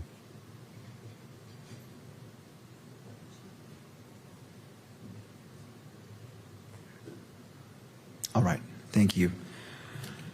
Based off what I've watched, there was some blurring of faces, but not of all the faces, and so I'm going to rule that it is admissible.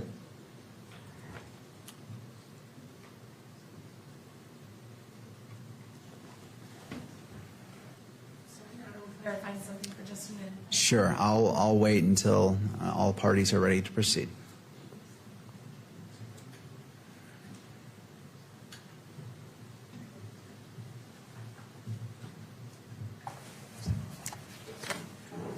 So anything further? I just want to make No, sure. Judge, you've had a chance to watch that. I did. So I'm ruling that it is admissible into evidence, again, taking into consideration the analysis the court's talked about in regards to 1102s and this particular piece of evidence as it relates to the 1102 video, or the 1102 statement 6.1, and I'm going to allow it to admit it into evidence.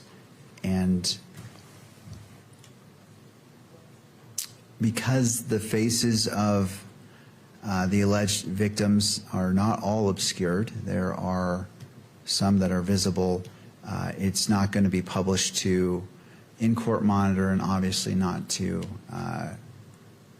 be filmed by the media. So the court will receive it into evidence. The court will watch it again right now, and then we can continue to proceed. Very good. Thank you, Judge. So if to the state, if you would like to play it again for me, I'm viewing it as it relates to consideration as the magistrate. Your Honor, this sounds like an issue that's going to come up again. I represent the news media. Can I be heard on this issue? Yes. I just wanted to address it. I've tried to be quiet. I just wanted to address it now because it's going to keep coming up, it sounds like. The classification rule that Ms. Nestor is citing and that Your Honor was just reading is not about in-court exhibits. That is classification for records in the court file.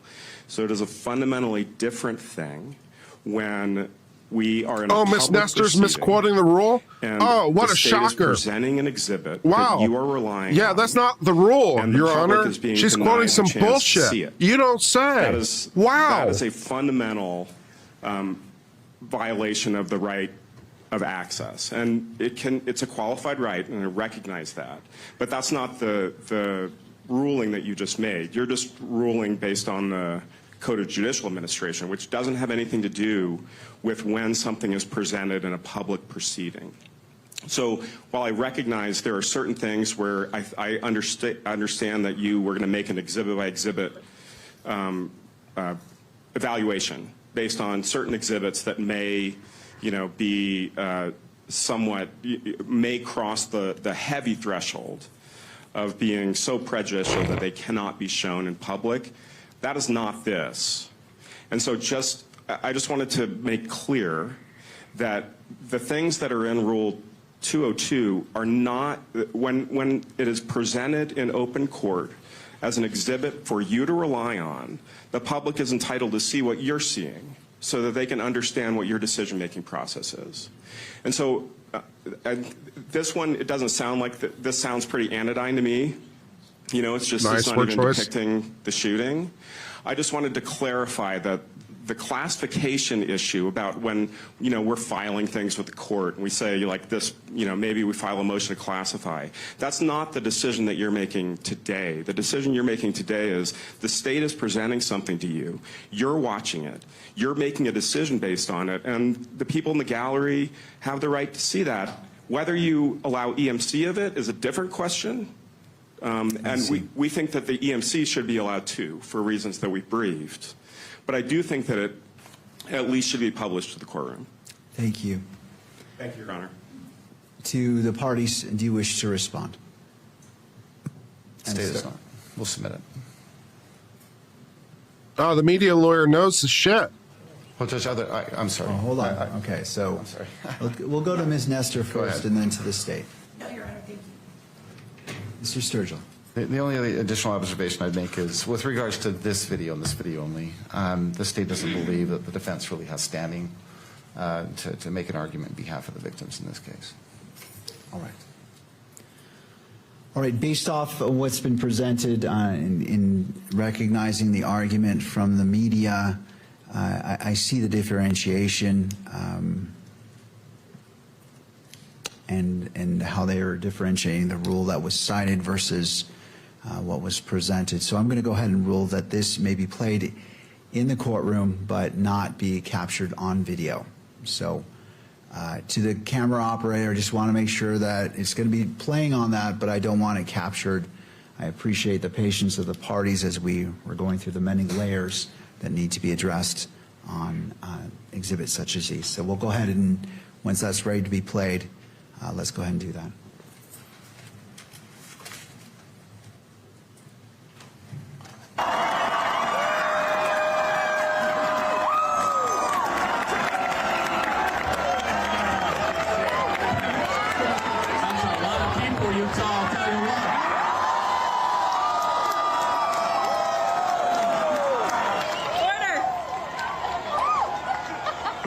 Everybody, you know how it works.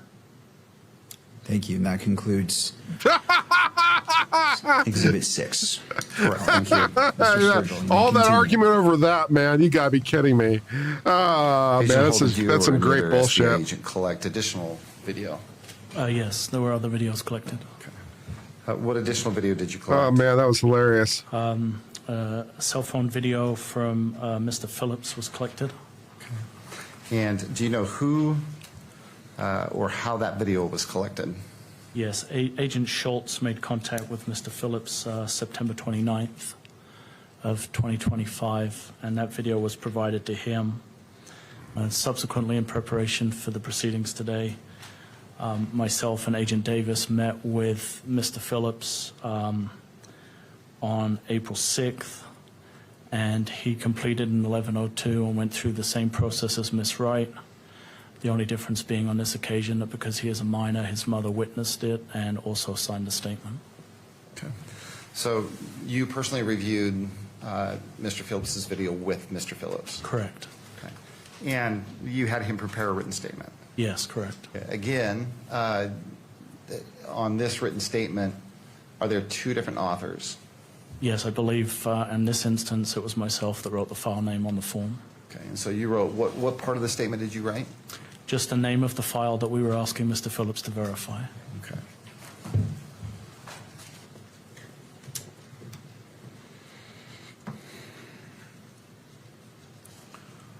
I'm going to have exhibited on your screen what's been marked State's Exhibit 7.1.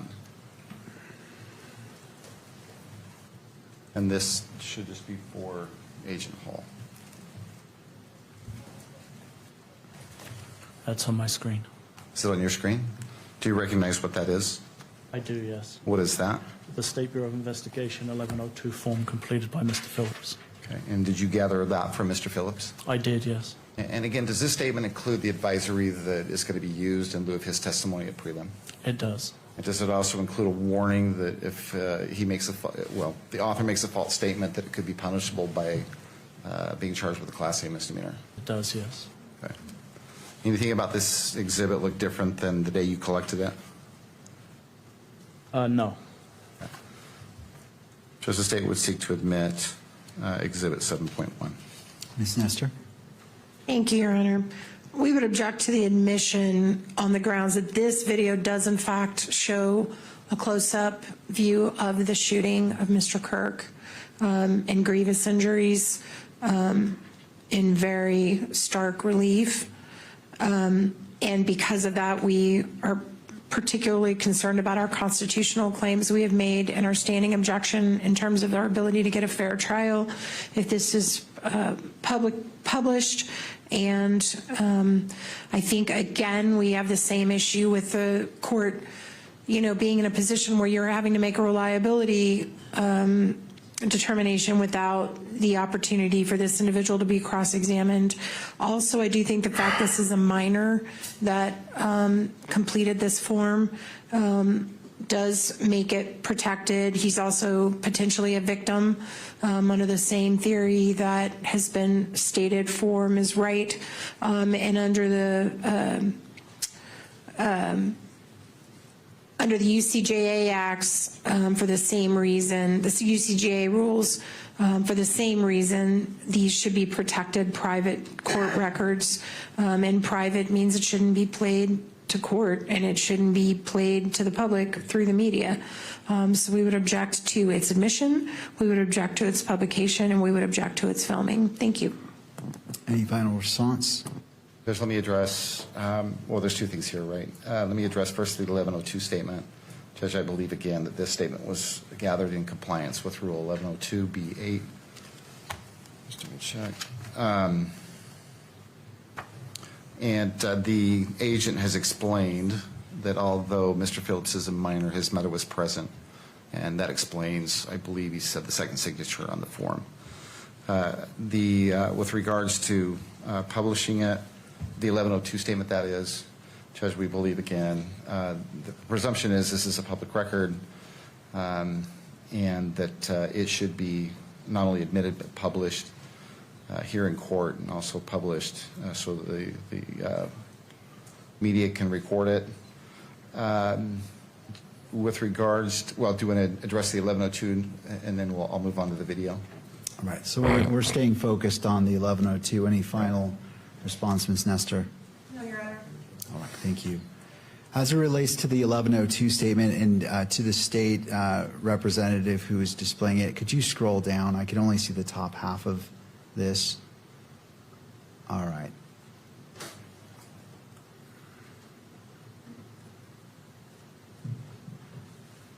And just go to the very bottom so I can look at the totality of it. This is 7.1. All right, based off what's before me on the state's exhibit 7.1, I find that it is admissible under Rule 1102 and to the Utah Constitution, Article 1, Section 12, to that paragraph I have referred to previously, and so it is admitted into evidence. And Mr. Sturgill, remind me, were you requesting for it to be displayed? I'm, again, focusing on 7.1. Right. In On court. 7.1, Judge, with regards to the video, we believe it's admissible. It's been authenticated properly. Hold on. I'm not talking about the video. I'm talking about 7.1, publishing it in the courtroom versus publishing it on to be captured by the media. Because we think that the presumption is it is a court record. We believe that in its redacted form. We believe it should be published in all three areas. All right, Ms. Nestor, any final thoughts? No, Your Honor. All right. I'm going to go ahead and grant the publishing of Plaintiff's Exhibit 7.1 in court, and that the media may capture that. Let's go ahead and do so.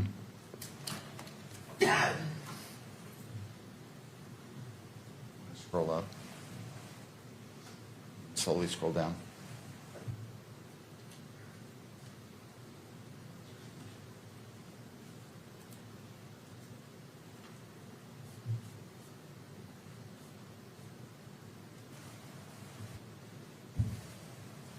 All right.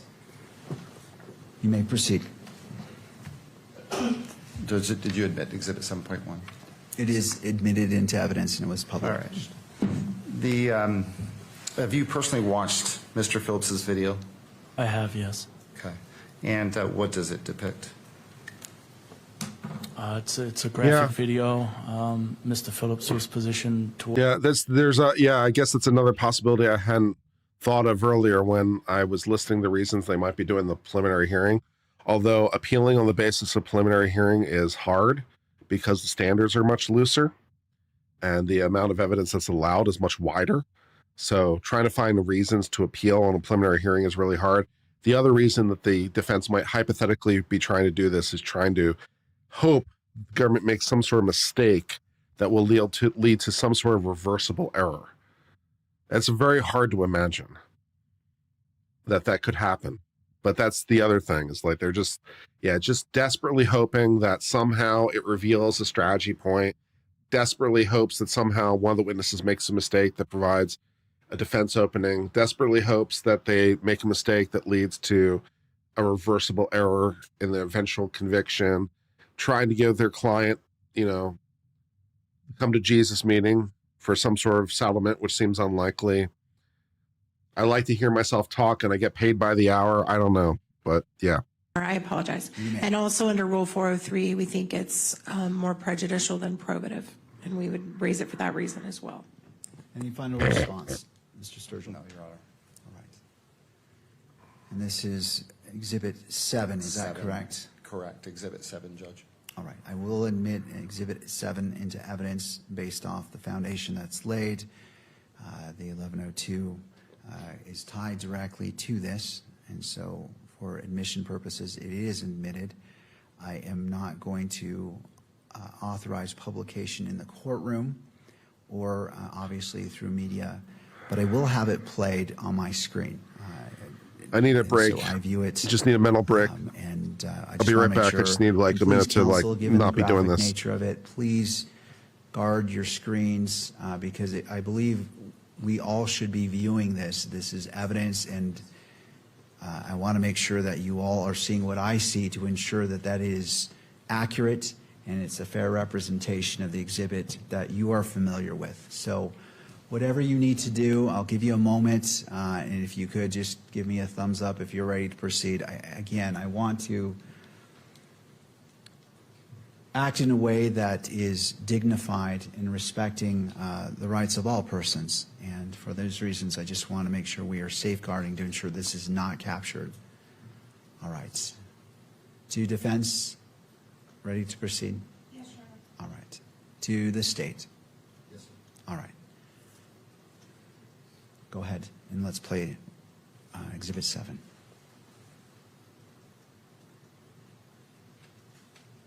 Is there sound? There is, Judge. All right, let's make sure that, thank you.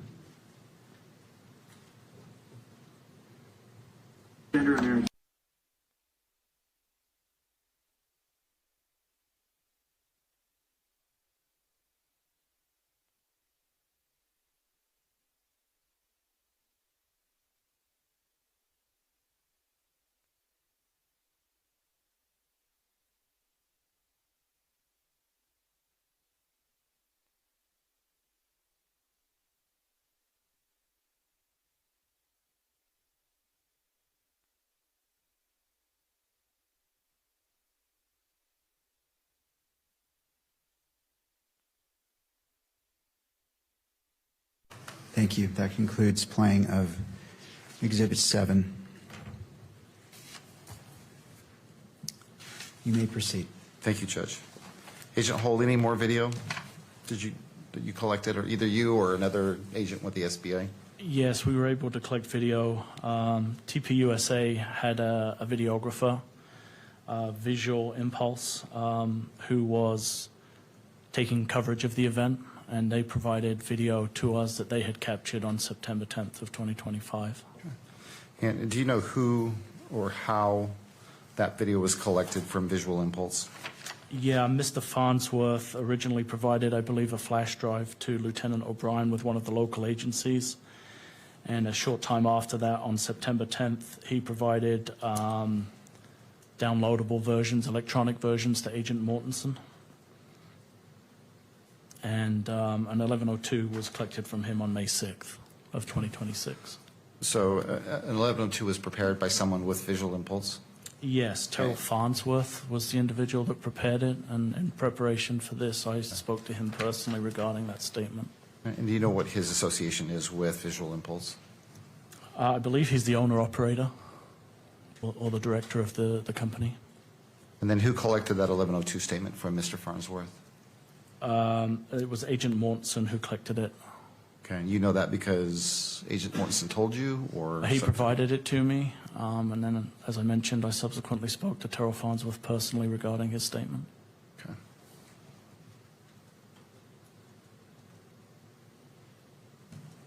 You got a chance to look at Mr. Farnsworth's 1102 statement?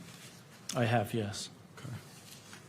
And again, does that statement include an advisory that any statement that he provided would be used at preliminary hearing in lieu of his live testimony? Yes.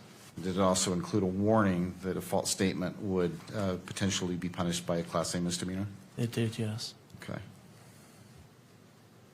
I'm going to have exhibited on your screen what's been marked State's Exhibit 8.1. Let me know when that comes up. That's come up. I think it's a single page, is it not? I believe it is. Go to the top screen.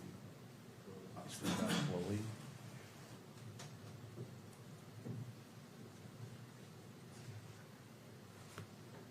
Can you see that, Agent Hall? Yes.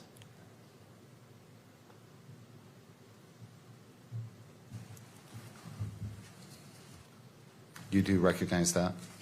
I do, yes. Okay, and again, that is what? It's the 1102 statement that was provided to me, completed by Mr. Farnsworth from Visual Impulse, who is the videographer for TPUSA for the events that they do. Okay. Judge, the state would move to admit State's Exhibit 8.1. Ms. Nestor? Thank you, Your Honor. At this point, we renew our objection. This is hearsay. This statement is hearsay. We have constitutional concerns for the reasons we raised in our standing objection. We also would like to cross-examine Mr. Farnsworth about whether or not and to what extent these videos may have been altered in any way. It is clear that clips were being made out of the larger videos because he sent, even his own statement says he sent larger videos, and this is just a small portion of them. So obviously someone made clips, and we don't know who, and we don't know how, we don't know what they did. And for those reasons and the reasons in our standing objection, we would object to the admissibility of it. And as well, I don't have a redacted version of 8.1, but I assume there is one. There is personal information on this one. Do you have a redact? Okay, I don't have that one. All right. And we would object to publication just on our concerns for fair trial, the same issues. Yeah, gotcha. Yep, I think so. Thank you. And for all those reasons, we would object to its admissibility, its publication, and its ability to be filmed by the media, Your Honor. Ms. Nestor, I just wanted to check. Did you get a copy of the redacted? I was just handed it. Okay, I just wanted to make sure that right. you had copies. Thank you, Your Honor. So, okay, thank you. Mr. Sturgill, would you like to respond? Sure, Judge, thank you. With regards to the admissibility of the statement, Judge, I think the foundation has been laid that this statement was collected in compliance with Utah Rule of Evidence 1102, subsection B8. It constitutes reliable hearsay. It's a statement that's been made by a declarant that's written and it's under oath, or not under oath, but pursuant to a notification of the declarant that a false statement made is punishable I think there's been foundation to support that. In addition, Judge, Article 1, Section 12 of the Utah Constitution makes it very clear that the state at preliminary hearing can rely upon reliable hearsay. Of course it does. Anything further before I make my ruling? Thank you. All right, applying the same analysis from the previous exhibits as it relates to the... Why do we have to have literally the same argument every single time? It's like, we already know what the argument is. We've already done that. We've already done it once, which to be honest was excessive. Why do we have to keep doing the same argument? It's like, just overruled. Just overrule it immediately. Just be like, oh no, I've done that already. It's overruled. I don't need to hear argument. I've already heard argument, right? I don't need to hear argument. I've heard argument. It's the same issue. It's the same analysis. I don't need to do it again. Objection overruled. Sit down. Damn.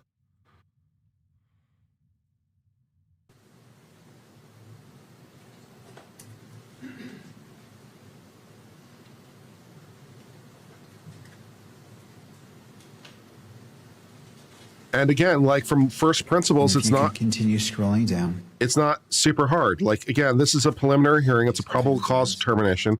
Hearsay is allowed, the same as on like a search warrant application or an arrest warrant application. Yes, you can have hearsay. You can have hearsay upon hearsay as long as it's sufficiently reliable. The standard you're trying to get to is 2 out of 10. Consequently, the level of evidence is not as high. Because the standard you're trying to reach isn't very high. The level of evidence, the kind of evidence that you need isn't very high because they correlate, right? Because we're only trying to reach a 2 out of 10 standard, basically 2 out of 10 evidence will be sufficient. So they match. So hearsay is fine as long as it's reliable. It's like, it's not that hard, man. Thank you. All right. Looking at the same analysis, it is admissible under Rule 1102 as well as Article 1, Section 12 of the Utah Constitution. And being that the person's identifying information is redacted and not viewable, I'm going to overrule the objection, the standing objection, and have it published both in court and maybe published by the media. So let's just get it situated. And what I'll have you do to the representative of the state, pause on this screen and then in 10 seconds scroll down to the full text portion, and then 10 seconds later just slowly scroll to the remainder of the document. Thank you.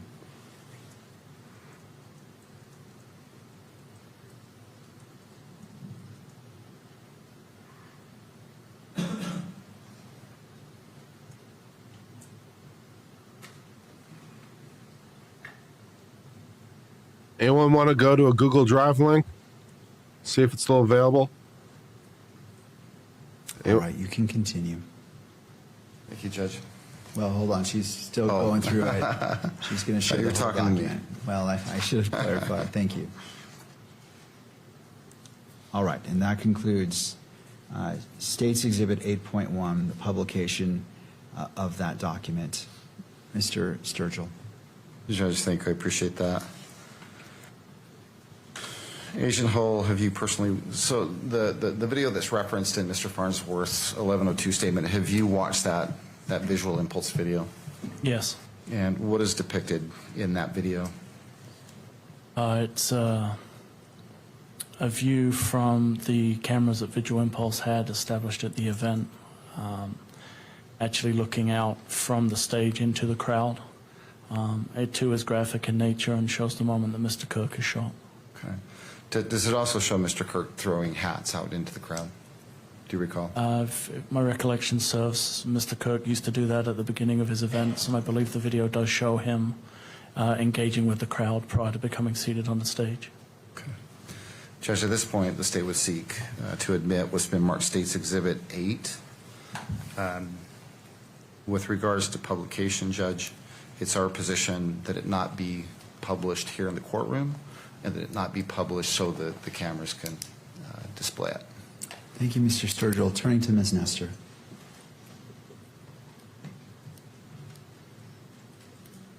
Your Honor, we would just renew our objections to authentication for admissibility purposes under 901 for the reason that I mentioned in the 1102, which is, someone prepared these clips. We don't know who. We don't have that person here to cross-examine in terms of Shut up. What, if anything, was edited. And for that reason, we think it can't be authenticated, and we object to its admissibility. Shut your face. And our standing objection for constitutional grounds.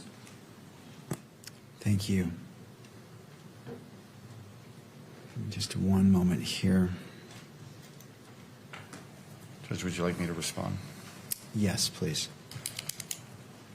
Just with regards to authentication, again, the state must produce evidence sufficient to support a finding the item is what the proponent claims it to be.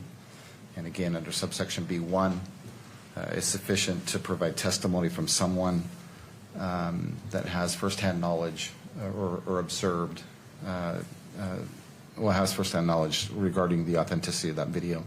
You heard Agent Holt testify that he spoke to the owner of and the director of Visual Impulse, I believe it was testified to, that they contract with TPUSA to film their events. This particular video, the state is going to, or seeks to introduce as Exhibit 8, was shown to Mr. Farnsworth. And that is the video that Mr. Farnsworth authenticates and says that this is video that was captured by Visual Impulse cameras. And so with regards to authentication, I think the state has sufficiently provided the court with evidence to authenticate it. And this is State's Exhibit 8. All right. I'm going to overrule the objection and admit State's Exhibit 8 as it relates to publication, citing to Article 1, Section 28, 1A, that this is Declaration of Rights of Crime Victims, and it states to be treated with fairness, respect, and dignity.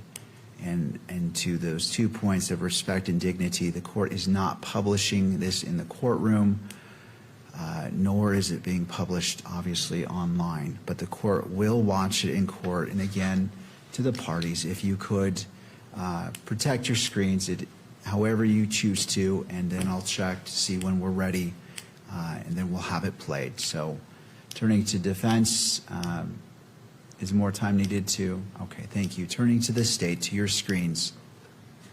All right, I see a head nod, yes. And let's go ahead and play this video only on the monitors, and if there's sound associated with it, the sound to be played as well. You may proceed.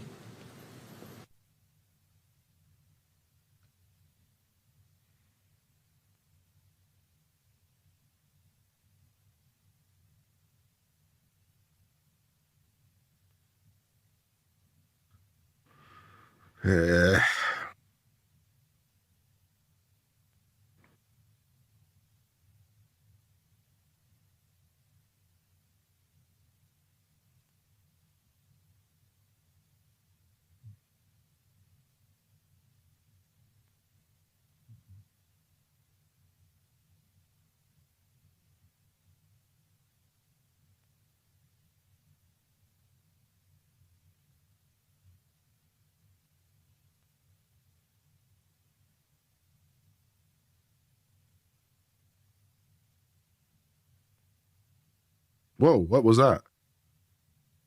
Did you see the judge's reaction there? Did you just watch the shooting? He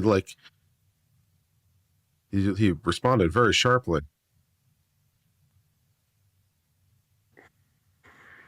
Am I fading? That concludes a little bit. State's Exhibit 8. Mr. Sturgill, you may proceed. Thank you, Judge. So any additional video that was collected by either you or another member of the SBA? Yes, the campus itself, UVU, is very well equipped with cameras throughout. And is this guy still speaking? To work with us to provide video from those cameras. I think I phased out there for a while. Is this guy still on the stand? That's unfortunate. With regards to the UVU surveillance video, do you know if video was collected from there behind where Mr. Kirk was seated at the time that he was shot? Yes, I'm aware that under the Hall of Flags there is I'll refer to it as a breezeway, but a way for people to move from one side into the amphitheater, walking underneath the Hall of Flags, and I know there was a camera situated in that location. Okay. And do you know, with regards to that camera view, well, let me ask you this. So that particular camera view, there was surveillance that was provided to you or another agent from UVU? Correct. Okay. And do you recall who provided that video to you initially and who collected it? Initially, I don't know specifically for that video, but I know that whole process was overseen by Mr. Olson, who's responsible for that system. Okay. Do you have a first name for Mr. Olson? Curtis Olson. I'm sorry? Curtis Olson. Okay. And do you know what Mr. Olson or Curtis Olson's position is at UVU? I believe he's a director. Right. Is it his job to basically gather and forward any video that's captured by UVU? He has a long title, but I think it's Director of Infrastructure, but he is responsible for that system. Okay. With regards to this particular video, the video from underneath the Hall of Flags, what, if anything, have you done with that video in preparation for today's hearing? I went specifically to meet Mr. Olson, have him review the video that we had, and again, like with the others, I had him complete an 1102 statement for us describing his role and verifying the videos. I did that actually on July 2nd of this year. July 2nd of this year? Correct. Okay. Give me just one moment. Actually, I'm going to correct myself on that if I can refer back to my notes. Okay, please, yes. Your notes, you have there with you again? Yes, And referencing them will help you refresh your memory? it will, yes. Okay, so don't read from it out loud, just look at it and let us know when you've refreshed your memory. Apologies, July 2nd seemed a little bit too soon. It was June 24th when I met with Mr. Olson. Okay, and you personally met with Mr. Olson? I did, yes. Okay, and did you personally review this particular video, or I guess the Hall of Flags video with Mr. Olson? Yes. Okay. And he prepared a written statement? He did, yes. And on that statement, was that a bureau-provided statement form? It was, yes. Okay, and on that statement, do you recall whether it includes an advisory that his written statement would be used in lieu of his live testimony? It did, yes. Did it also include a warning that if he provided a false statement on that form, that he could be punished with a Class A misdemeanor? It did, yes. Okay.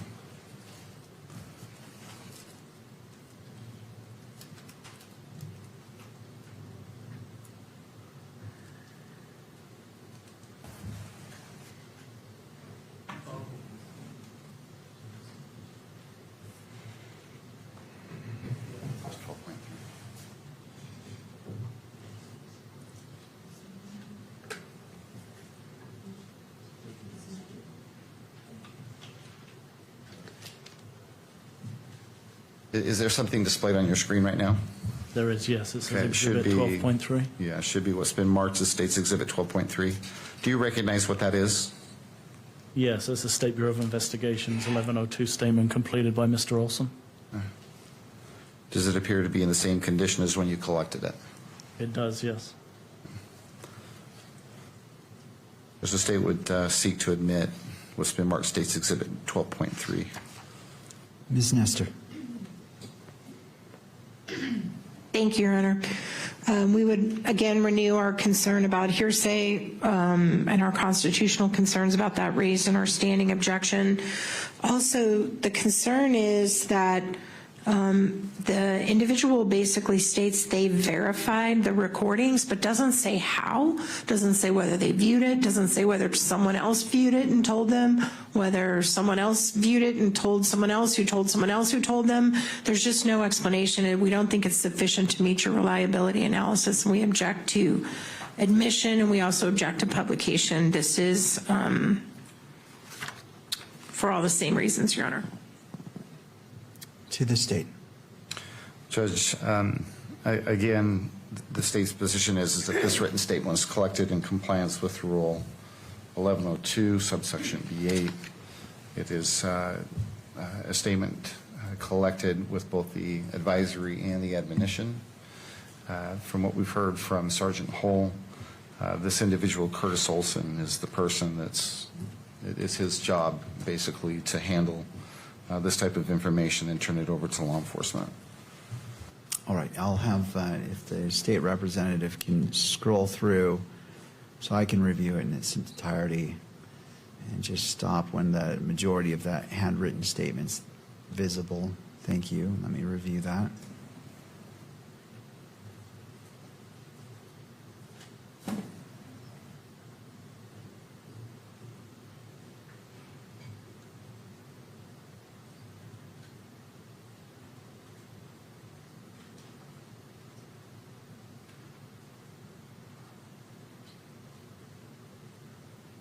And if you could scroll down to the bottom of the page.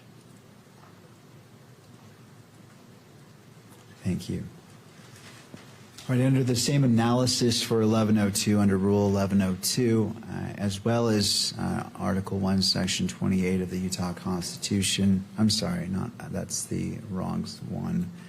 Under Article 1, Section 12 of the Utah Constitution, that final paragraph, the court overrules the objection and admits State's Exhibit 12.3 as it relates to publication. Mr. Sturgill. Judge, with regards to publication, and this particular exhibit, it's the state's position that the presumption is that it's a public record, and we would ask that it be published both here in the courtroom and that the cameras be allowed to capture it and publish it as well. All right, Ms. Nestor.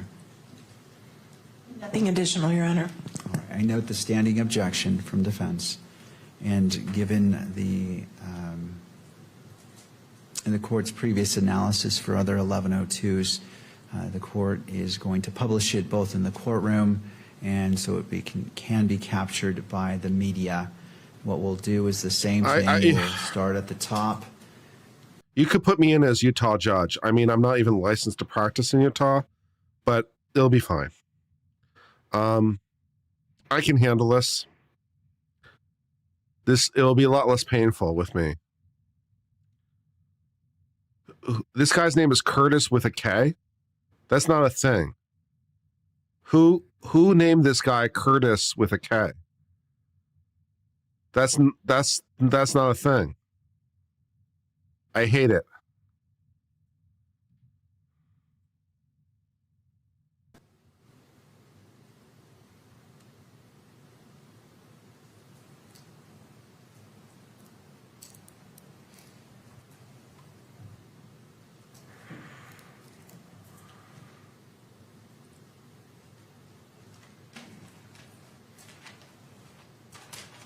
Okay, if you'd like to scroll to the very bottom.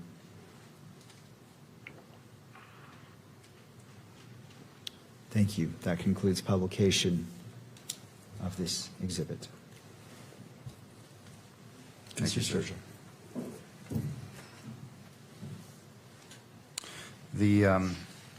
Well, in Mr. Olson's 1102 statement, he references more than one video, does he not? He does, yes. Okay. So with regards to the Hall of Flags video, have you seen that particular video? I have, yes. Okay. And that video, what does it depict? It's a view kind of looking what would be east, under the breezeway towards the back of the stage where Mr. Kirk was situated. It shows some movement behind the stage area, and I believe through the gaps you can see some of the crowd in the amphitheater. I think I've neglected to do this twice before, so I'm going to do it right this time. Would you please bring up Exhibit 9 without pushing play? Tell me when you see something on your screen. It's on my screen. Okay. Do you recognize what's depicted in that still image? I do, yes. What is that? It's the area underneath the Hall of Flags that I referred to as the breezeway. Okay. And is this the beginning of the video that Mr. It is, yes. Okay, that Mr. Olson provided you? Yes. Judge, the state would seek, the state asks or seeks to admit Exhibit 9. With regards to publication, this is another video that, due to its sensitive, the nature and the graphic nature, of the video. We'd ask that it not be published here in the courtroom, nor published in any way that the media camera could capture it. And following your reasoning, Judge, out of deference to the victims and the victims' rights, to have this type of information protected. Ms. Nestor.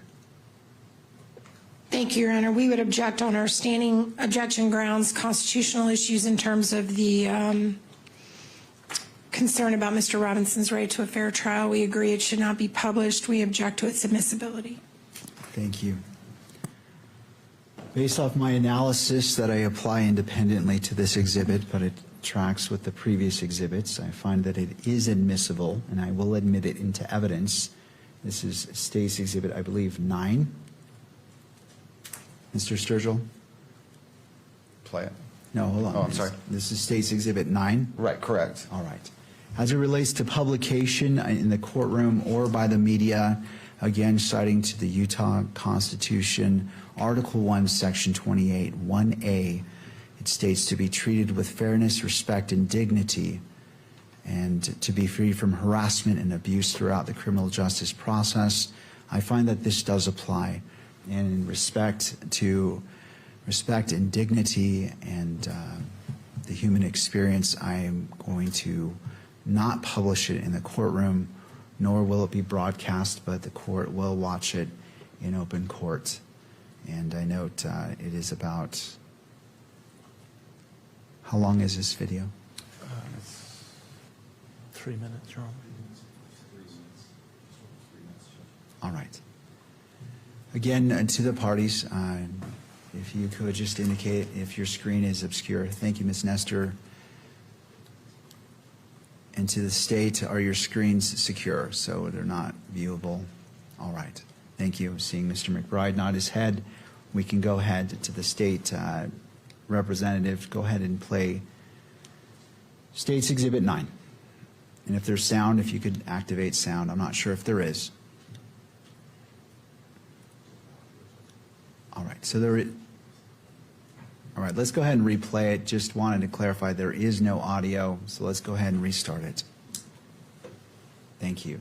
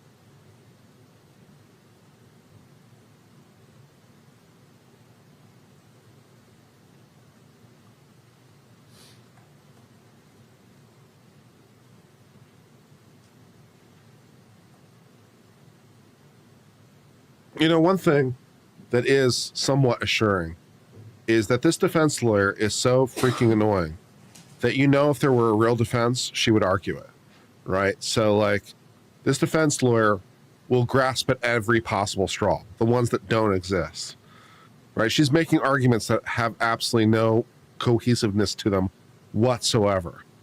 So if there were like a grand conspiracy, like if the Candace Owen and other contingent people were right, that there is more to this than meets the eye.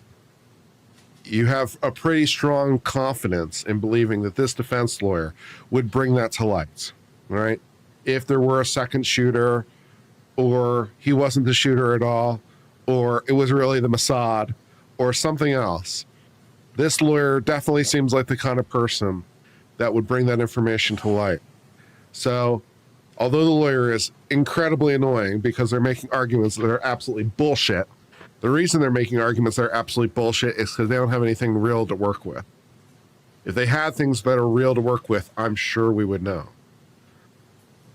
So that gives me some confidence.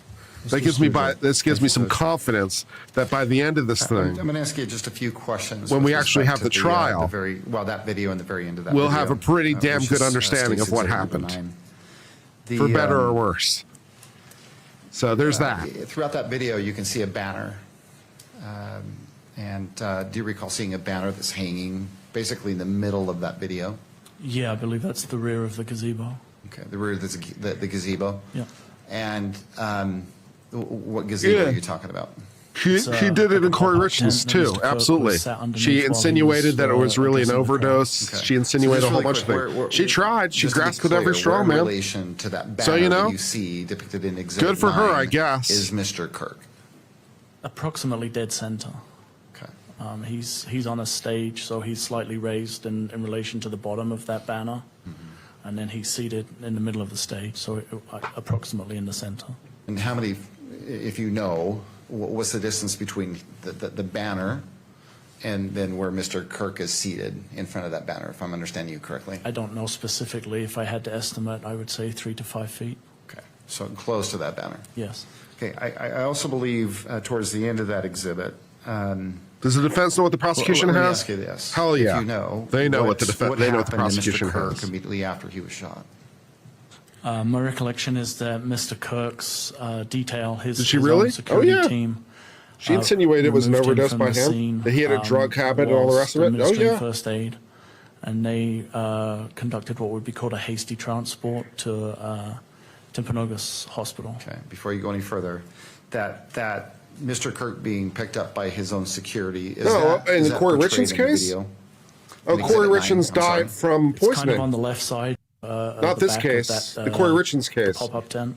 Yeah, she insinuated that Corey Richards' husband, down the left side of the who video died under that of an breezeway. overdose. Okay. And then you said Drug, that he self-inflicted was, drug overdose.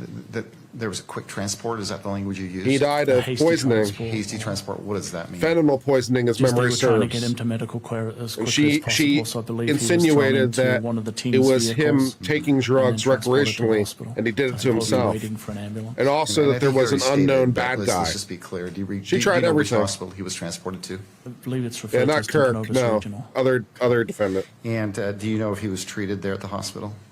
He was, yes. Okay. Do you know whether or not he was pronounced dead there at the Timpanogos Hospital? He was, yes. Okay. And how do you know that? The medical examiner had an investigator that responded to the scene, and I spoke with him, and he informed me that he was at the hospital when Mr. Kirk was pronounced deceased. Okay. And that the medical investigator that you spoke to, do you know the name of that person? Bullock, I believe, Officer Bullock, but if I can refresh my recollection If it'll help, if you have it in your notes, it will help you refresh your memory, go ahead and look at that. Again, don't read from it out loud. It is Officer Bullock, yes. Okay. And he is a peace officer? Officer Bullock? He functions as a law enforcement Is it officer, lies? and he works Officer also lies? for the medical examiner as Dun, a dun, death investigator. Okay. Do you know whether Mr. Kirk was autopsied by the Utah Medical Examiner's Office? Yes, an autopsy was conducted by the medical examiner's office. Do you know when and by whom? Yes, it was late into the evening of September 10th, or it may even have gone through into the morning of September 11th. Okay. And do you know who I'm going to conducted that refresh my autopsy? recollection because of the pronunciation, if you don't mind. If it'll help you refresh your memory, that'd be great. Again, don't read it out loud. Look at it. Let me know when you've done that, and then we'll go from there. Dr. Guajado, I believe is how it's pronounced. Okay. You want to spell that last name? Yes, Guajardo. Your Honor, if this is not personal knowledge, we object to the hearsay. If someone told him all of this, I don't believe this individual was present at the autopsy, so we object to any testimony about the autopsy or what he was told about it. Mr. Sturgill. Goes the effect on the Judge, listener. If I could, I'll just simply lay foundation for the report itself. And I think this is all information that's included on the report. All right, so as it hasn't been moved into evidence just yet, I'm not making a ruling. I appreciate If you that. wish to lay more foundation, that's certainly your choice. So you are aware that the medical examiner's office did conduct an autopsy? You think anyone would mistake me for And, English? Did you receive a report from the medical examiner's office? I did, yes. Okay. I have a pretty Detailing, neutral accent. The But autopsy. I don't know if I could pass for English. Yes. Prior to receiving My the report, humor's myself and British, Agent Davis visited but- with the doctor. Okay. You visited I don't personally know. with the doctor that conducted the autopsy? That's correct. Okay. And then subsequent to that, and did you discuss the autopsy with the doctor at that point in time? Until I Were you opened my meeting with him mouth? Personally? Yes, Ouch. Agent Davis and I had a fairly in-depth conversation, yes. And where did that conversation take place? At the medical examiner's office. Okay. And do you recall the date and time that that personal visit took place?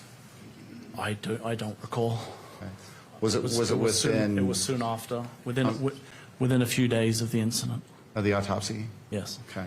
And subsequent to that visit, did you receive a report from that doctor that you visited with? We did, yes. Okay. And that's the Dr. Guajardo that you're struggling to pronounce his name. Is that Yeah, fair I to say? apologize, but yes, that's who it Okay. is. And the report that was sent to you, do you recall when you It received sounded like that a yank. report? I Nice. don't recall the specific date. Okay. Have you reviewed that report? Yes. Have you, again, you stated earlier that this is not the first murder investigation that you've worked. Correct. Put a feather in my This hat is- and call I it take macaroni, This is not the bitch. first medical examiner's report you've received. Correct. That's Mr. Macaroni to you. Do the reports typically look the same? Yes, they're in a standard format that the medical examiner uses. Okay. And this report that you received Yes. from who you believe was the doctor you spoke to Yes. that conducted the medical exam, was there anything peculiar about that particular report that stood out to you? No, it appeared to be a standard form as used by the medical examiner when they send us reports. Okay. On your monitor, Exhibit 11, I'm going to have displayed what's been marked State's Exhibit number 11, Judge, for identification. Right? And I believe there's 9 pages. So let me know when you see that on your screen. It's on the screen. All right. What I'd like you to do is just look at this as it scrolls down through the 9 pages and wait till we get to the very end. And if you need us to pause or stop or slow down, let us know. I want you to be able to look at all 9 pages.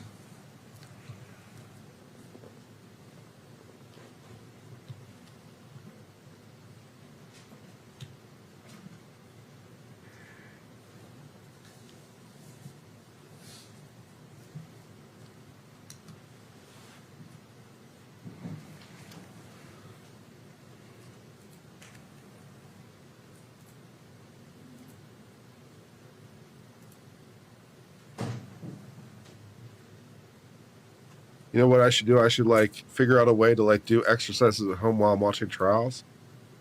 Do some lifts or something involving some dumbbells or something. Get cameras and do some exercises or stuff. Use this time productively. That'd be good. Did you get a look at that? Yes, sir. Okay. Do you recognize what that is? Yes. What is that? That's the medical examiner's report of examination for Mr. Kirk. Yeah, do you recall, you don't recall exactly when you received that? I don't unfortunately remember the specific date when I received it. Do you remember how you received it? Then provided to us electronically. Okay. Via email? Sometimes via email, also on disk, compact disk. Okay. And does there appear to be anything in the exhibit before you? Has that report changed at all? Or does it accurately depict what you received initially from the doctor? It accurately depicts it. Does the state would seek to admit Exhibit 11? Yoga ball chair? Ms. Nestor. The worst idea. Your Honor, this is an expert report without the expert being present, being offered by an individual who's not an expert in this field. If they're presenting him as an expert in this field based on the limited questions about his experience in seeing previous medical exam records, I'd like to voir dire him on his qualifications to opine about it. This is hearsay. It's highly technical. It should be presented only through an expert. It could never come in trial in any other way. We submit that it is hearsay. And to the extent they're going to ask this individual about any opinions about it, that would be improper. He's not qualified to do that. And furthermore, we just think that this is clearly falling under our constitutional concerns about the absence of our ability to be effective, to cross-examine, to question we can't even question the expert's experience or CV or anything that we would normally do to determine if this should even be accepted or considered by the court. And so we strenuously object to its admission and for all those reasons to its publication as well. There's some really personal things in there that should never be published that deal with Mr. Kirk's medical condition. History is the condition of his body. It shouldn't be published, Your Honor. Thank you. To the state. Judge, this is clearly reliable hearsay admissible under Rule 1102 of the Utah Rules of Evidence. I would direct you specifically to subsection B5 for purposes of, and I'm quoting the rule, for purposes of criminal preliminary examinations only not being published. And so although we seek to admit it, we'd ask that it not be published here in the courtroom, or that it be published in any fashion or way that the public can see it by virtue of the camera. Ms. Nestor. Your Honor, I just want to point out that even though 1102 has a provision about exams, I mean, the court still has the overarching mission under 1102 to make this reliability finding, right? And it's just completely in a vacuum being offered by someone who's a police officer. So again, we would just argue that you're just not, it's hampering you from making the analysis you need to make to admit it, and we object to it. All right. Anything further from the parties? No, Your Honor. No, sir. All right. So again, relying upon the analysis on Utah Constitution, Article 1, Section 12, as it relates to reliable hearsay, and then turning to Utah Rules of Evidence, Rule 1102, B5, specifically notes medical and autopsy reports and records. The court is going to overrule the objection and admit State's Exhibit, I believe it's 11. 11, yes, sir. Citing to Utah Constitution, Article 1, Section 28, dignity portion, respect and dignity. It will not be published either in the courtroom or viewable on media by the camera for the reasons previously stated as it relates to the video. And so the court will receive it, and it is admitted into evidence. And that concludes that portion. Mr. Sturgill, is this a good point to stop to take our 15-minute afternoon break? I think it'd be a great idea, Judge. I've just got one last question. All right. With respect to the medical examiner's report. Agent Hull, in that report, does the doctor relate cause and manner of death? He does, yes. Okay. And in that report, what is the stated cause of death? It was stated as a murder. And manner of death? It was a gunshot wound to the neck. Yeah, wow.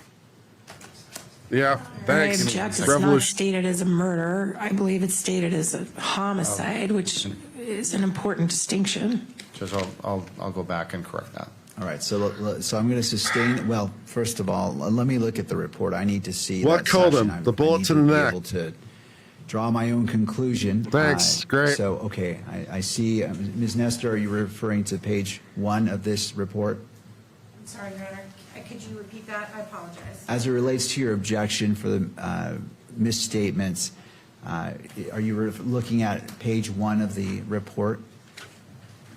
Yes. All right. So And, Your Honor, I also need to make an objection on the best evidence rule, too. Thank you. All right. So Really? I'm going to sustain the objection as it relates to the manner of death. It does not say murder, but in regards to the best evidence rule, again, under 1102 and the Utah Constitution that it permits reliable hearsay, it is, State's Exhibit 11 is admitted. Mr. Sturgill.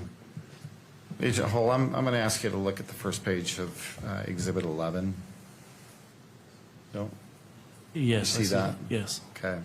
So let me ask you again, and you can look at it. Yeah. And would you mind relating what the doctor reports as the manner of death? Yes, I misspoke. It does say homicide. And then the immediate cause of death? Gunshot wound of the neck. Nothing further, Judge. Thanks. Well, at this moment, I think it'd be a great idea that we take a 15-minute break. Right, we'll go ahead and go on break. We'll come back at 3:25 and resume with this witness at that time. Court is in a brief recess. Wow, they cut the audio off that fast. Thanks for the seal. All right, on civilians. Can I get a what? Can we get some justice? Is there a jury? No, we are not doing a trial. We are doing a preliminary hearing. The conclusion of which is a foregone conclusion. The question is there enough evidence to charge this guy? The answer is yes. Everything else is a waste of time. But we're going to do it anyway for reasons that are not necessarily readily apparent. But he's entitled. He's entitled for whatever value he thinks he's getting out of this. He's entitled. So we'll do it because he's entitled to it. Okay. Fine.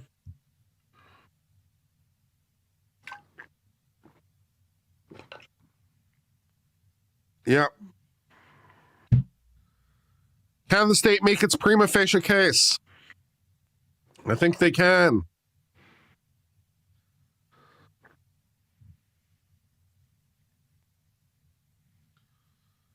Do I think he was shot? There seems to be substantial evidence to that effect, yes. There seems to be substantial evidence to the effect that he was shot in the neck by this asshole. There is no evidence yet to any view of the contrary. Not that the defense has put on evidence, nor will we necessarily expect them to. In a preliminary hearing, they could, but why would they? That would be really odd. So if there is any evidence to the contrary, that will probably be reserved for trial. However, the evidence, the prima facie case does seem pretty well established that this asshole, Tyler Robinson, shot Kirk for whatever reason he did. Unclear motivation, not necessarily clear. Just because he's a whack job. I mean, you can't put it that far apart. Doesn't necessarily need to have any particularly clear motive. Just because he's a whack job who has emotional issues and bullshit. So, it doesn't necessarily need to be a very complex reason.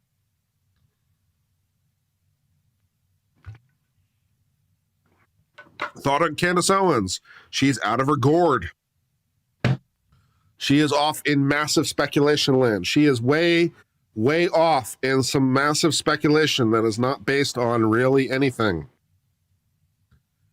It is unhinged nonsense that is unmoored from any factual reality. It is wish casting. Cray is a good way of putting it.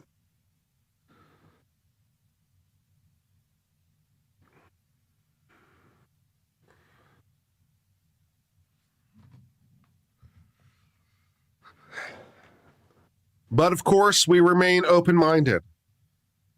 The question for today is only, is there enough evidence to charge this guy? The answer is yes. Obviously, duh. So I'm going to skip to the end of the page on that one because, well, I only needed 2 out of 10, and I was there quite a while ago. So as for this hearing, I know what the answer is. Yes, we can go forward. For the actual trial itself, I look forward to hearing the evidence in further detail. If there is evidence that suggests other participants or a conspiracy or whatever, I am open for that. I am open for anything that is based on evidence. Give me evidence and I will consider it. Don't give me bullshit. Do I think there will be a big group live stream? I don't think so anymore. No. LawTube doesn't really do the group thing anymore. I will cover it because I'm interested in it.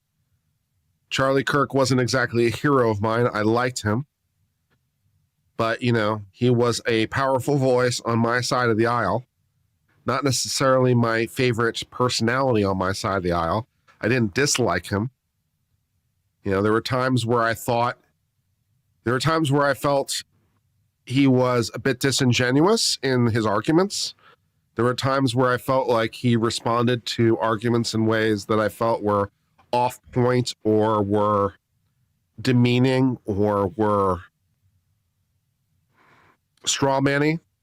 So there were things about his presentation style that I found a little unfair at times and a little untoward at times. Then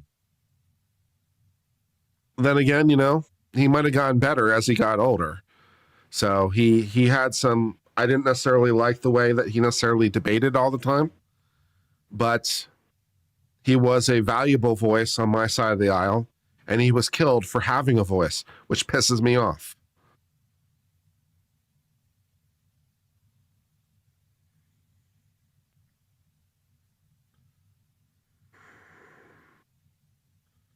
Yeah.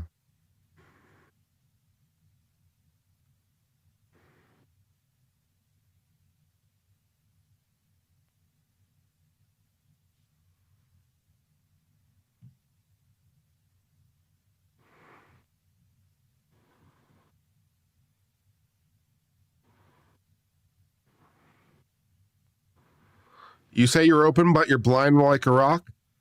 I disagree massively. I'm not blind. I just have not been presented evidence. I'm a legal analyst channel. I'm a legal analyst channel. I pursue evidence that's brought into courtrooms and proceedings. So I've not seen any evidence brought into the proceedings that convinces me of anything other than the narrative that the state is forwarding.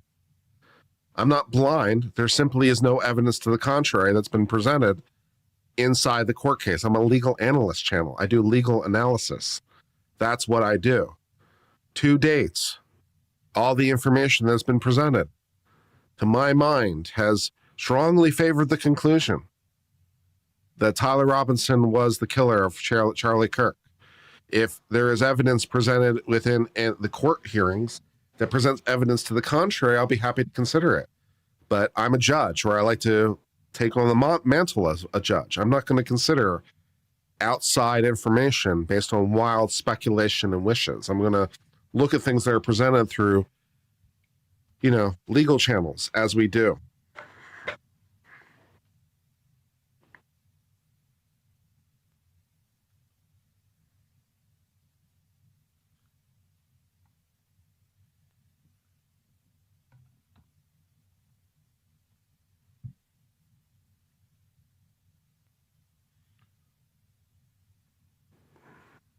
You need to zoom out, but then that wouldn't be a legal education channel.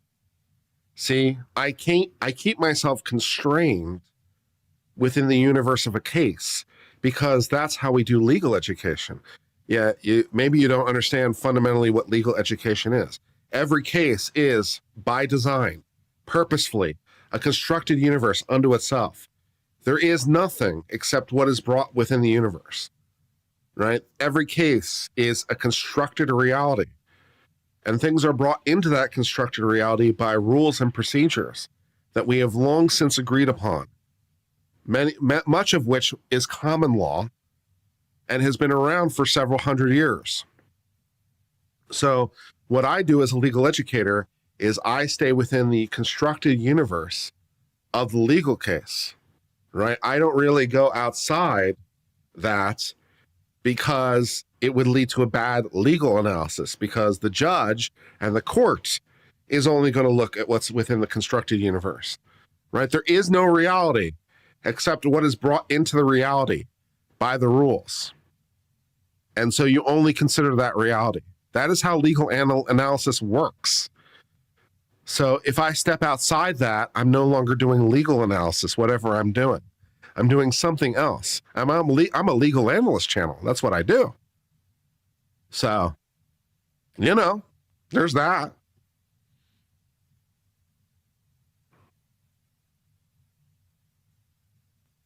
Read the whole statement. Lush whole statement. You're better than all of us at what you do, but to be stuck in the stand as those with the camera pour in with a bucket, you're at their whim. Yeah, but I'm a legal analyst channel, so there's that. So I don't know what to tell you.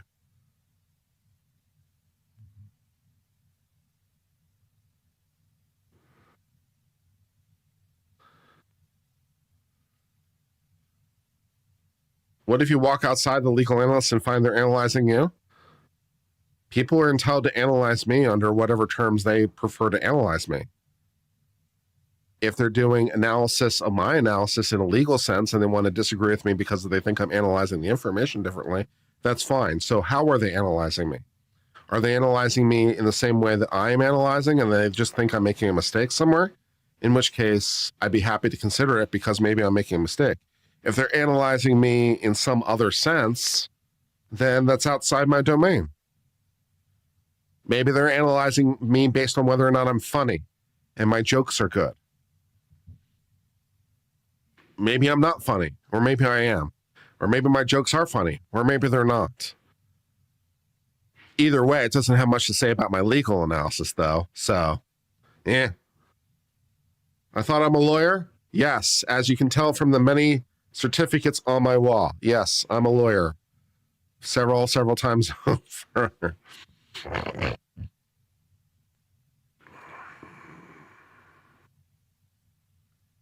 Yeah, no, I'm not doing any of those things, man. I'm not zooming out to do Egyptian planes or any of that. If it's not in the case, it doesn't exist. There is no reality except what is in the case. Until it's in the case, it doesn't exist. There is no Egyptian plane because it hasn't been brought into the case. You fundamentally misunderstand what this channel is about. I can't help you.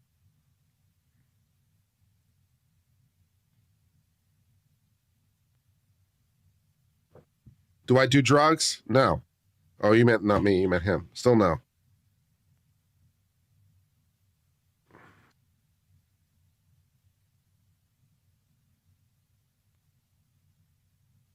What if I'm wrong? Wrong about what? Again, if my legal analysis is wrong, I'm happy to have those discussions. And I've had those discussions with people where people have said, oh, I think you're misanalyzing this witness or you're coming to the wrong conclusions. And it's like, oh, since sometimes I change my mind and sometimes I don't, right? When I listen to other people's analysis of a witness and what they think, it's like, okay, sometimes I'm like, okay, yeah, you have a point. And sometimes I'm like, no, I'm still believe what I believe, kind of like a juror might, right? So if we're having analysis about what the evidence fairly depicts or what conclusions it reaches, then, we can have a discussion. And I may change my mind or I may not to the degree which you persuade me. Because that's what a reasonable person would do.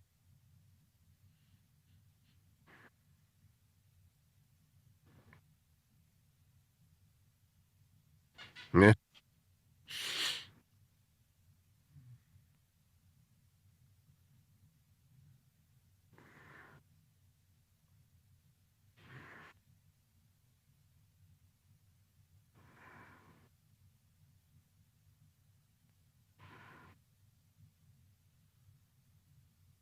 Yeah, and the evidence at trial could potentially change what we conclude. Because all we're trying to conclude today is whether there's probable cause, which the answer is clearly yes. So, I knew the answer before we started because there was more than enough information available to reach that conclusion. Now I'm seeing it presented formally, but well, yeah, obviously the answer is yes. So the only question we're trying to resolve at the moment is there probable cause? The answer to which is yes. Is it proven beyond a reasonable doubt? We don't know yet. there's evidence that strongly suggests, but we have not reached that conclusion. And we certainly haven't heard anything the defense has to offer. And maybe they'll be able to poke holes in it and cause us to have reasonable doubt. Which again is like and again, that question is distinct from the question of whether Tyler Robinson did it, right? Because the question of whether Tyler Robinson did it and the question of did the state prove it aren't the same thing. So hypothetically, we could come to the position where I could say Tyler Robinson did it, and also the state of Utah has failed to prove its case. Therefore, the correct result is not guilty. Because the state of Utah has to prove its case, right? So I'm like, well, I think he did it, but also think the state failed to prove, therefore, the result is not guilty, which is the legally correct result. You know? And hypothetically, we could come to the position where, I think the answer is not guilty, but the jury thinks guilty. And depending on the disparity of our opinion, I could just view it as we came to a different conclusion, or potentially the jury's out of its mind. Well, we don't know yet.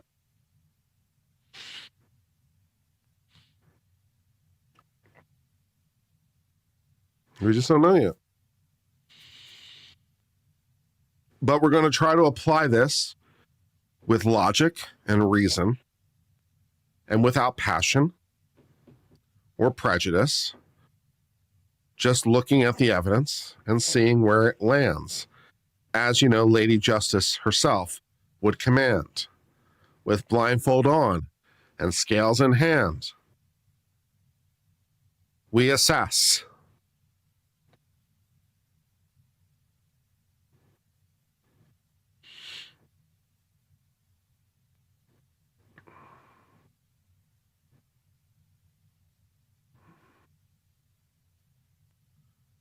Yeah, not guilty is not the same thing as innocent. Those are two different questions. Yeah. We can simultaneously believe that he did it and believe that he's legally not guilty, because we're asking different questions. Like if we believe, hypothetically, if we conclude with 85% confidence at the end of this thing, if we conclude with 85% confidence that Tyler Robinson did it, I would say, I believe Tyler Robinson did it and also believe that he should be found not guilty, because 85% just ain't good enough. So that's it.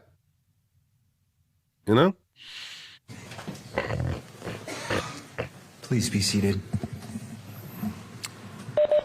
Court is back in session.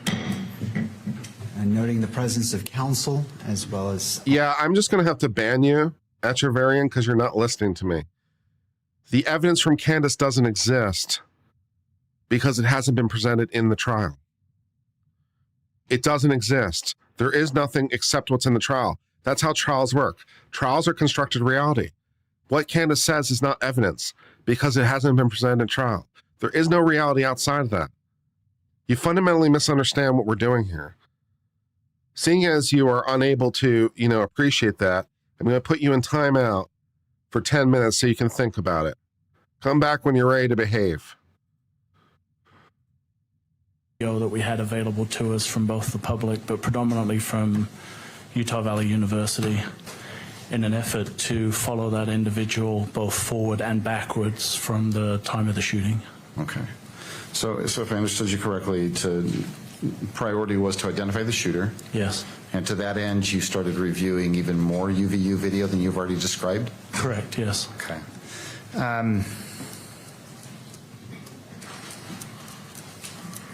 What, if anything else, either did you do or happened initially that helped you identify who that shooter was? So there was hundreds of hours of video that was reviewed, but the predominant focus, again, was on tracking the individual from the roof, either after the shooting had occurred or trying to trace the steps of the individual prior to the shooting. Okay. And we were able to do that through a combined effort of individuals. And the focus was having people reviewing video identify people who could fit the original description of the individual that had jumped off the roof. Okay. At that point, So at this point, approximately how many hours of UVU video do you think you personally had seen or watched? Myself,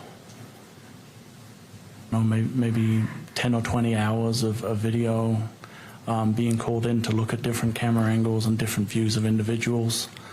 But there was a large team of people reviewing video. Okay. Reviewing video? Yeah, from UVU. Or some of them SBI agents? Yes, correct. And combined, how much video do you think you watched that first day on the 10th? It would be in the tens or hundreds of hours of video was reviewed. Okay. Did anything else come along that helped you identify who that shooter might be? Eventually on the evening of the 11th, we received word from Washington County that an individual in that area had reached out to law enforcement and was wanting to turn themselves in for the incident at UVU. Okay. And did you, at that point in time, did you receive a name from Washington County? Yes, we did. And what was that name? Tyler Robinson. What, if anything, did you do with that information, the name Tyler Robinson? That information was given to our SIAC, or our State Information and Analysis Group, and they put together what would be called a workup. So they would look at driver's license records, DMV records to determine addresses, obtain pictures of individuals, and then any associated vehicles or things like that. So was that done with Mr. Robinson? It was, yes. Driver's license record was pulled? Yes. Did that include, if you remember, or do you know, did that include a photograph of Mr. Robinson? It did include a photograph of Mr. Robinson, yes. How about an address and date of birth? There was an address and a date of birth, and I believe a DMV record with an associated vehicle. All right. And so that DMV record did include a vehicle that was associated with Mr. Robinson? Correct. Okay. Do you remember what the make and model of the vehicle was that was tied to Mr. Robinson? The Dodge Challenger. Anything else beyond that you remember? It was silver in color, and I believe there were two registered owners of the vehicle. Okay, and who were the registered owners? Mr. Robinson and then his mother. Do you recall whether or not a date of birth was included in that driver's license information that you got initially? Yeah, I believe the actual driver's license record was shared, so it would have included a date of birth. All right. With with Tyler Robinson's personal information, were you able to expand your search at all? Yes, once we knew a vehicle that we were looking for and we had an actual image of the individual, then we were able to use that video footage to try and track that specific individual. Okay, and I'm sorry, let me clarify. So when I said expand your search, I'm referencing the UVU surveillance video. Yes, we were able to. Okay. And were you able to identify in that expanded search, did you believe you located that Challenger? We did, yes. Okay. Were you able to determine at what time or times Mr. Robinson visited the UVU campus on September 10th? Yeah, we were able to establish that Mr. Robinson had been on campus approximately 4 times throughout the day, twice before the shooting, the time of the shooting, and then after the shooting later in the evening into the early hours of the 11th.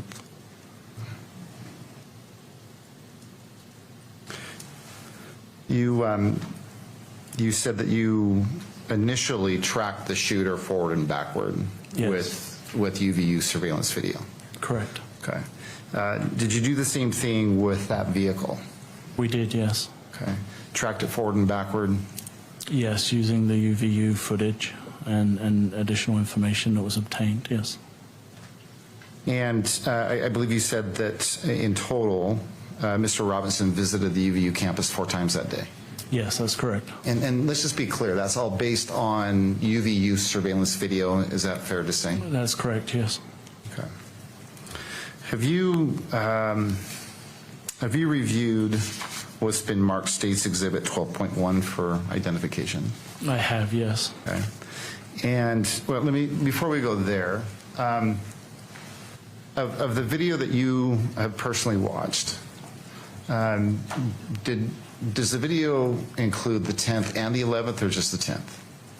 The video I've seen includes the 10th and then a very small portion, I think, about 0:30 of the 11th. Okay. And I think you said initially you watched about 20 hours of video. Yes. Since that time, have you watched additional video? Yes. UVU surveillance video? Yes. Okay. And who provided the UVU surveillance video to you? It was part of the collection of videos that was provided by Mr. Olson and his team that we already discussed previously. Okay.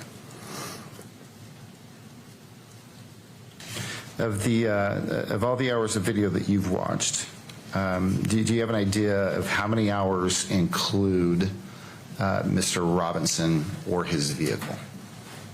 Just with UVU or in Just with total? UVU, I'm sorry. Just with UVU would probably be about 16 hours. And let's be clear, this is someone you believe to be Tyler Robinson. Correct. Okay. And this person that you've identified as Tyler Robinson, that you've been investigating and that you viewed in the numerous hours of video from UVU, would you recognize that person if he were in the courtroom today? Yes. Is he in the courtroom today? He is, yes. Would you point him out and describe something that he's wearing? Your Honor, we object to unduly suggestive in-court identification for constitutional grounds. What? What are you talking about? Do you wish to specify an unduly constitutional? Unduly, yeah. I'm trying to understand your objection, so Yeah, I want me to make sure too. I fully understand. Your Honor, I think there's some, and I'll defer to Mr. Byrd if he wants to jump in, but I believe there's a long line of case law that says, and you ask someone to identify the defendant when they're the only person, sitting at the table with defense counsel, that's unduly suggestive and taints any future or past. What case law are you referring to? Identification. So we object to that happening in this What fashion at case? this time. Cite one. Mr. Sturgill. Cite a case. Agent Hull has testified that he has watched numerous hours of video. Take a step back. He has looked at Cite a personal case. identifying information of an Cite individual by one. the name of Tyler Robinson. He's looked at the driver's license record, and he's also looked at the DMV records and has been able to determine what car that person drives. He's also looked at surveillance video that he believes depicts this Tyler Robinson. And I've simply asked him if that person that he has seen, both in driver's license photos and the surveillance video, if that person is here in the courtroom today. And I don't know that that's unduly prejudicial or suggestive. It's the routine. I don't know of any other way to do it other than the way I just did it, Judge. All right, well, I wanted to verify the format of the question. I remembered it in my mind, but to Ms. Nestor, was that an accurate portrayal of the question that was asked? Yes. Okay. Mr. Sturgill, anything further before I issue my ruling? Well, no, other than, Judge, I believe Cite it's worth a noting case. that Mr. Robinson Cite is in one. plain clothes. A long line of cases, like what? He's in Counsel, plain please approach clothes. the bench. I want to know what bullshit case this is. Come up with your bullshit case law. I want to look it up. I'm not saying it doesn't exist. I definitely want a citation for that one, though. I want to look up your bullshit case. It better be real fucking good. There's a long line of cases. Oh, I'm sure.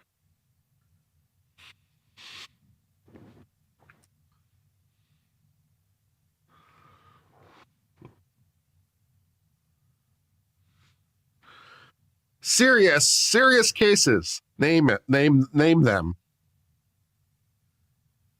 Give me chapter and verse. This better be real fucking good.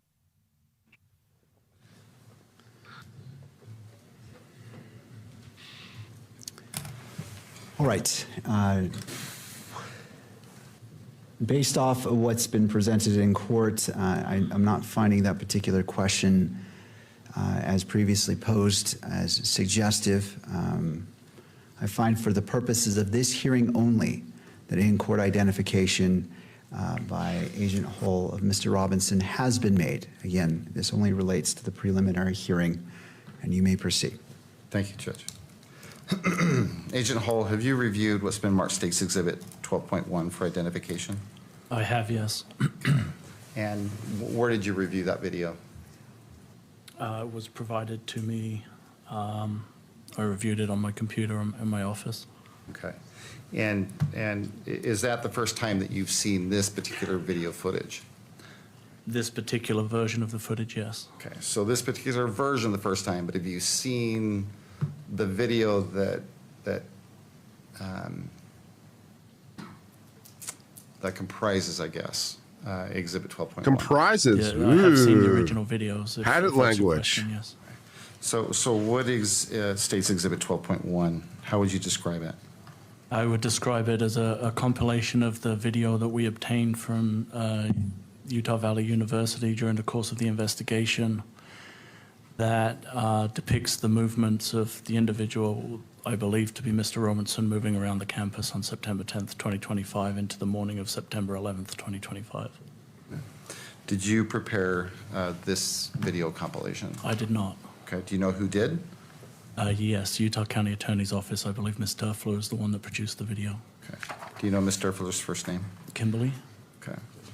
What, if anything, did you do to authenticate the video in this compilation?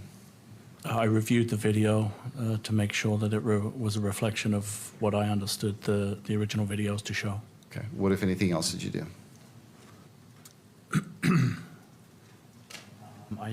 I reviewed it. I know that there were some zooms and some changes to the footage. Okay. Did you meet with Mr. Olson with regards to this particular video? Yes, this video was also part of that original meeting with Mr. Olson for the prior exhibit, yes. Okay. So at the same time, you sat down with Mr. Olson and discussed the prior exhibit. And let's just be clear which exhibit that is.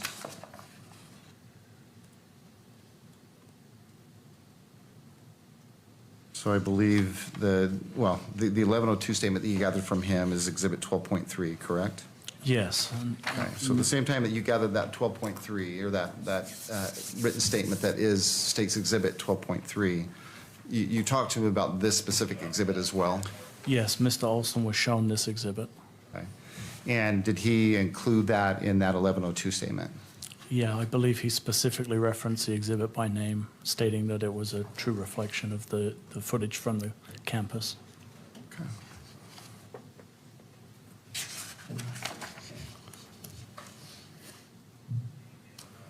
And let's just go back to what you were stating earlier. To you, it appears to be a compilation of videos that you've already seen. Correct. That you received as a mass dump, I guess, for lack of a better term, if you view video. Is that fair to say? Yes. Okay. And the Exhibit 12.1, does it appear to be the same as the raw video that you've seen previously? It does, yes. Okay. Are there some minor, are there any added additions or anything different about this particular exhibit? There are some portions of the video where a zoom is initiated, which wasn't a function of the cameras. I believe some specific individuals have been blurred from the footage, and I believe there are some red circles to show poignant information or individuals within the footage itself. Okay. So other than the red circles, the blur, and the zoom, does it appear to accurately depict what you've seen in the raw video footage? I believe so, yes.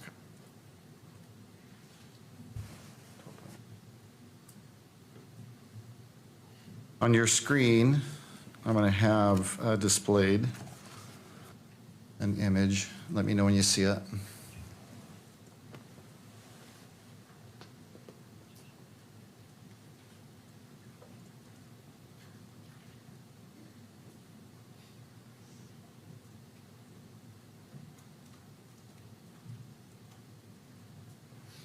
The image is there now. It's gone again. Is it there? We're back, yep. Okay, we're back. So do you recognize what this is? Yeah, this is the first frame of the video compilation that we just referenced. Okay. And again, this video portrays what you believe is Mr. Robinson visiting campus that day? Correct. Okay, and is it throughout the day? It is, yes. And then I believe you said into the early morning hours of the 11th, is that right? Correct. Okay.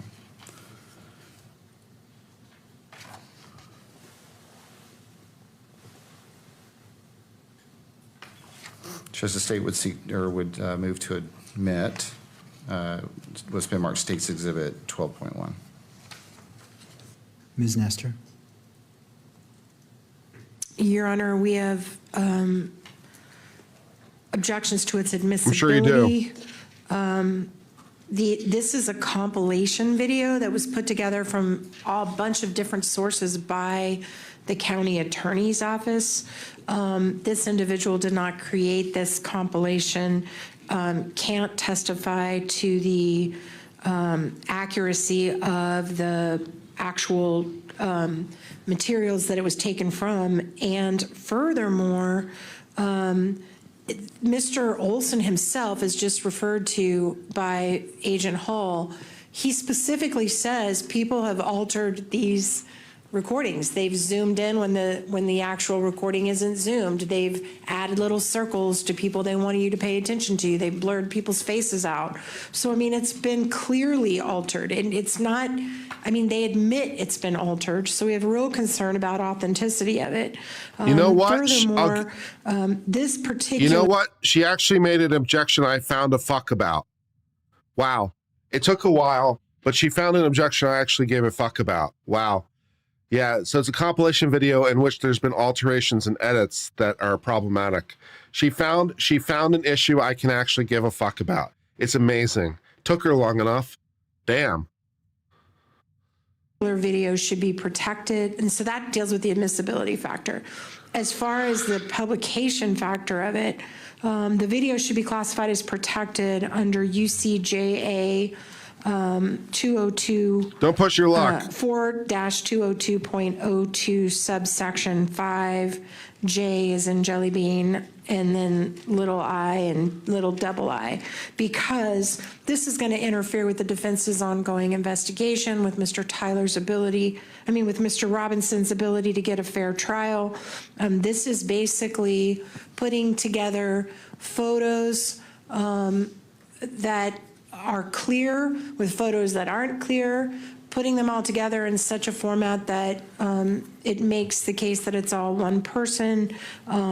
It would be extremely prejudicial for people that may ultimately serve on this jury to watch this video before this case goes to trial.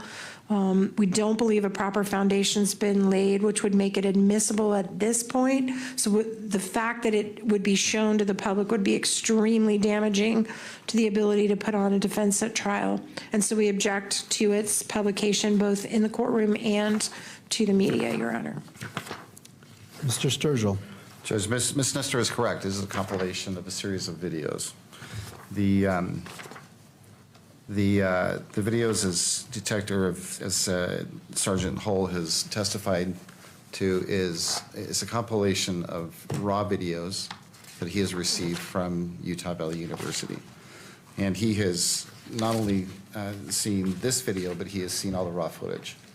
And by his estimation, or according to his testimony, these are all videos that are accurate, and they depict what the raw footage depicts, other than those minor additions. Judge, if you refer to Mr. Olson's written statement, it's Plaintiff's Exhibit 12.3.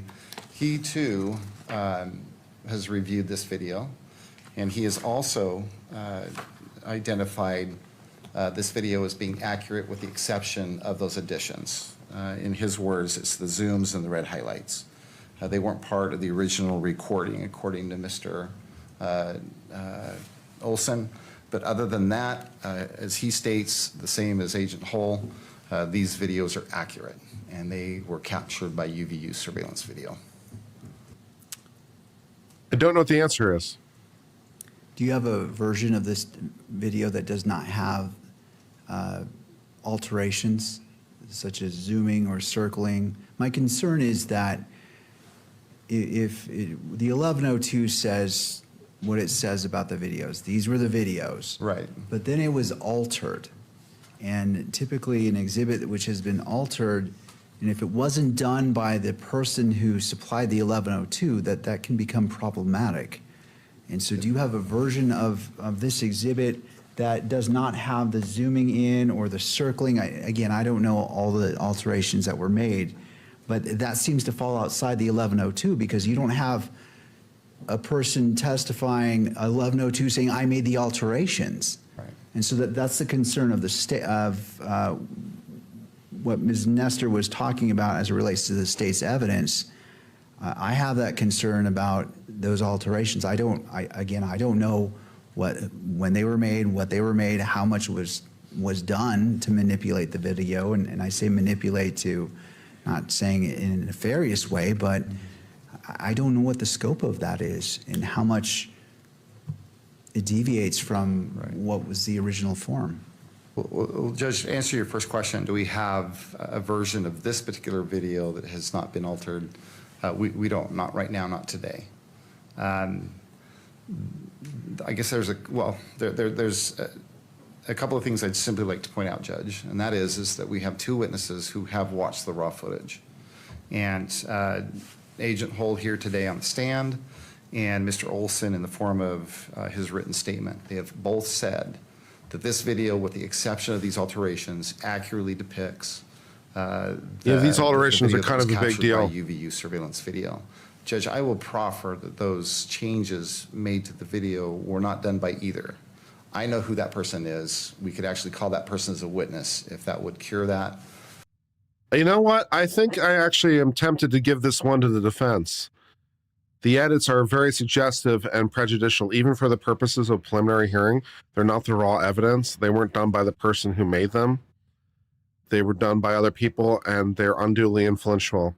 I actually think I'm going to give this one to the defense. I'm not sure which way the judge is going to go, but I actually think I'm going to give this one to the defense. They found an objection I can actually be bothered to give a fuck about. It's amazing. It's amazing. But I think I'm going to give this one to the defense. Let's see which way the judge goes. We're prepared to do that if necessary. But Judge, I think that our burden is to simply authenticate, what this is. And it is a video that, with only a few exceptions, alterations, that really don't change the substance of the video or the content of the video. They kind of do. They're accurate. They depict what the cameras captured on September 10th and the 11th. I think no. And we have two people who have seen that raw footage, and they've explained. Then present the raw footage. Come back tomorrow. Call them tomorrow. Present the raw footage tomorrow. And the additions I will submit, Judge, were only added to make it easier to view. Yeah, no. Anything further from the parties? No, Your Honor. All right, I'm going to go ahead and I'm sustaining the objection. Typically, when exhibits are admitted to the court, it is without alteration. If a party circles an exhibit, a photograph. So I came to the right I came to the right answer. The judge and I both agree. It's too much. Too much. It's too much. So Uncivil comes to the right answer. The judge comes to the right answer. All right. Kick ass. The defense gets a point. You got a brownie. Yay. It's not going to help, but you got a brownie. Good joke. Good for you. Graph. That's not the original format, and I do not have the person who made the alteration, an 1102, to substantiate that. And what I have is the original video, and Mr. Olson saying, this is the video minus the alterations. And we have Agent Hull saying, this is the video and there are alterations, but I'm missing a link. And it may be minor, but in this type of case, I want to be thorough. And I want to make sure that what is minor is still important. And for those reasons, I'm going to sustain the objection and leave it to the parties on how you wish to handle the video in the future. I don't want to provide guidance either way. Right. But as it stands today, this exhibit, State's Exhibits 12.1 is not admitted. Okay. Judge, could I have just one moment? You may. I respect that. I respect that. It was a lot. Even for a preliminary hearing, that's a lot. Too much. Respect.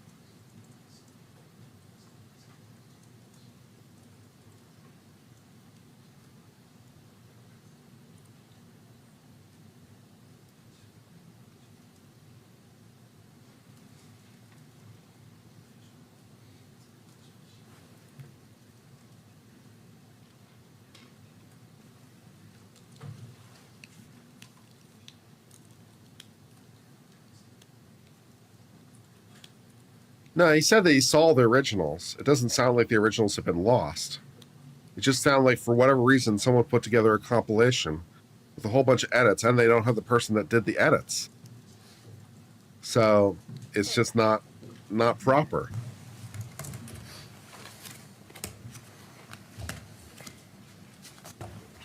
And they're not like inconsequential.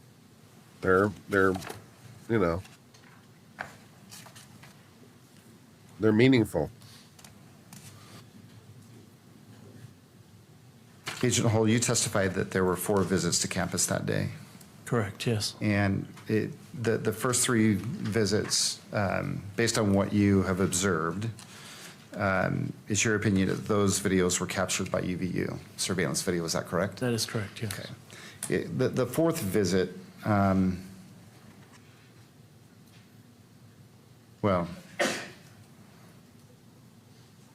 the 4th visit too was captured by UVU surveillance video. Is that correct? Correct. Okay. Was there any other video that was collected either on the 10th or the 11th that you believe might be important or relevant to today's hearing? There was a large amount of video. Well, I'm going to be a little bit more specific. Was there, other than UVU surveillance video, was there any other video that you collected and subsequently gathered an 1102 statement for? Yes, we collected Ring doorbell footage from the surrounding neighborhoods. Okay. Let me ask you this. Did that include video from a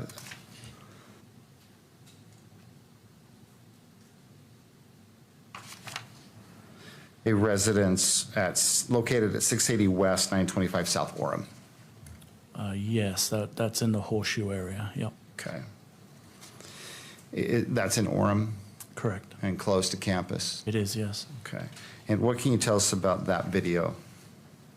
There was a Ring doorbell video that was provided that showed a vehicle consistent with the one we had identified as belonging to Mr. Robinson, parking in front of the residence across the street. Okay.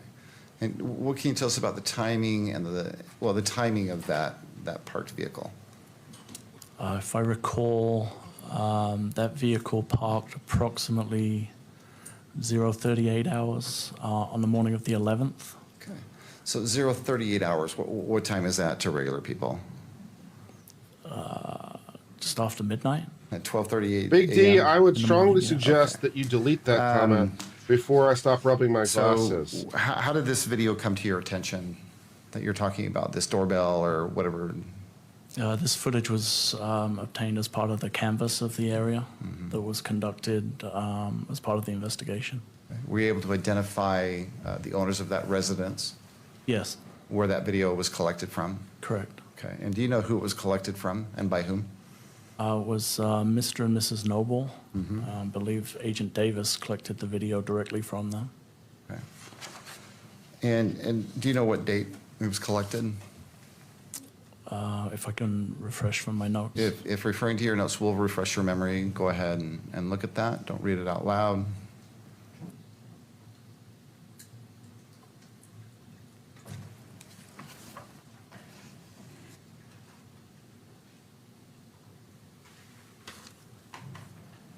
I don't have the specific date, but I do know that myself and Agent Davis returned to the address as we had done with previous videos and had the owners of the video verify that it was from their system. And we did have them complete an 1102 statement, which would be dated. Okay. Do you know, so let's talk about this. What does this video look like? It's a nighttime view looking from the front porch of the residence across the street. Okay. And what about that video? Why was this particular video significant to you, or why do you think it was related to this case? We know from the UVU footage that the person we believe to be Mr. Robinson had an interaction with law enforcement.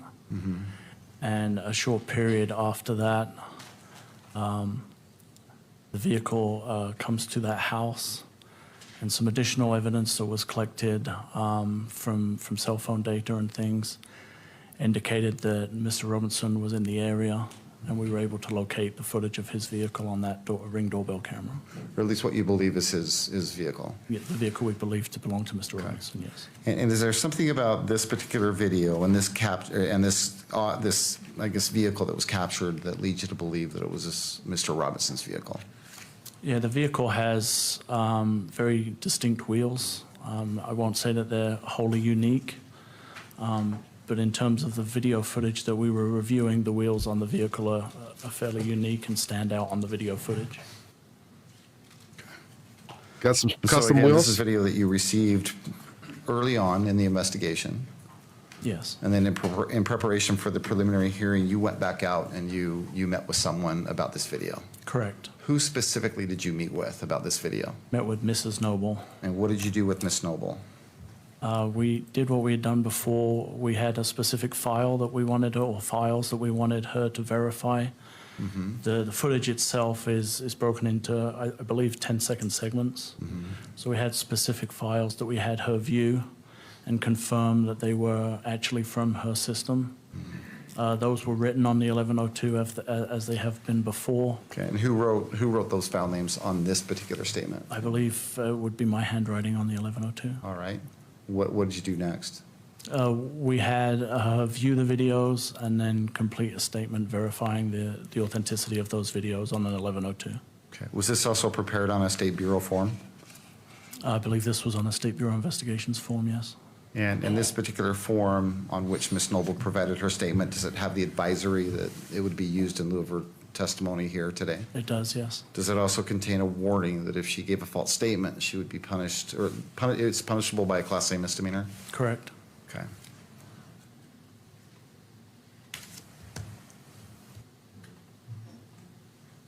I'm going to have displayed on your monitor what's been marked State's Exhibit number 13 for identification. Let me know when you see that, would you? I can see that.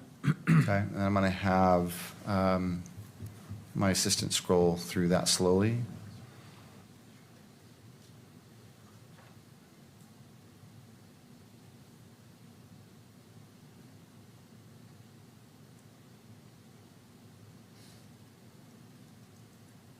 Okay. Do you recognize that? I do, yes. What is that? The 1102 that myself and Agent Davis collected from Miss Noble. Okay, and does it appear to be in the same condition as when you collected it? It does, yes. This is a copy, right? Yes. Okay. And the personal identifying information appears to be redacted, is that right? It has been redacted, yes. Okay. It wasn't redacted when you collected it, right? No, the original form was not redacted. So other than the redactions, it appears to be in the same condition as it was when you collected it. That is correct. State would move to admit Exhibit 13. Ms. Nestor?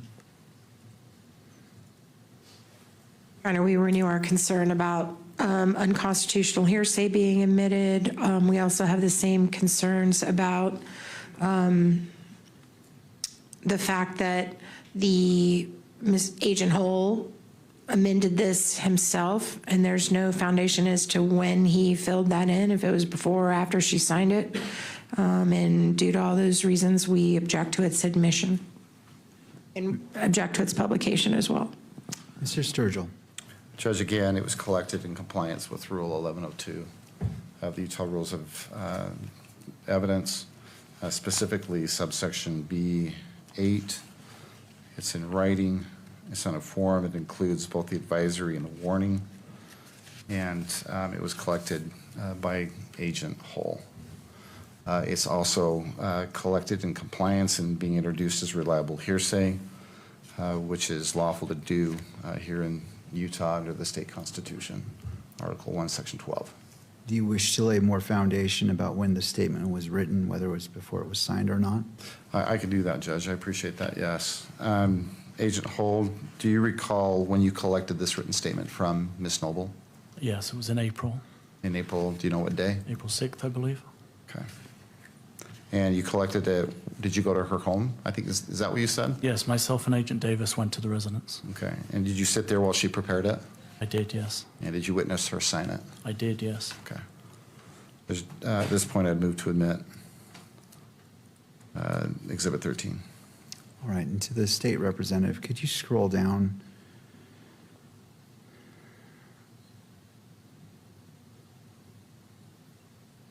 Okay. All right, pursuant to the Utah Rule of Evidence 1102 and Article 1, Section 28, Article 1, Section 12, which allows for reliable hearsay, I'm going to move it into, it's going to be admitted into evidence over the objection of defense. I note in particular that it states that I confirm that the above files were taken from our Nest doorbell videos and are accurate. And right before that statement is the notations that were allegedly made by Agent Hull. And so for those reasons, court finds proper foundation has been laid and that this exhibit in its entirety is admitted into evidence. As it relates to publication, I will authorize publication in the courtroom and by the media if they so wish to capture it in that form. Again, following the same format, have it on that first portion of the screen for about 10 seconds and then scroll down to the written portion for about 15 seconds and then scroll to the very bottom to ensure that the full exhibit has been displayed.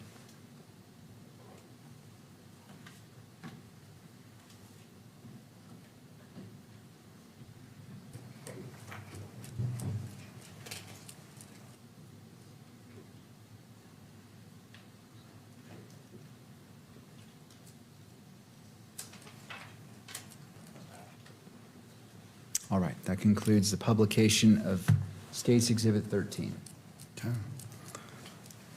Thank you, Judge. The video that you took with you that day when you visited with Noble, or Miss Noble, had you previously, well, you've stated that the videos that you showed, the Nobles, were actually more than one video. Correct. Okay, and I believe you said they were like 10-second clips. If I recall correctly. Short yes. clips. Okay. And you showed Miss Noble all of those videos that are identified in that statement. The one shown on the statement was shown to Ms. Noble, yes. Okay. Have you had a chance to review what's been marked State's Exhibit number 12.2? Yes. Okay. And when did you have a chance to review that exhibit? I believe that was reviewed last week, I believe. Okay. With yourself. Okay. And does that video, is it a single video that you watched? No, I believe it's 4 separate short videos. Okay. And as far as, and I understand that, but as far as 12.2 is concerned, what does that exhibit consist of? It shows the vehicle believed to be driven by Mr. Robinson arriving in front of the residence, an individual exiting the vehicle and moving away from it, followed by an individual returning to the vehicle and unlocking it, and then it shows the vehicle a short time later starting and leaving the area. And those are the videos that you showed Miss Noble? Yes. Okay.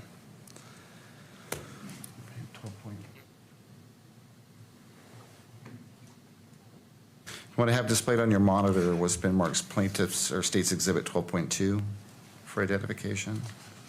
Let me know as soon as you see, should be a still image. It's there. Do you recognize what's depicted there? Yeah, this is the view looking what would essentially be west across the street from the Noble's residence. Okay. At 12:38 a.m., I guess, or 0:38? Yes. Okay. And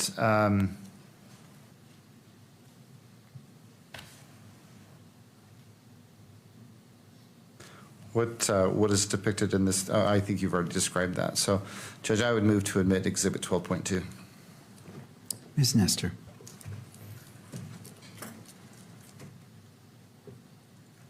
Your Honor, we renew our objection to allowing in the evidence without the sponsoring witness.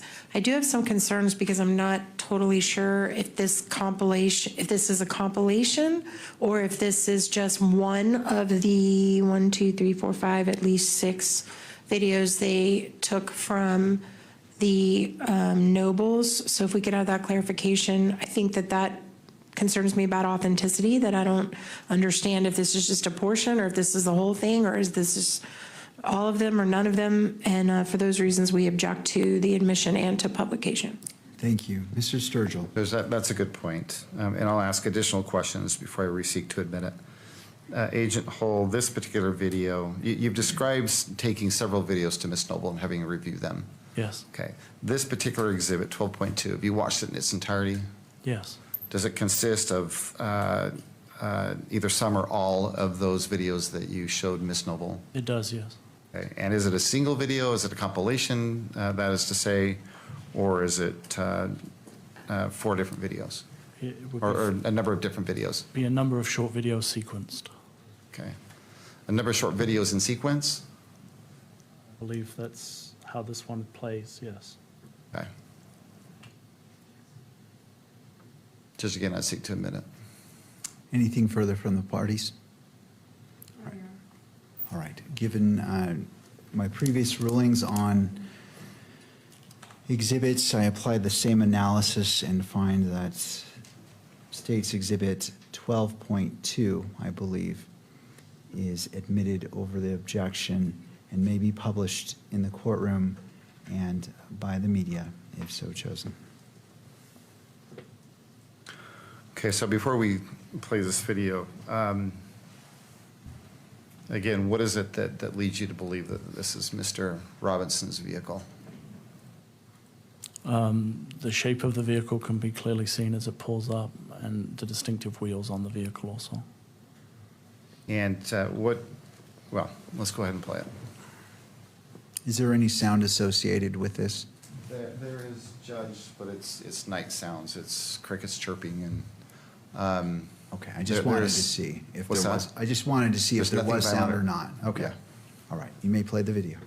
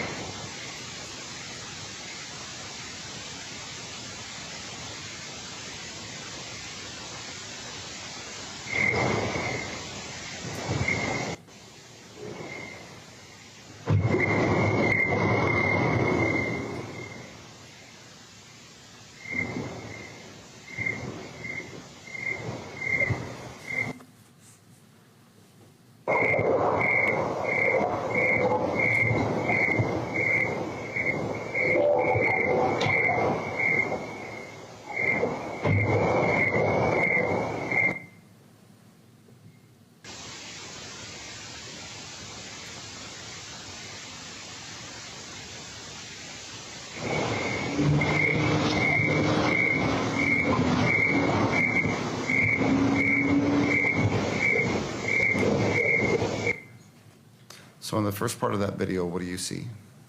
The vehicle we believe to be driven by Mr. Robinson pulling up and parking in front of across the street, but in front of the residence. Okay.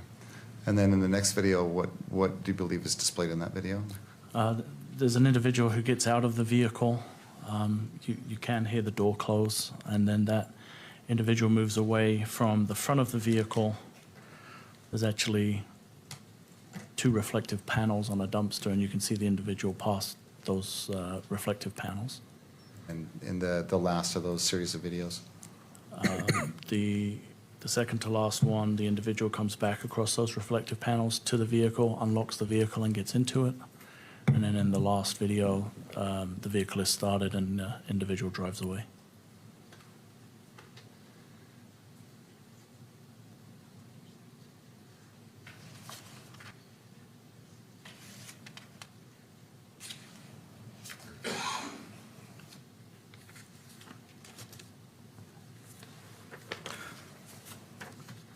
Just one moment, Judge. Yes.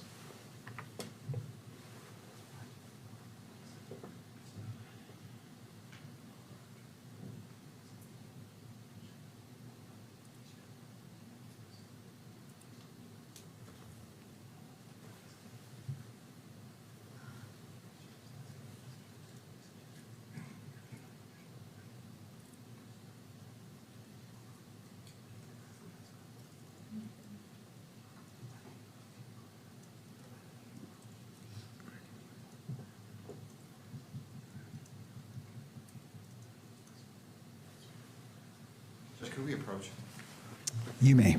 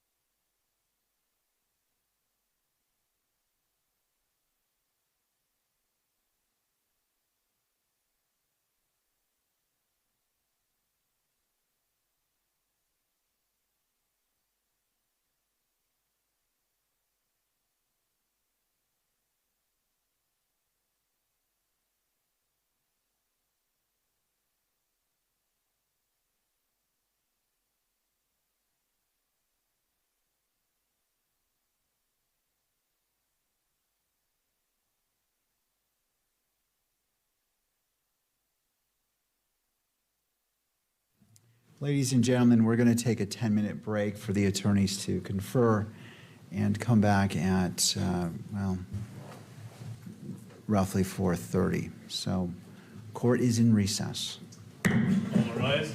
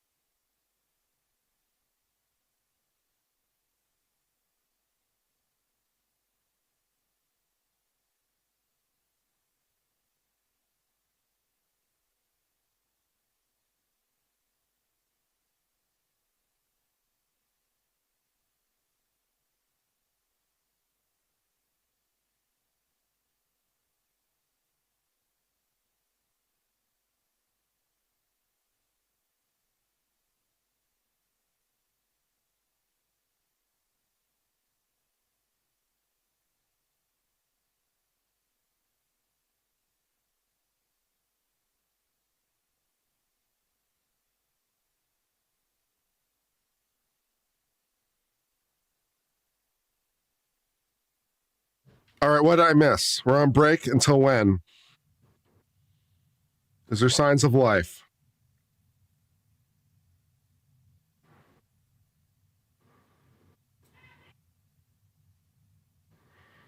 $4:30? So 2 minutes ago? Okay.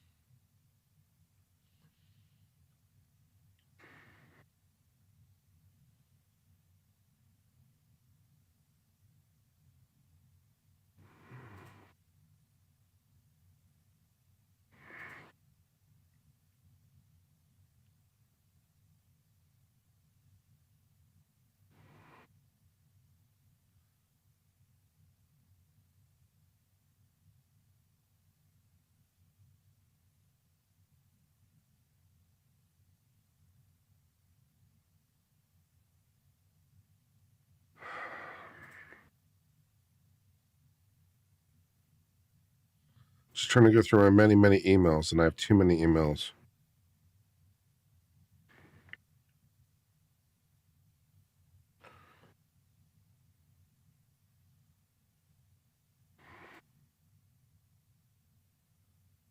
And apparently, there was a problem with my energy bill or something, and I have to like pay it manually or something. I don't know. They did just change energy providers though, so there's some sort of problem with my energy. So I have to figure out who I have to pay now because they changed my energy provider on me. My energy provider, I think, went out of business and sold its business to somebody else.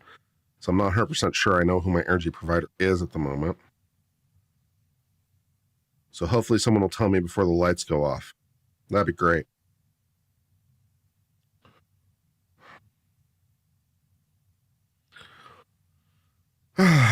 Dramas. How you guys doing?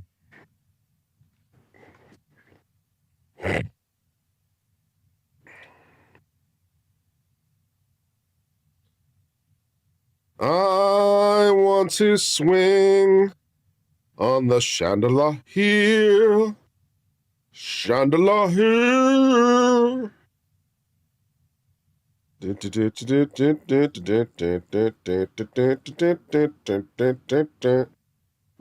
attorneys are conferring. What are they chatting about?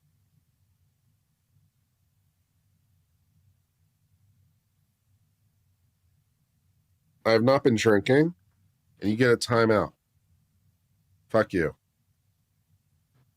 Come back when you want to be nice.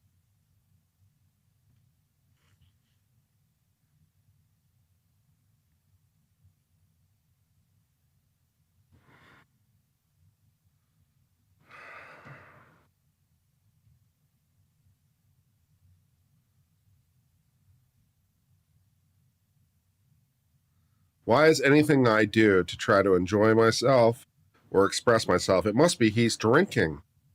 There could be no other reason that he might want to try to sing a song or anything.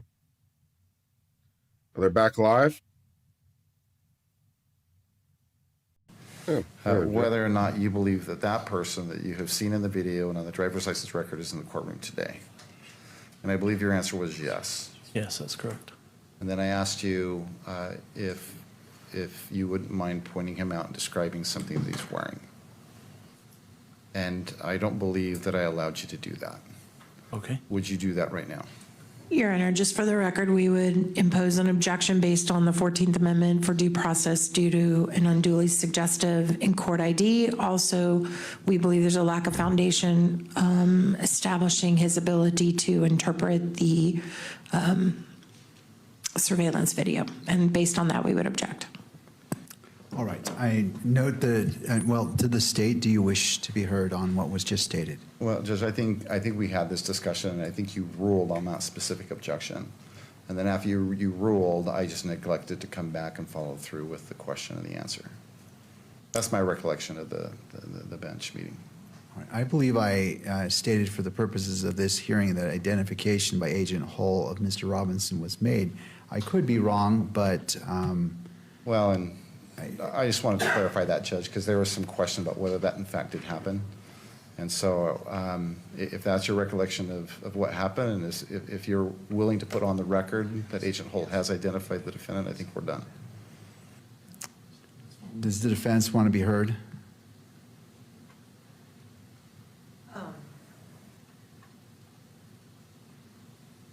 She doesn't know what to do now. She doesn't know what to do. Because it didn't happen. It didn't happen, but she doesn't know what to do. For the benefit of the record and for thoroughness, if you wish to re-ask that question, you certainly, well, we can see what happens. If I could, Judge, I'd like to. Would you please point him out and identify something that he is wearing? Yeah, I believe that Mr. Robinson is between Miss Nestor and other counsel wearing a gray suit, jacket with a dark tie, and a light-colored shirt. Because I would ask that the record You can find any reflect case law? that Agent I'm not Holt has surprised. identified the defendant.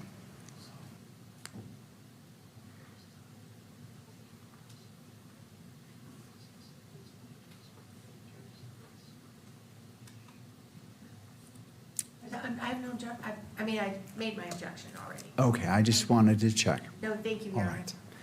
For the purposes of this hearing, I find that Agent Hull has identified Mr. Robinson. Again, this is only for the preliminary hearing. You may proceed. Judge, I think for today, with Agent Hull, we're done for today. We'd ask that at this point we take a break until tomorrow. Well, that's great. We just All came right, so back are from a you break saying and we're that taking another break.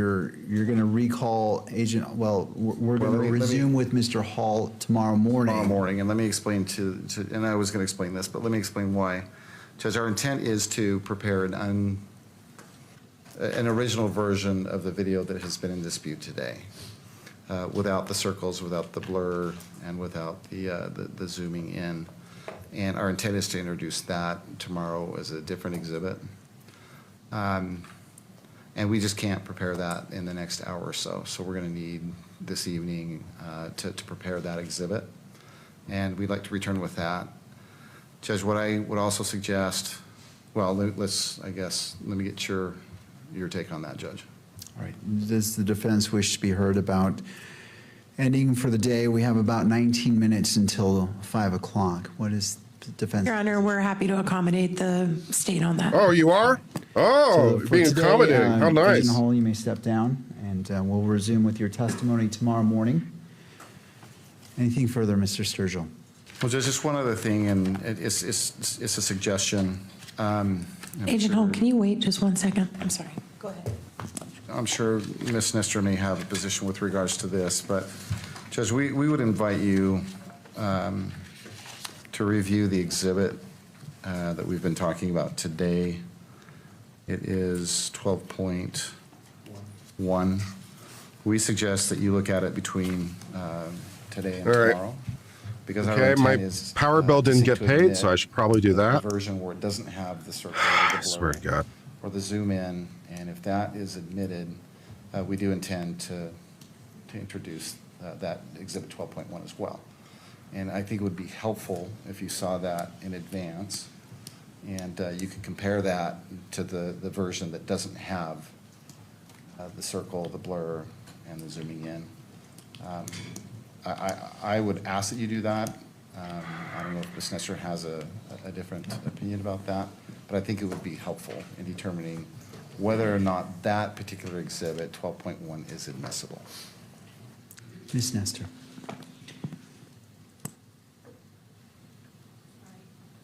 I don't have anything to add to that. I defer to what the court prefers to do on that. I do have another matter before Agent Hull is released that I do want to address with the court, but I don't have any concern if the court wants to look at it in advance. It's kind of a little bit of a long video. I think it's just about 5 minutes, maybe. It's not very long. So if you want to wait until tomorrow, it's not going to slow the matter down very much, but it's up to the court on that. All right, I appreciate the parties. What I'm going to do is I'm going to wait until it's properly before me and a motion has been made for either of the videos. Did I just pay my bill? And then I'm happy to entertain the motion to review both of them, or however the parties. I don't want to issue a pre-ruling, so I'll wait till it's properly before me, and I can take it from there. Being that it's about 5 minutes, I'm not too concerned about how much time is needed. I also want to be thorough, so I'll wait till it's brought before me and we can address it from there. And turning to Ms. Nestor as it relates to your request. Thank you, Your Honor. Your Honor, I recognize that Agent Hull is the case agent and is working with the state in preparing for this, but he is still on the stand, and I would ask that he be instructed that he can't discuss his testimony, even though... I'd like to give a brief shout out to Bob Sr. If you're still out there, the TV is talking to you. Just wanted to let you know that I appreciate that you are a new fan of mine. Holla. Respect. TV's giving you commands now. You will listen to me. You will listen to me. The state recalls you this tomorrow morning, then we'll proceed. Okay. All right, may this witness be excused. For now, For today. All right, thank you, Agent Hall. Anything further from the parties, or do either party need the benefit of the record before we adjourn? No, Your Honor. Not from the state, Judge. All right, noting neither party wishes the benefit of the record, court is in recess until 9 a.m. tomorrow morning. Okay. Since they have at no point clarified what benefit of the record means, I can only assume that it means they want to have the formal listing of who's there, right? Because it's like they want it's like, what is the benefit of the record? What does that mean? I don't know what that means. I have inferred from context, it must mean the normal announcements of like who's in the room, right? It's like, oh, who's here for the state, who's here for the defense, blah, blah, blah, blah, blah. That's the only thing I can think it means. And so it's like, no, we don't need to do that because we all know we're here. So it's like, yes, I don't need to put it on the record because we all know we're here. It's fine. No one cares. That must be what it is, because he's asked several times and that can be the only thing it is. All right. So where are we in terms of where we finished on day one? Well, we didn't get very far. We have determined that there was a shooting. We spent much time orally describing the geography of where everything is in relation to each other. We talked about where the buildings were and what was north and south and east and west. And the west is to the left, don't you know? That was exciting. And also this guy, he's been campus police for a long time. And so he knows where things are because, you know, he's campus police and he's kind of familiar with where the buildings are and the doors and exits and stuff. You know, he has some familiarity with that. And he heard a shooting. And, you know, maybe he couldn't tell initially exactly where it came from because amphitheater, and at some point wound up on the roof and found impressions on the roof and also a screwdriver and also a holster. For what is unclear as of yet. Was it a handgun holster? Was it a rifle holster? Was it some other kind of holster? Who can say? Instructions unclear. So we got that from guy number 1. And then from guy number 2, I don't even know what we got. What did we get from him? Cop number 2. Did we get anything from cop number 2 that was in any way interesting? I don't think we did. I'm not 100% sure why he's there. We got some video and we got some witness statements through him and some various things that people said. And we were going to get a video tomorrow that has various recordings of what people recorded. That's about it. Yeah, we got some aerial photos. That was exciting. And all that stuff. Yeah. So all that good stuff. Yeah, we were very, very helpful for the cardinal directions. And we got a lot of arguments over hearsay, which the state constitution kind of resolves that issue.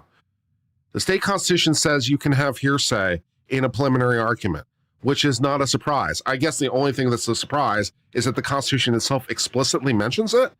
I guess that's a little bit of a surprise because normally you wouldn't think that particular detail would be in the state constitution, but I guess someone thought it was important enough to put it in the Constitution. So, okay, this fairly banal rule of evidence, which is kind of standard, is for reasons unclear explicitly in the state constitution.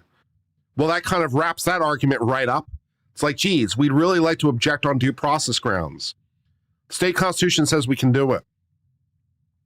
I guess federal constitution, yeah, you don't have a hook there either, because there's no federal court anywhere.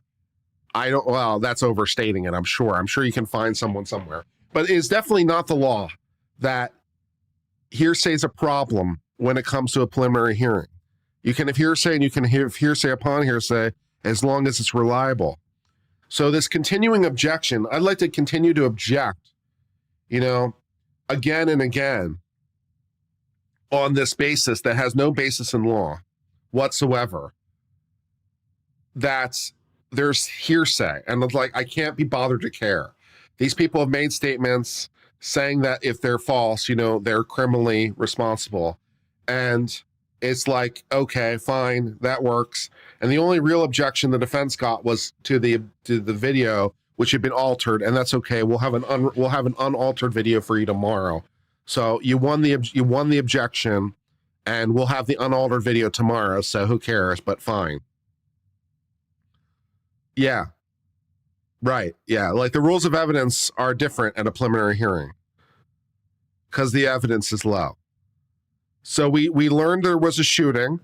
We learned the medical examiner determined the manner of death was homicide from the gunshot in the neck. Glad we clarified that. I'm not a medical doctor or anything, but, I kind of thought that might be the cause of death. Didn't go to medical school, but I'm like, well, that looks like a real problem. So I'm glad we have, apparently the medical examiner has determined the guy died from the gunshot wound to the neck. Definitely needed an expert for that one.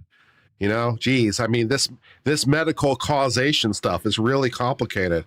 I'm really glad that we had the benefit of a doctor who went to medical school for 4 years and did 4 years of residency and has all this wonderful medical training to inform me of the bombshell proposition that gunshot to throat is somewhat incompatible with life.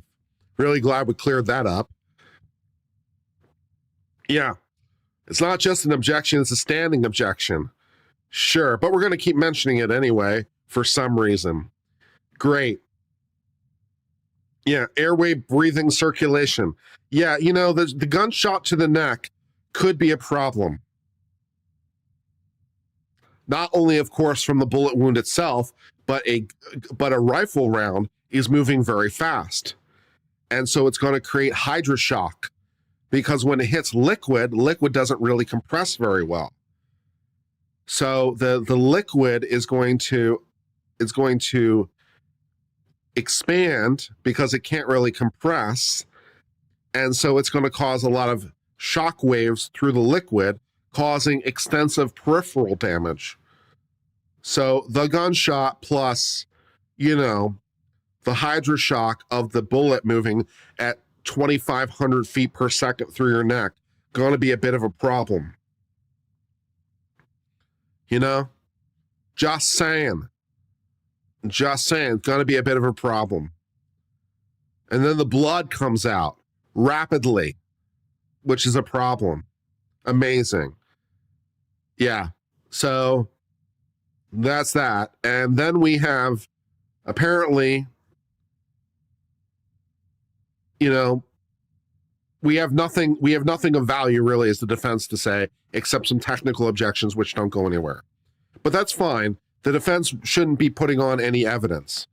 They can, but I'd be amazed if they do. Because why would they? Why would they put on any evidence in a preliminary hearing? The only point of this is to induce the government into a mistake or find some sort of flaw that they can try to do, or somehow put the fear of God in the defendant for some sort of advantage they're hoping to maintain or something. Or just because they really like hearing the sound of their voice. They could be doing it for the publicity. But there's not really a lot of great reasons to do it legitimately, which is why you never see them, because they're uniformly waived because they're just a massive waste of time. Yeah. So, yeah. So tomorrow we're going to see more, well, we'll at least hear about more video from the many vantage points. There were a lot of cameras, both from body-worn cameras from the police, of course, the camera that got the shot recorded. People in the audience probably had some cell phone recordings. So there's probably a fair amount of video that depicts various things.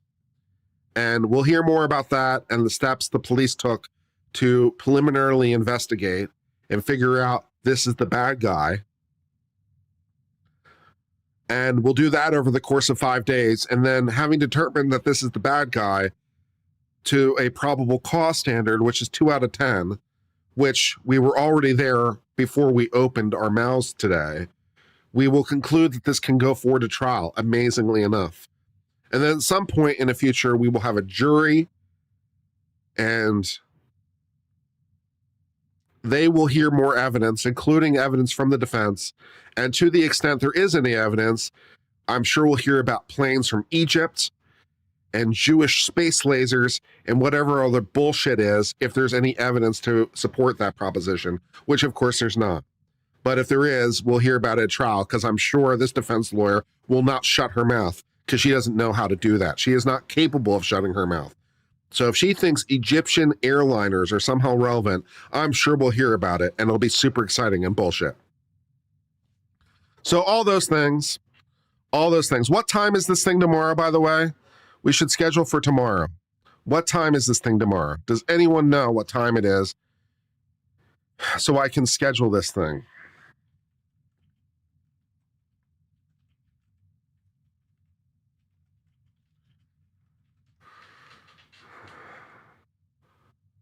What time is hearing?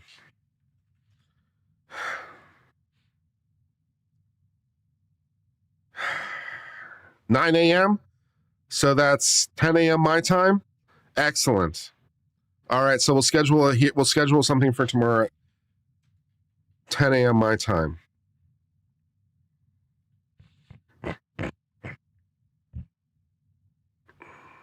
Oh, Legal Eagle has a video. Should we watch? We'll put Legal Eagle on and then we'll watch that for a little while. That sounds fun.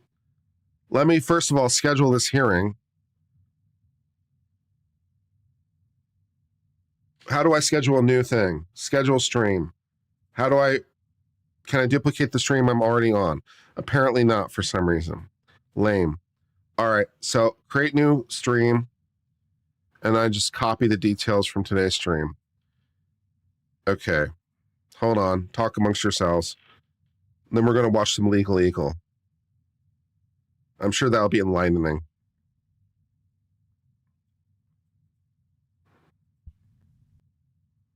Okay, so copy the description from It's a today. SCOTUS, double whammy. Shut up. Not with you yet. Copy the thing from today. Great. Okay, and I need to use the thumbnail again, which I thought was a pretty good thumbnail, to be honest. Great. Great. Okay, subscriber mode. 1 minute is fine. Slow down for 20 seconds. Okay. Public, this is tomorrow on the 7th at 10 a.m. my time. Excellent. Schedule it.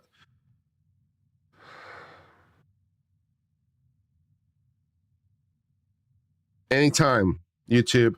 There you go. Great. All right, now I'll create a redirect from tonight for today's stream. So when we do end the stream, it will send you to tomorrow's stream because that's what a professional would do. Great. Save that. Fantastic. All right, now we're watching this Legal Eagle video.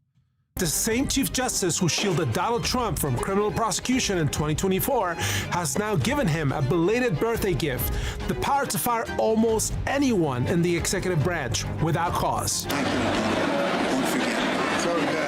I said almost anyone. The lone exception is the Federal Reserve, the agency that serves as the bedrock of the American economic system and just happens to affect the justices' retirement portfolios.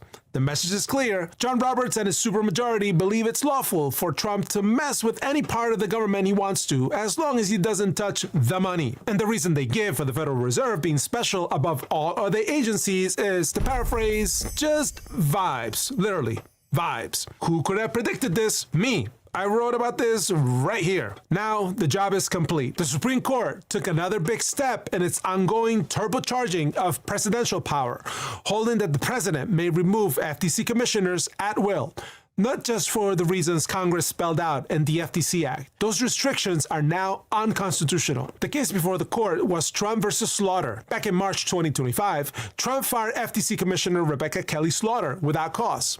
Until recently, the law said FTC commissioners could only be fired for inefficiency, neglect of duty, or malfeasance in office. The statute is by necessity. Otherwise, any incoming president can lawfully purge the government and replace independent administrators with loyalists and partisan hacks. We have plenty. Yeah, it's almost like the chief executive could create an executive branch that serves him as the chief executive. Yes, this is true. Yeah. It's almost like the guy who's in charge of the executive branch could make it so that the executive branch serves him, the executive. Yeah, that's definitely true. Any of those these days. But the court just said that the firing of Slaughter was lawful anyway. On paper, the Slaughter decision may be a win for the Trump administration, but it's a huge loss for the public and Congress. The ruling cements the president's control over parts of the government that traditionally function as a check on presidential powers. The practical effect is straightforward. Agencies that Congress designed to operate independently now answer much more directly to the president, and that gives this president and every future president far more control over who runs them. As former Commissioner Slaughter herself commented, today's ruling makes it possible for presidents to fire watchdogs who won't put politics over principle and replace them with lapdogs. In short, the term independent agency is now an oxymoron. It's a thing of the past. As of today. Right, because there shouldn't be such a thing as an independent agency. Agencies work for the executive. The Constitution in Article 2 says that the President of the United States has all the executive power. So the idea of an independent executive is correct, and but an independent agency, not so much. So yeah, that's a problem. They don't exist, but because reasons, the Federal Reserve gets preferential treatment. The same day the court decided Slaughter, it also decided Trump versus Cook. And there, it went the other way. The president does not have the constitutional authority to fire a Federal Reserve governor without cause. Specifically, the court held that Federal Reserve Governor Lisa Cook, who was fired by Trump via social media post last year for alleged mortgage fraud, more on that later, can remain in her job while she disputes Trump's allegations against her. So the independence of the Federal Reserve remains intact. For now. Now, if you're making payments on private student loans, this should ring alarm bells. The Trump administration has long expressed their intention to destroy the Department of Education and the protections it offers to borrowers. Yeah. So if your private student loans are in default or you're struggling with payments, the sponsor of this portion of the video, Why Refi, is an excellent tool. systemic dismantling of the federal workforce. Since his first day back in office, Trump has embarked on a scorched earth firing rampage. You know how he likes to say, you're fired, you're fired, you're fired? Yep, same thing, but in government. Under the misguided assumption that Article 2 gives him free rein to terminate anyone he wants, Trump has attempted to reshape the federal workforce from top to bottom. He fired the... Well, apparently it isn't that misguided an assumption, because the Supreme Court themselves said he's correct. And that's what Article 2 seems to say. I mean, there's that. Librarian of Congress, Carla Hayden. He fired Assistant U.S. Attorney Maureen Comey, who says the only reason she was let go is that she's the daughter of former FBI Director James Comey. He fired more than a dozen inspectors general. He fired almost every Democratic appointee on the Equal Employment Opportunity Commission and other bipartisan boards. He fired NLRB member Gwen Wilcox. He fired Office of Special Counsel Hampton Dellinger. He fired the chair of the Federal Election Commission. And he fired thousands of public servants in nearly all 50 states. These victims also include the tens of thousands of civil servants from agencies such as the U.S. Forest Service, the Department of Interior, and the National Park Service, who were terminated by Trump in what has since become known as the Valentine's Day Massacre. Look it up. And among the casualties... I think the Valentine's Day Massacre might be something else. In the sweeping assault on independent agencies, we have Rebecca Slaughter and Lisa Cook. I should note, a lot of these officials fighting their terminations are women, black, or both. So that should give you a clue as to whom Trump prioritizes in his firing decisions. Since 2018... But you just pointed, that's not true, because you yourself just put a lot of those people on the screen, and I couldn't help noticing that a lot of them were males, and white males at that. So you yourself just demonstrated that that's not true earlier in this very video.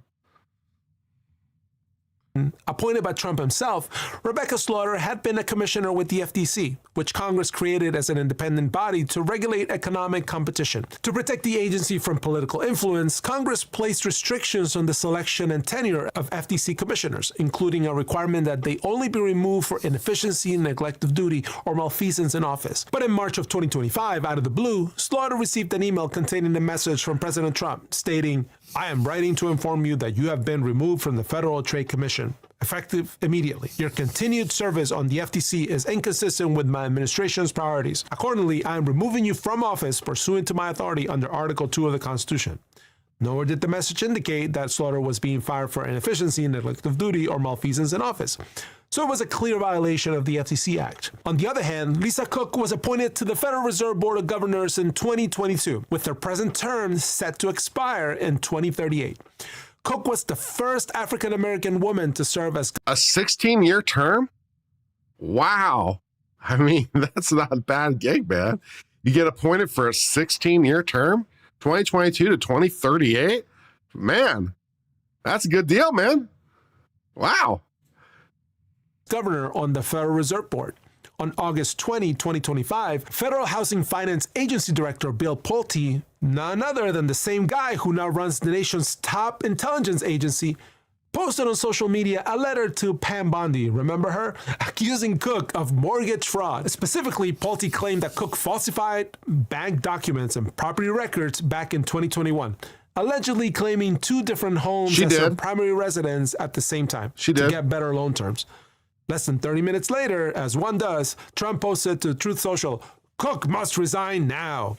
2 days later, Trump told reporters that what Cook did was bad and that he would fire her if she doesn't resign. 3 days later, on August 25, 2025, Trump claimed to fire Cook for cause. In a letter to Cook, Trump stated that he had reason to believe that she may have made false statements on one or more mortgage agreements.